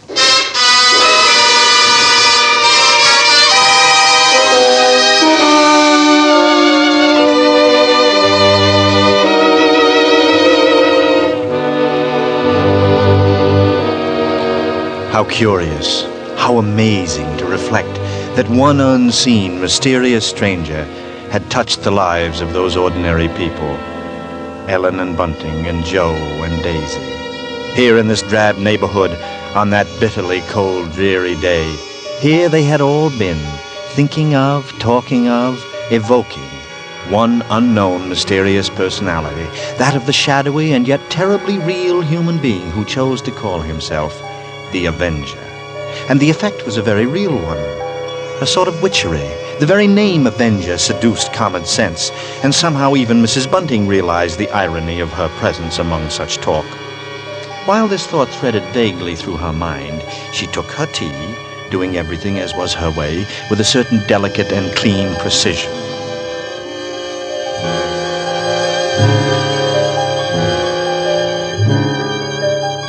A sound startled her. Shuffling, hesitating steps were creaking down the house. She looked up and listened. Surely the lodger was not going out again into the cold and foggy afternoon. Of course not. Mr. Sleuth was evidently about to do something that he had never done before. He was coming down into the kitchen. Yes, sir? What can I do for you, sir? I hope you didn't ring, sir. No, I didn't. The truth is, I didn't know you were here, Mrs. Bunting. My gas stove has gone wrong. Yes? So I came down to see if you had a gas stove. I'm going to ask you to allow me to use it tonight for an important experiment I wish to make. You'll find it very cold down here, sir. It seems most warm. Warm and cozy after my cold room upstairs. For the matter of that, you ought to have a fire in your bedroom these cold nights. Certainly not. I dislike an open fire.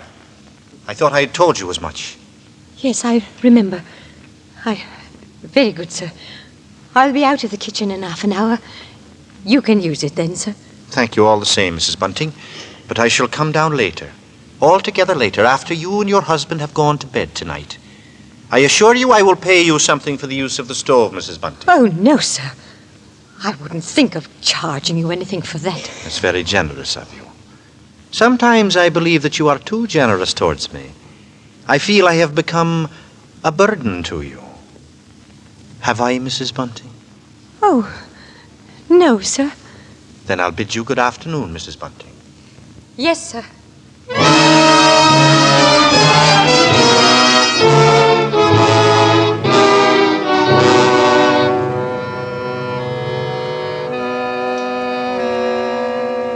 It was as simple as that, a simple request by her lodger.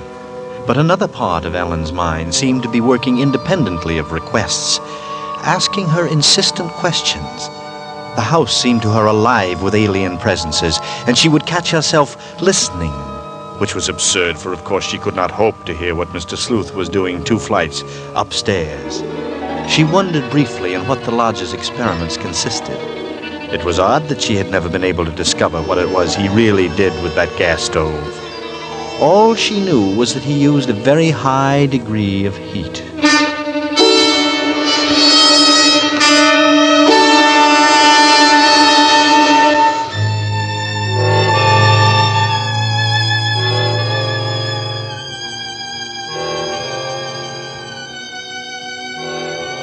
And later, waiting for sleep to come to her that night, such thoughts persisted.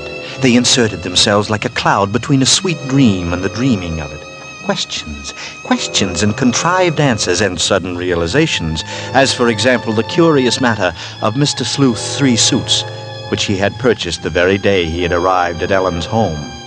Today, when she had dusted his room, she had noticed that one of those suits had completely disappeared.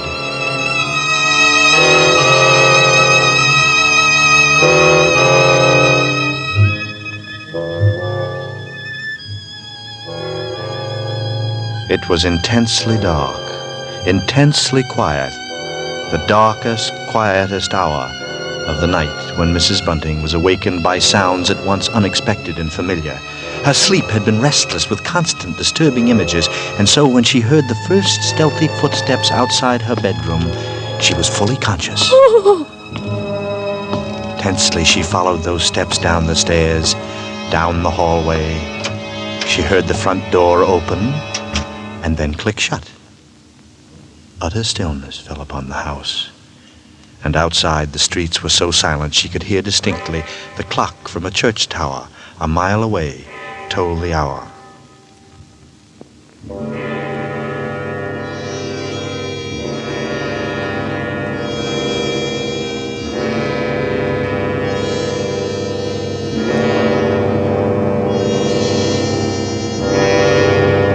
In her troubled fancy, she pictured a long, long figure plodding through the swirling fog, moving quietly, stealthily, seeking, stalking, finding.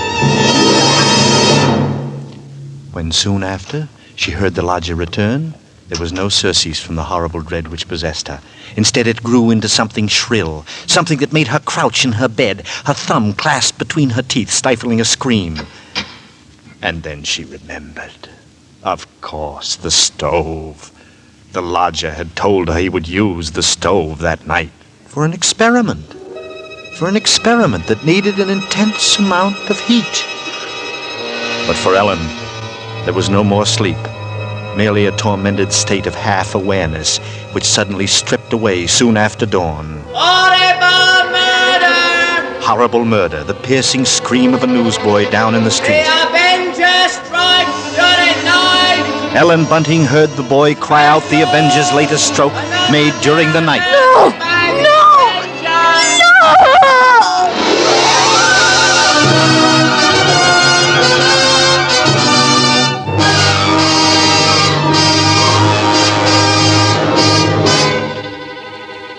In tonight's full hour of suspense, Mr. Robert Montgomery appears in the title role as the Lodger. Tonight's study in suspense.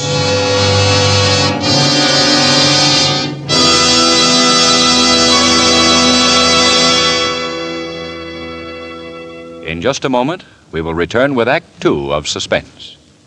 This is CBS, the Columbia Broadcasting System. Now, back to our Hollywood soundstage. With Mr. Robert Montgomery in the title role, and with Act Two of The Lodger, we again calculate to keep you in suspense.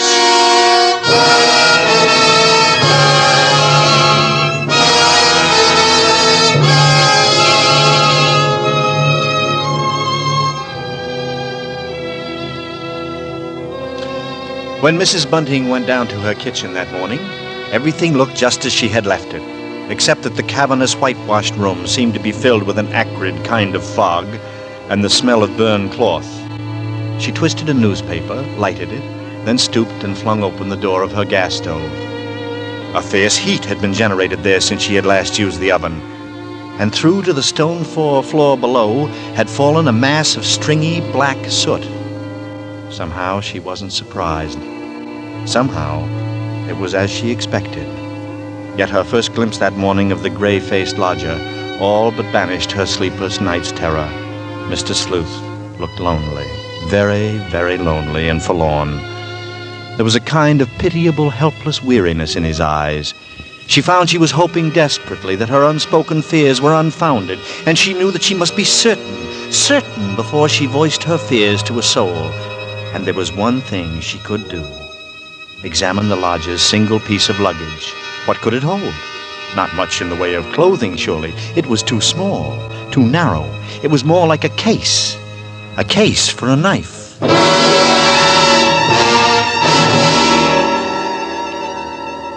It was just noon when Ellen found her opportunity to search the lodger's room. When the bell was tolling the hour, Mr. Sleuth himself walked from the house, and she watched the tall, thin figure in the black Inverness cape disappear down the street. She waited a few minutes, and then she rushed upstairs. Daisy! What are you doing in Mr. Sleuth's room? Oh, whatever's the matter with you, Mother? Oh, well, I'm all right. But you've gone white. You gave me a fright, child. Oh, I bet Father a sixpence that I'd ever dust cloth in my hand before you'd mention it. You see, I won. Oh. Well, are you glad you've come home, Daisy? Oh, you don't know how fine it is to be back again. Well, just yesterday I was saying to Joe, the country's all right in its way, but there's nothing like London. the truth now, Mother, isn't it? Yes. Yes, I suppose it is. And Joe. He's a nice one, Mother. I like Joe. I'm glad of that. Joe's a steady one. Daisy, as long as that Avenger's about, I say you should do something about those fair locks of yours. Don't worry about that. I'll dye 'em, maybe, or just pin 'em up under my hat. I'm afraid that wouldn't do, Daisy. What kind of a man is this lodger of yours? Oh, I don't know. He must be a queer one, sitting up here most all day by himself. Awful lonely like, I calls it. People do what they care to do, child. Whatever does he do with himself all day? He reads the Bible. Oh, never. That's a funny thing for a gentleman to do. There's nothing to laugh at.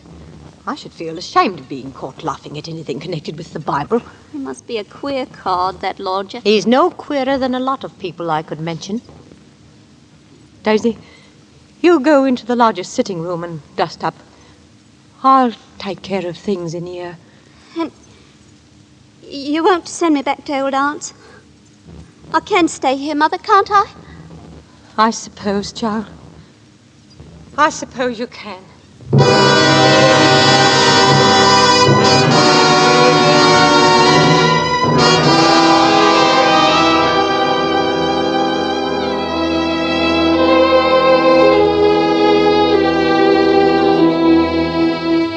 And Mrs. Bunting went about her work. Quickly, she moved to the closet.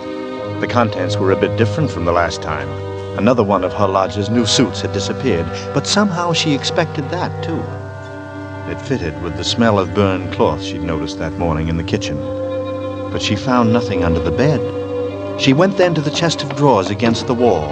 She opened the top drawer and found inside nothing but a frayed shirt and 2 handkerchiefs. The next drawer, underclothes and socks. The next, empty. There remained, then, only one possible place for the small, narrow bag, the bottom drawer. And it was locked. Tugging at the drawer, she heard suddenly the opening of the door behind her. Panic-stricken, she froze to the spot, and then slowly, ever so slowly, she turned her head. Mr. Sleuth. Mrs. Bunting? You've invaded my privacy. Why, I was just... My cupboard door is awry. Does this mean that you have been searching my rooms? It's about her snuff box, sir. My husband, Bunting, that is, remembered an old snuff box. He thought still might... Does this mean that I must keep each drawer locked to prevent your spying upon me? Oh, no, sir. You see, sir, Bunting has a very high opinion of that snuff box. Oh. Quickly, tell me, who is this? This is my stepdaughter, sir. Daisy. She just arrived yesterday, sir. You see... Pleased to meet you, sir. She's been away for quite a long while, sir. We really didn't know when she was returning home, Mr. Sleuth. That's why I didn't mention Daisy when you took the rooms. And I must say, sir, that I was surprised to hear about us taking in a lodger. And pleased about it, too, sir. Yes. Yes, I must say that I am the one who is surprised. Yes. And perhaps even pleased. Thank you, sir. Yes, of course, I am pleased. There are, Miss Daisy, all kinds of pleasures, are there not? Yes. I'm sure there are. The despicable evil joy of the abandoned. Those who seek the darkness to sip the juice of forbidden fruit. Surely, Miss Daisy, you shun such pleasure as that. Well, yes. That is, I suppose. A vast difference, that, from the divine happiness of the blessed. Those of clean hands and pure heart. You do understand me, don't you? Oh, yes, sir. Yes, Mr. Sleuth. I devoutly hope so, Miss Daisy. Nowadays, there are so very few young women like yourself who do understand. In fact, I all but despaired ever of finding one. Oh, I'm sure it's nice of you to say so, Mr. Sleuth. It is a people who do err in their hearts, and they have not known my ways. Unto them I swore in my wrath that they should not enter unto my rest. True words, Miss Daisy. True. Yes, sir. Now, I must be putting things away downstairs, Mr. Sleuth. Of course, Miss Daisy. And I must rest. Believe me, It has been a revelation to meet you. Oh, thank you, sir. I'm sure we shall have much to discuss. He's a queer one, all right, Mother. But such a gentleman, isn't he?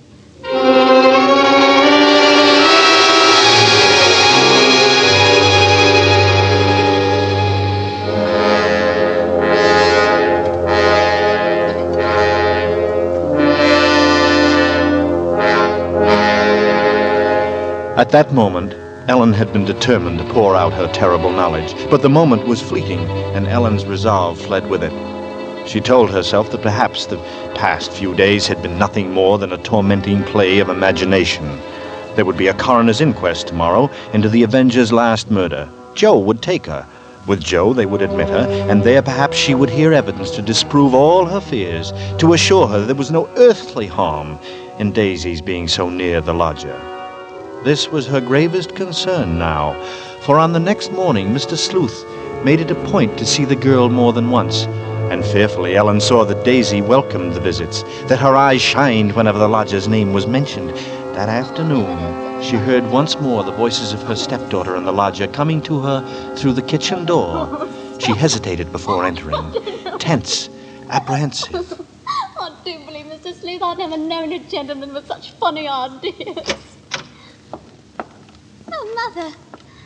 Mother, you should hear what Mr. Sleuth was just saying. Perhaps, Daisy, you would excuse He yourself. thinks people, and especially girls, should spend all their time praying. I sought to explain to her, Mrs. Bunting, that all women are placed on this earth filled with wickedness. I'm not so sure of that, Mr. Sleuth. And they therefore must cleanse from themselves that evil which they possess. They must struggle constantly to find the paths of righteousness. Mr. Sleuth, you mean a girl's not to enjoy life at all, not have any fun? Frivolity, my child, is the harbinger of destruction. It is the devil's breeding ground, and all his implements are there. Temptation, pleasure, wine. Why, there's nothing I like better than a glass of wine, and You drink? She didn't know what she was saying, Mr. Sleuth. Just a child. She never tasted wine. Daisy, you'd better Frivolity, go my now. child, is the devil's breeding ground. Mark this. Those who consort with temptation, with impropriety, with lascivious music and dancing, those are the accursed. But that's crazy. Well, however can you say that? There's nothing I like better than an evening of dancing. You dance? She's joking, Mr. Sleuth. That's what she's joking with you. Daisy's just a child. She's never been one for dancing. She's never even learned how to dance. But I did learn, Mother, while I was away. And what's so wrong about it? What's the harm in just a nice dance? She lieth in wait as for a prey, and increaseth the transgressors among men. I don't know what you mean. I'm sure I never heard such nonsense. You call Holy Scripture nonsense? So what I prayed against has come to pass. You are beyond salvation. That's not so. I'm a good girl, I am. I won't have you saying that. Daisy, go into the front room. It's quite all right, Mrs. Bunting. I must be going upstairs anyway. I'm used to being misunderstood, you know. People never realize that my efforts are for the greater good of humanity. They don't know that I'm their benefactor, Of course. and that power on high will direct my hand toward the expulsion of all the evil in the world. Daisy. Daisy, listen to me. Yes? Daisy, I've got to tell you about... About what, Mother? Nothing. I suppose nothing. And then I'll go out for a while. I'll tell Joe I'd meet him. Yes. Yes, I suppose it's really nothing.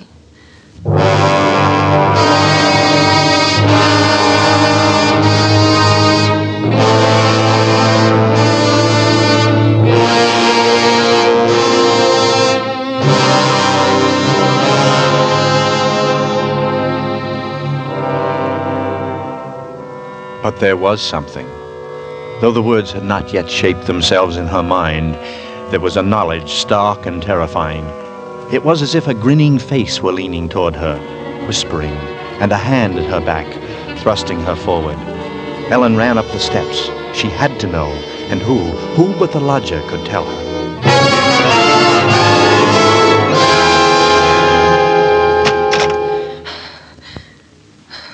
welcome, Mrs. Bunting. But I believe propriety dictates that you knock. Mr. Sleuth. Yes? It's about Daisy, sir. She is a great disappointment to me, madam. And I suppose to you. Yes, that must be it. You want me to help her seek salvation. You want me to kneel with her... Oh, no! No, sir. It isn't that at all. Well, then what is it, madam? Come, I was preparing myself for a walk. It's a fine dark day for a walk. But surely you wouldn't go out now. It isn't fit for anyone to be out in that fog. You must be jesting, Mrs. Bunting. From this window I saw Miss Daisy go into the street not 5 minutes ago. A very sweet-looking young girl, Miss Daisy. A pity she has estranged herself from innocence. You don't know what you're saying, Mr. Sleuth. Come to the window, Miss Bunting. Listen. How very quiet and still London is in the fog. Not a sound. Yes. It's very quiet today. Too quiet, I'm thinking. Quite natural-like. And I, for one, have a delicate feeling for nature. So now, Mrs. Bunting, if you'll excuse me, But aren't you afraid, Mr. Sleuth? Aren't you afraid of going outside? Afraid? Afraid of what? I was thinking of the police.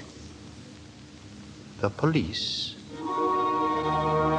But what is man? What is man's puny power and his strength when set against that of the highest power? So Ellen had tried, and she had failed. But even then she had had her moment of triumph. Looking out of the window, she had seen Daisy, arm in arm with Joe Chandler, and smiling up into his face. She was relieved when the lodger left the house. She needed this time for thinking. And now she knew what she must do.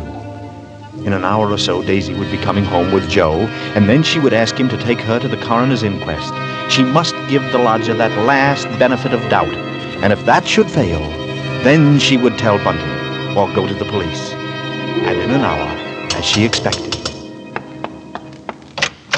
Oh. It's me, Mrs. Bunting. I've come to see you about something.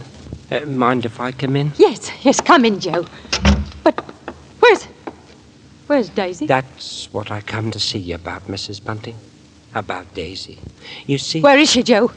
What's happened? Well, you see, we were walking, and Miss Daisy asked to be by herself for a while for the reason that... No! Now, don't take on, Mrs. Bunting. I don't think what I've got to say can take you by surprise.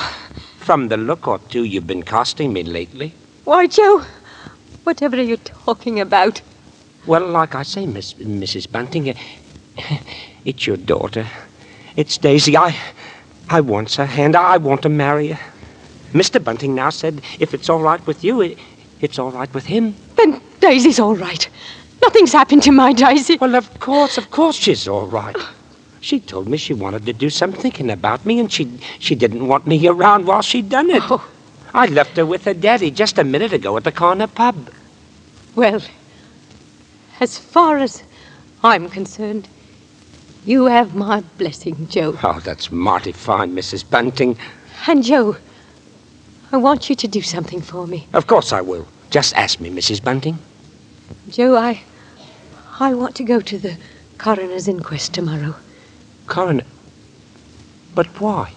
I've got a reason for wanting to go there. I want you to take me, Joe. Well, I guess I could. Why, sure. Of course I'll take you, Mrs. Bunting. I'd be proud to take my future Ma any place she says.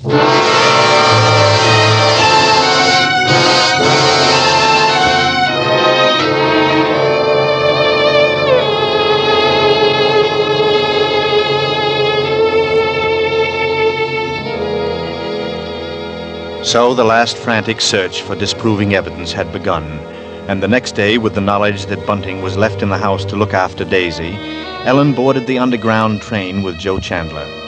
During the last few days, all her perceptions had become sharpened by suspense and fear. She realized now, as she looked into the stolid but bewildered face of Joe, how she herself would have regarded any woman who wanted to attend such an inquiry from a simple, morbid feeling of curiosity, and yet seated in the coroner's court, that was just what she was about to do herself.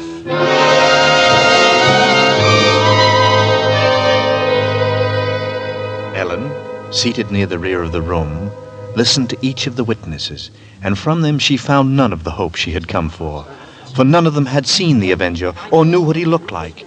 But then... Miss Lizzie Cole may step forward. Right here, Miss Cole. Thank you. Now, we quite understand, Miss Cole, that you think you saw the individual who has perpetrated these terrible crimes. Let us begin at the beginning. What sort of hat was this man wearing? It was just a black hat. A black hat, thank you. And the coat? Were you able to see what sort of coat he was wearing? He hadn't no coat. I remember that very particular. He's a queer one, I said. As it was so chilly, everybody as can wear some sort of coat this weather. But the statement you gave to the newspaper reporters says that the Avenger, according to you, was wearing a coat. A big, heavy coat. I never said so. I was made to say that by the young man from the newspaper.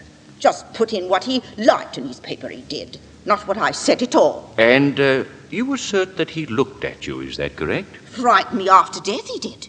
If you could really see his countenance, for we know that the night was dark and foggy, will you please tell me what he was like? Dark. He was dark. So it went with Miss Lizzie Cole. Most positively, most confidently, the witness declared the man she had seen hurrying by in the darkness was tall. No, he was short. He was thin. No, he was a stoutish young man. And as to whether he was carrying anything or not, Miss Cole absolutely refused to commit herself. The next witness was a Mr. Cannot. This elderly gentleman was certain that he had not only seen the Avenger, but that he had talked to him. It was near Whitechapel, he testified, only a few minutes before the murder, Mr. Coroner, when I saw him. He was quite a tall man, very gaunt-looking. I see. And this man you think was the Avenger. You're quite certain that you met him on the very night he committed the murder we are now investigating? I do so declare, sir. And I might mention a thing about him to which you might attach importance. The man carried a bag, a rather light-colored leather handbag. A handbag, you say? Yes, sir. A small, narrow one, sir. It was such a bag as might contain a long-handled knife. A knife! Please, we must have quiet. Quiet. Now, Mr. Kennard, what made you suppose that this stranger could possibly be the Avenger? Well, this man, as he approached me in the fog, stopped and turned to me. And there was a very wild, mad look on his face, sir, if I may say so. And he spoke to you? Well, as he emerged from the fog, he was talking aloud to himself. Then, as he saw me, he said, "This night, my friend, a night fit for the commission of dark and salutary deeds." Yes, sir, that's exactly what he said, sir. Is that all? He had a rather high, hesitating voice. An educated man, I would judge, but quite mad, as I've told you, sir. What do you mean by that? Well, as he passed by then, he continued speaking to himself aloud. Oh, believe me, sir, believe me, he was reciting scriptures from the Bible. Scriptures from the Bible. Horrified, Helen half rose from her seat, only half hearing the confusion about her. Scriptures from the Bible, you say? Aye, sir. And you ask the court to believe that? I would say, Mr. Cannot, that the man we're looking for would be, least of all, a religious man. And that's where you're in error, Mr. Coroner. The religious note is the very key to the case. I'm convinced of that, sir. Very interesting. And now, if you please, you may stand down, Mr. Kennard. Just a moment, sir, just a moment. You must understand, sir. The man you're looking for must be a religious maniac. That is the only possible explanation. And you must understand, sir, time is going on. And I have an important witness to call, a medical witness. Now, if you... But certainly you're not... You may stand down, Mr. Kennard. The court was dismissing the very truth. Ellen knew that. She could no longer keep silent. Her hand shot forth and she screamed. I want to say...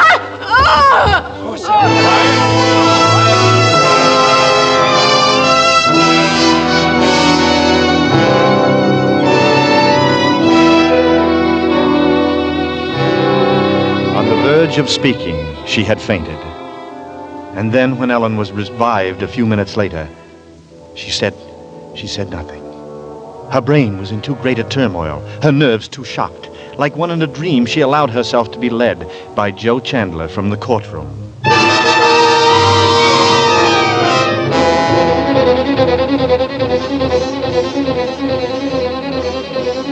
Joe took his leave to go on duty.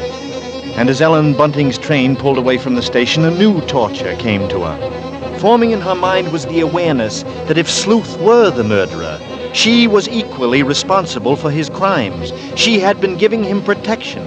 If anything should happen to Daisy, she would be equally guilty, fully as guilty as the Avenger.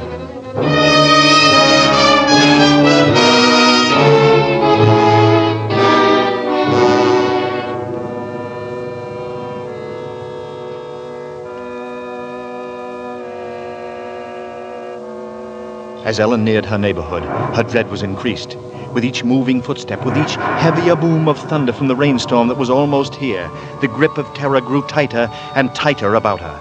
She moved faster and faster. If only she were in time. The first light drops of rain sprinkled her brow as she turned into Maribon Road. Then she saw Bunting walking toward her. Sharply, like the dart of a knife blade, the one fact pierced her mind. Daisy was now alone with the lodger.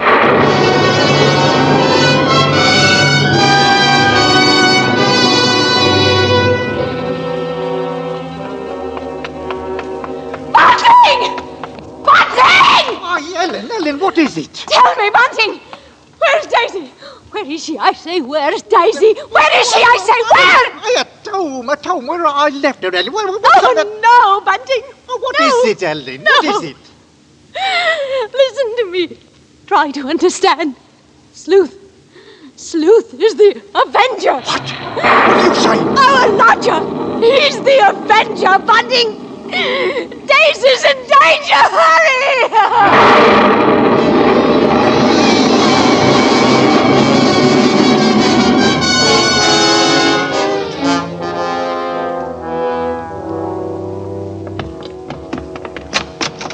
Daisy! Daisy! Daisy! Where are you? I'll look in the kitchen, Bunting. You try the sitting room. Daisy? Daisy! Where are you, Daisy? Answer me, Daisy! Try the bedroom. I did. She's not there. She's not downstairs. Oh, then there's just his room.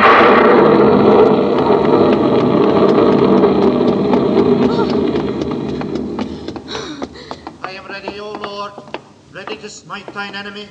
For man born of woman is born unto trouble, and I shall cleanse thy kingdom on earth. Yes, I shall show her thy wrath from heaven. Go on, open the door. Speak, Lord, I am ready. The power on high will direct the expulsion of evil. The knife! He's got the knife! Daisy! Thy servant heareth. I behold Satan and lightning fell from heaven. In this woman I behold him, and lightning strike him dead.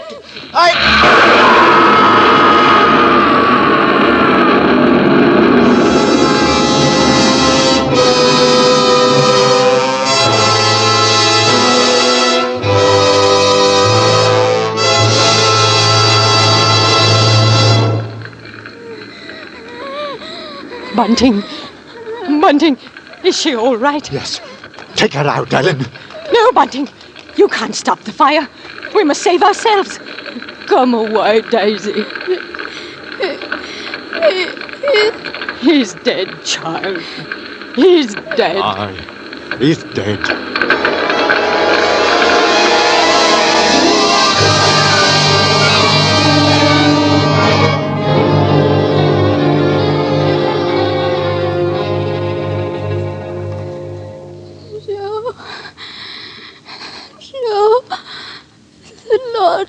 There, Daisy, there. Don't try to talk about it. I'll tell you, Joe, it was queer, it was.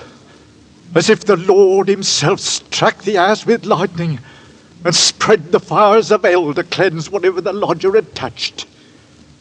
To burn down the house and all that's in it. Our house. Everything we own. No. Not everything, Ellen. Daisy's safe. That's all that should matter to us. She's safe. Thank heaven. Vengeance is mine, saith the Lord.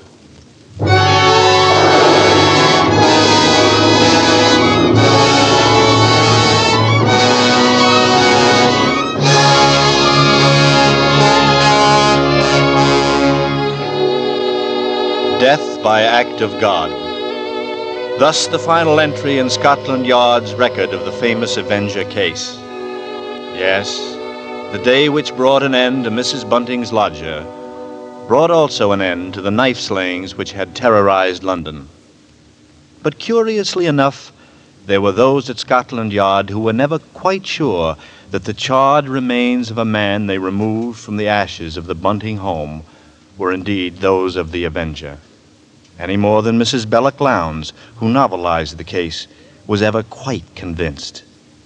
And there are those who will tell you that the real Avenger, a tall man, clad in an Inverness cape, a man almost exactly like Mr. Sleuth, left England and came to America to live in a town near your town.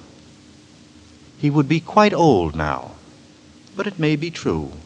Yes, perhaps, as it is written in Holy Scripture, he did fly upon the wings of the wind, to walk as a stranger in many strange places. He knoweth now that the dead are there. Hast found me, O mine enemy? Beautiful words those, don't you think? Beautiful words.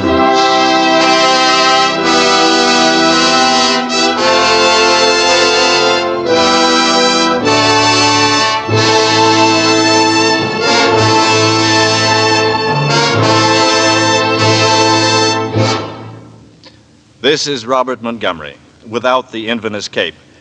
And I want to thank Jeanette Nolan, who played Ellen, and Peggy Weber, who was Daisy, for their splendid performances in tonight's play. Next week, we have chosen a story whose elements are natural counterparts of suspense. I guess you could call it a love story, one kind of a love story. For indeed, there is a man and there is a woman who fall in love, and they marry. It is probably only a mischance of fortune that the man has no material means, and the woman comes from a family of substantial wealth. And the dire chain reaction of events, which are then set in motion against the bride's family, are undoubtedly matters of mere coincidence, I imagine. Yes, you could call it a love story. We'll leave it to your own good judgment after you hear Beyond Reason by Devery Freeman, next week's study in suspense. Mr. Montgomery may currently be seen in the Universal International production Ride the Pink Horse. The Lodger was adapted for suspense by Robert Tullman and directed by William N. Robeson. Lud Gluskin is our musical director and conductor, and Lucien Morawek composes the original scores. Next week, hear Beyond Reason on radio's outstanding theater of thrills, 1 hour of suspense.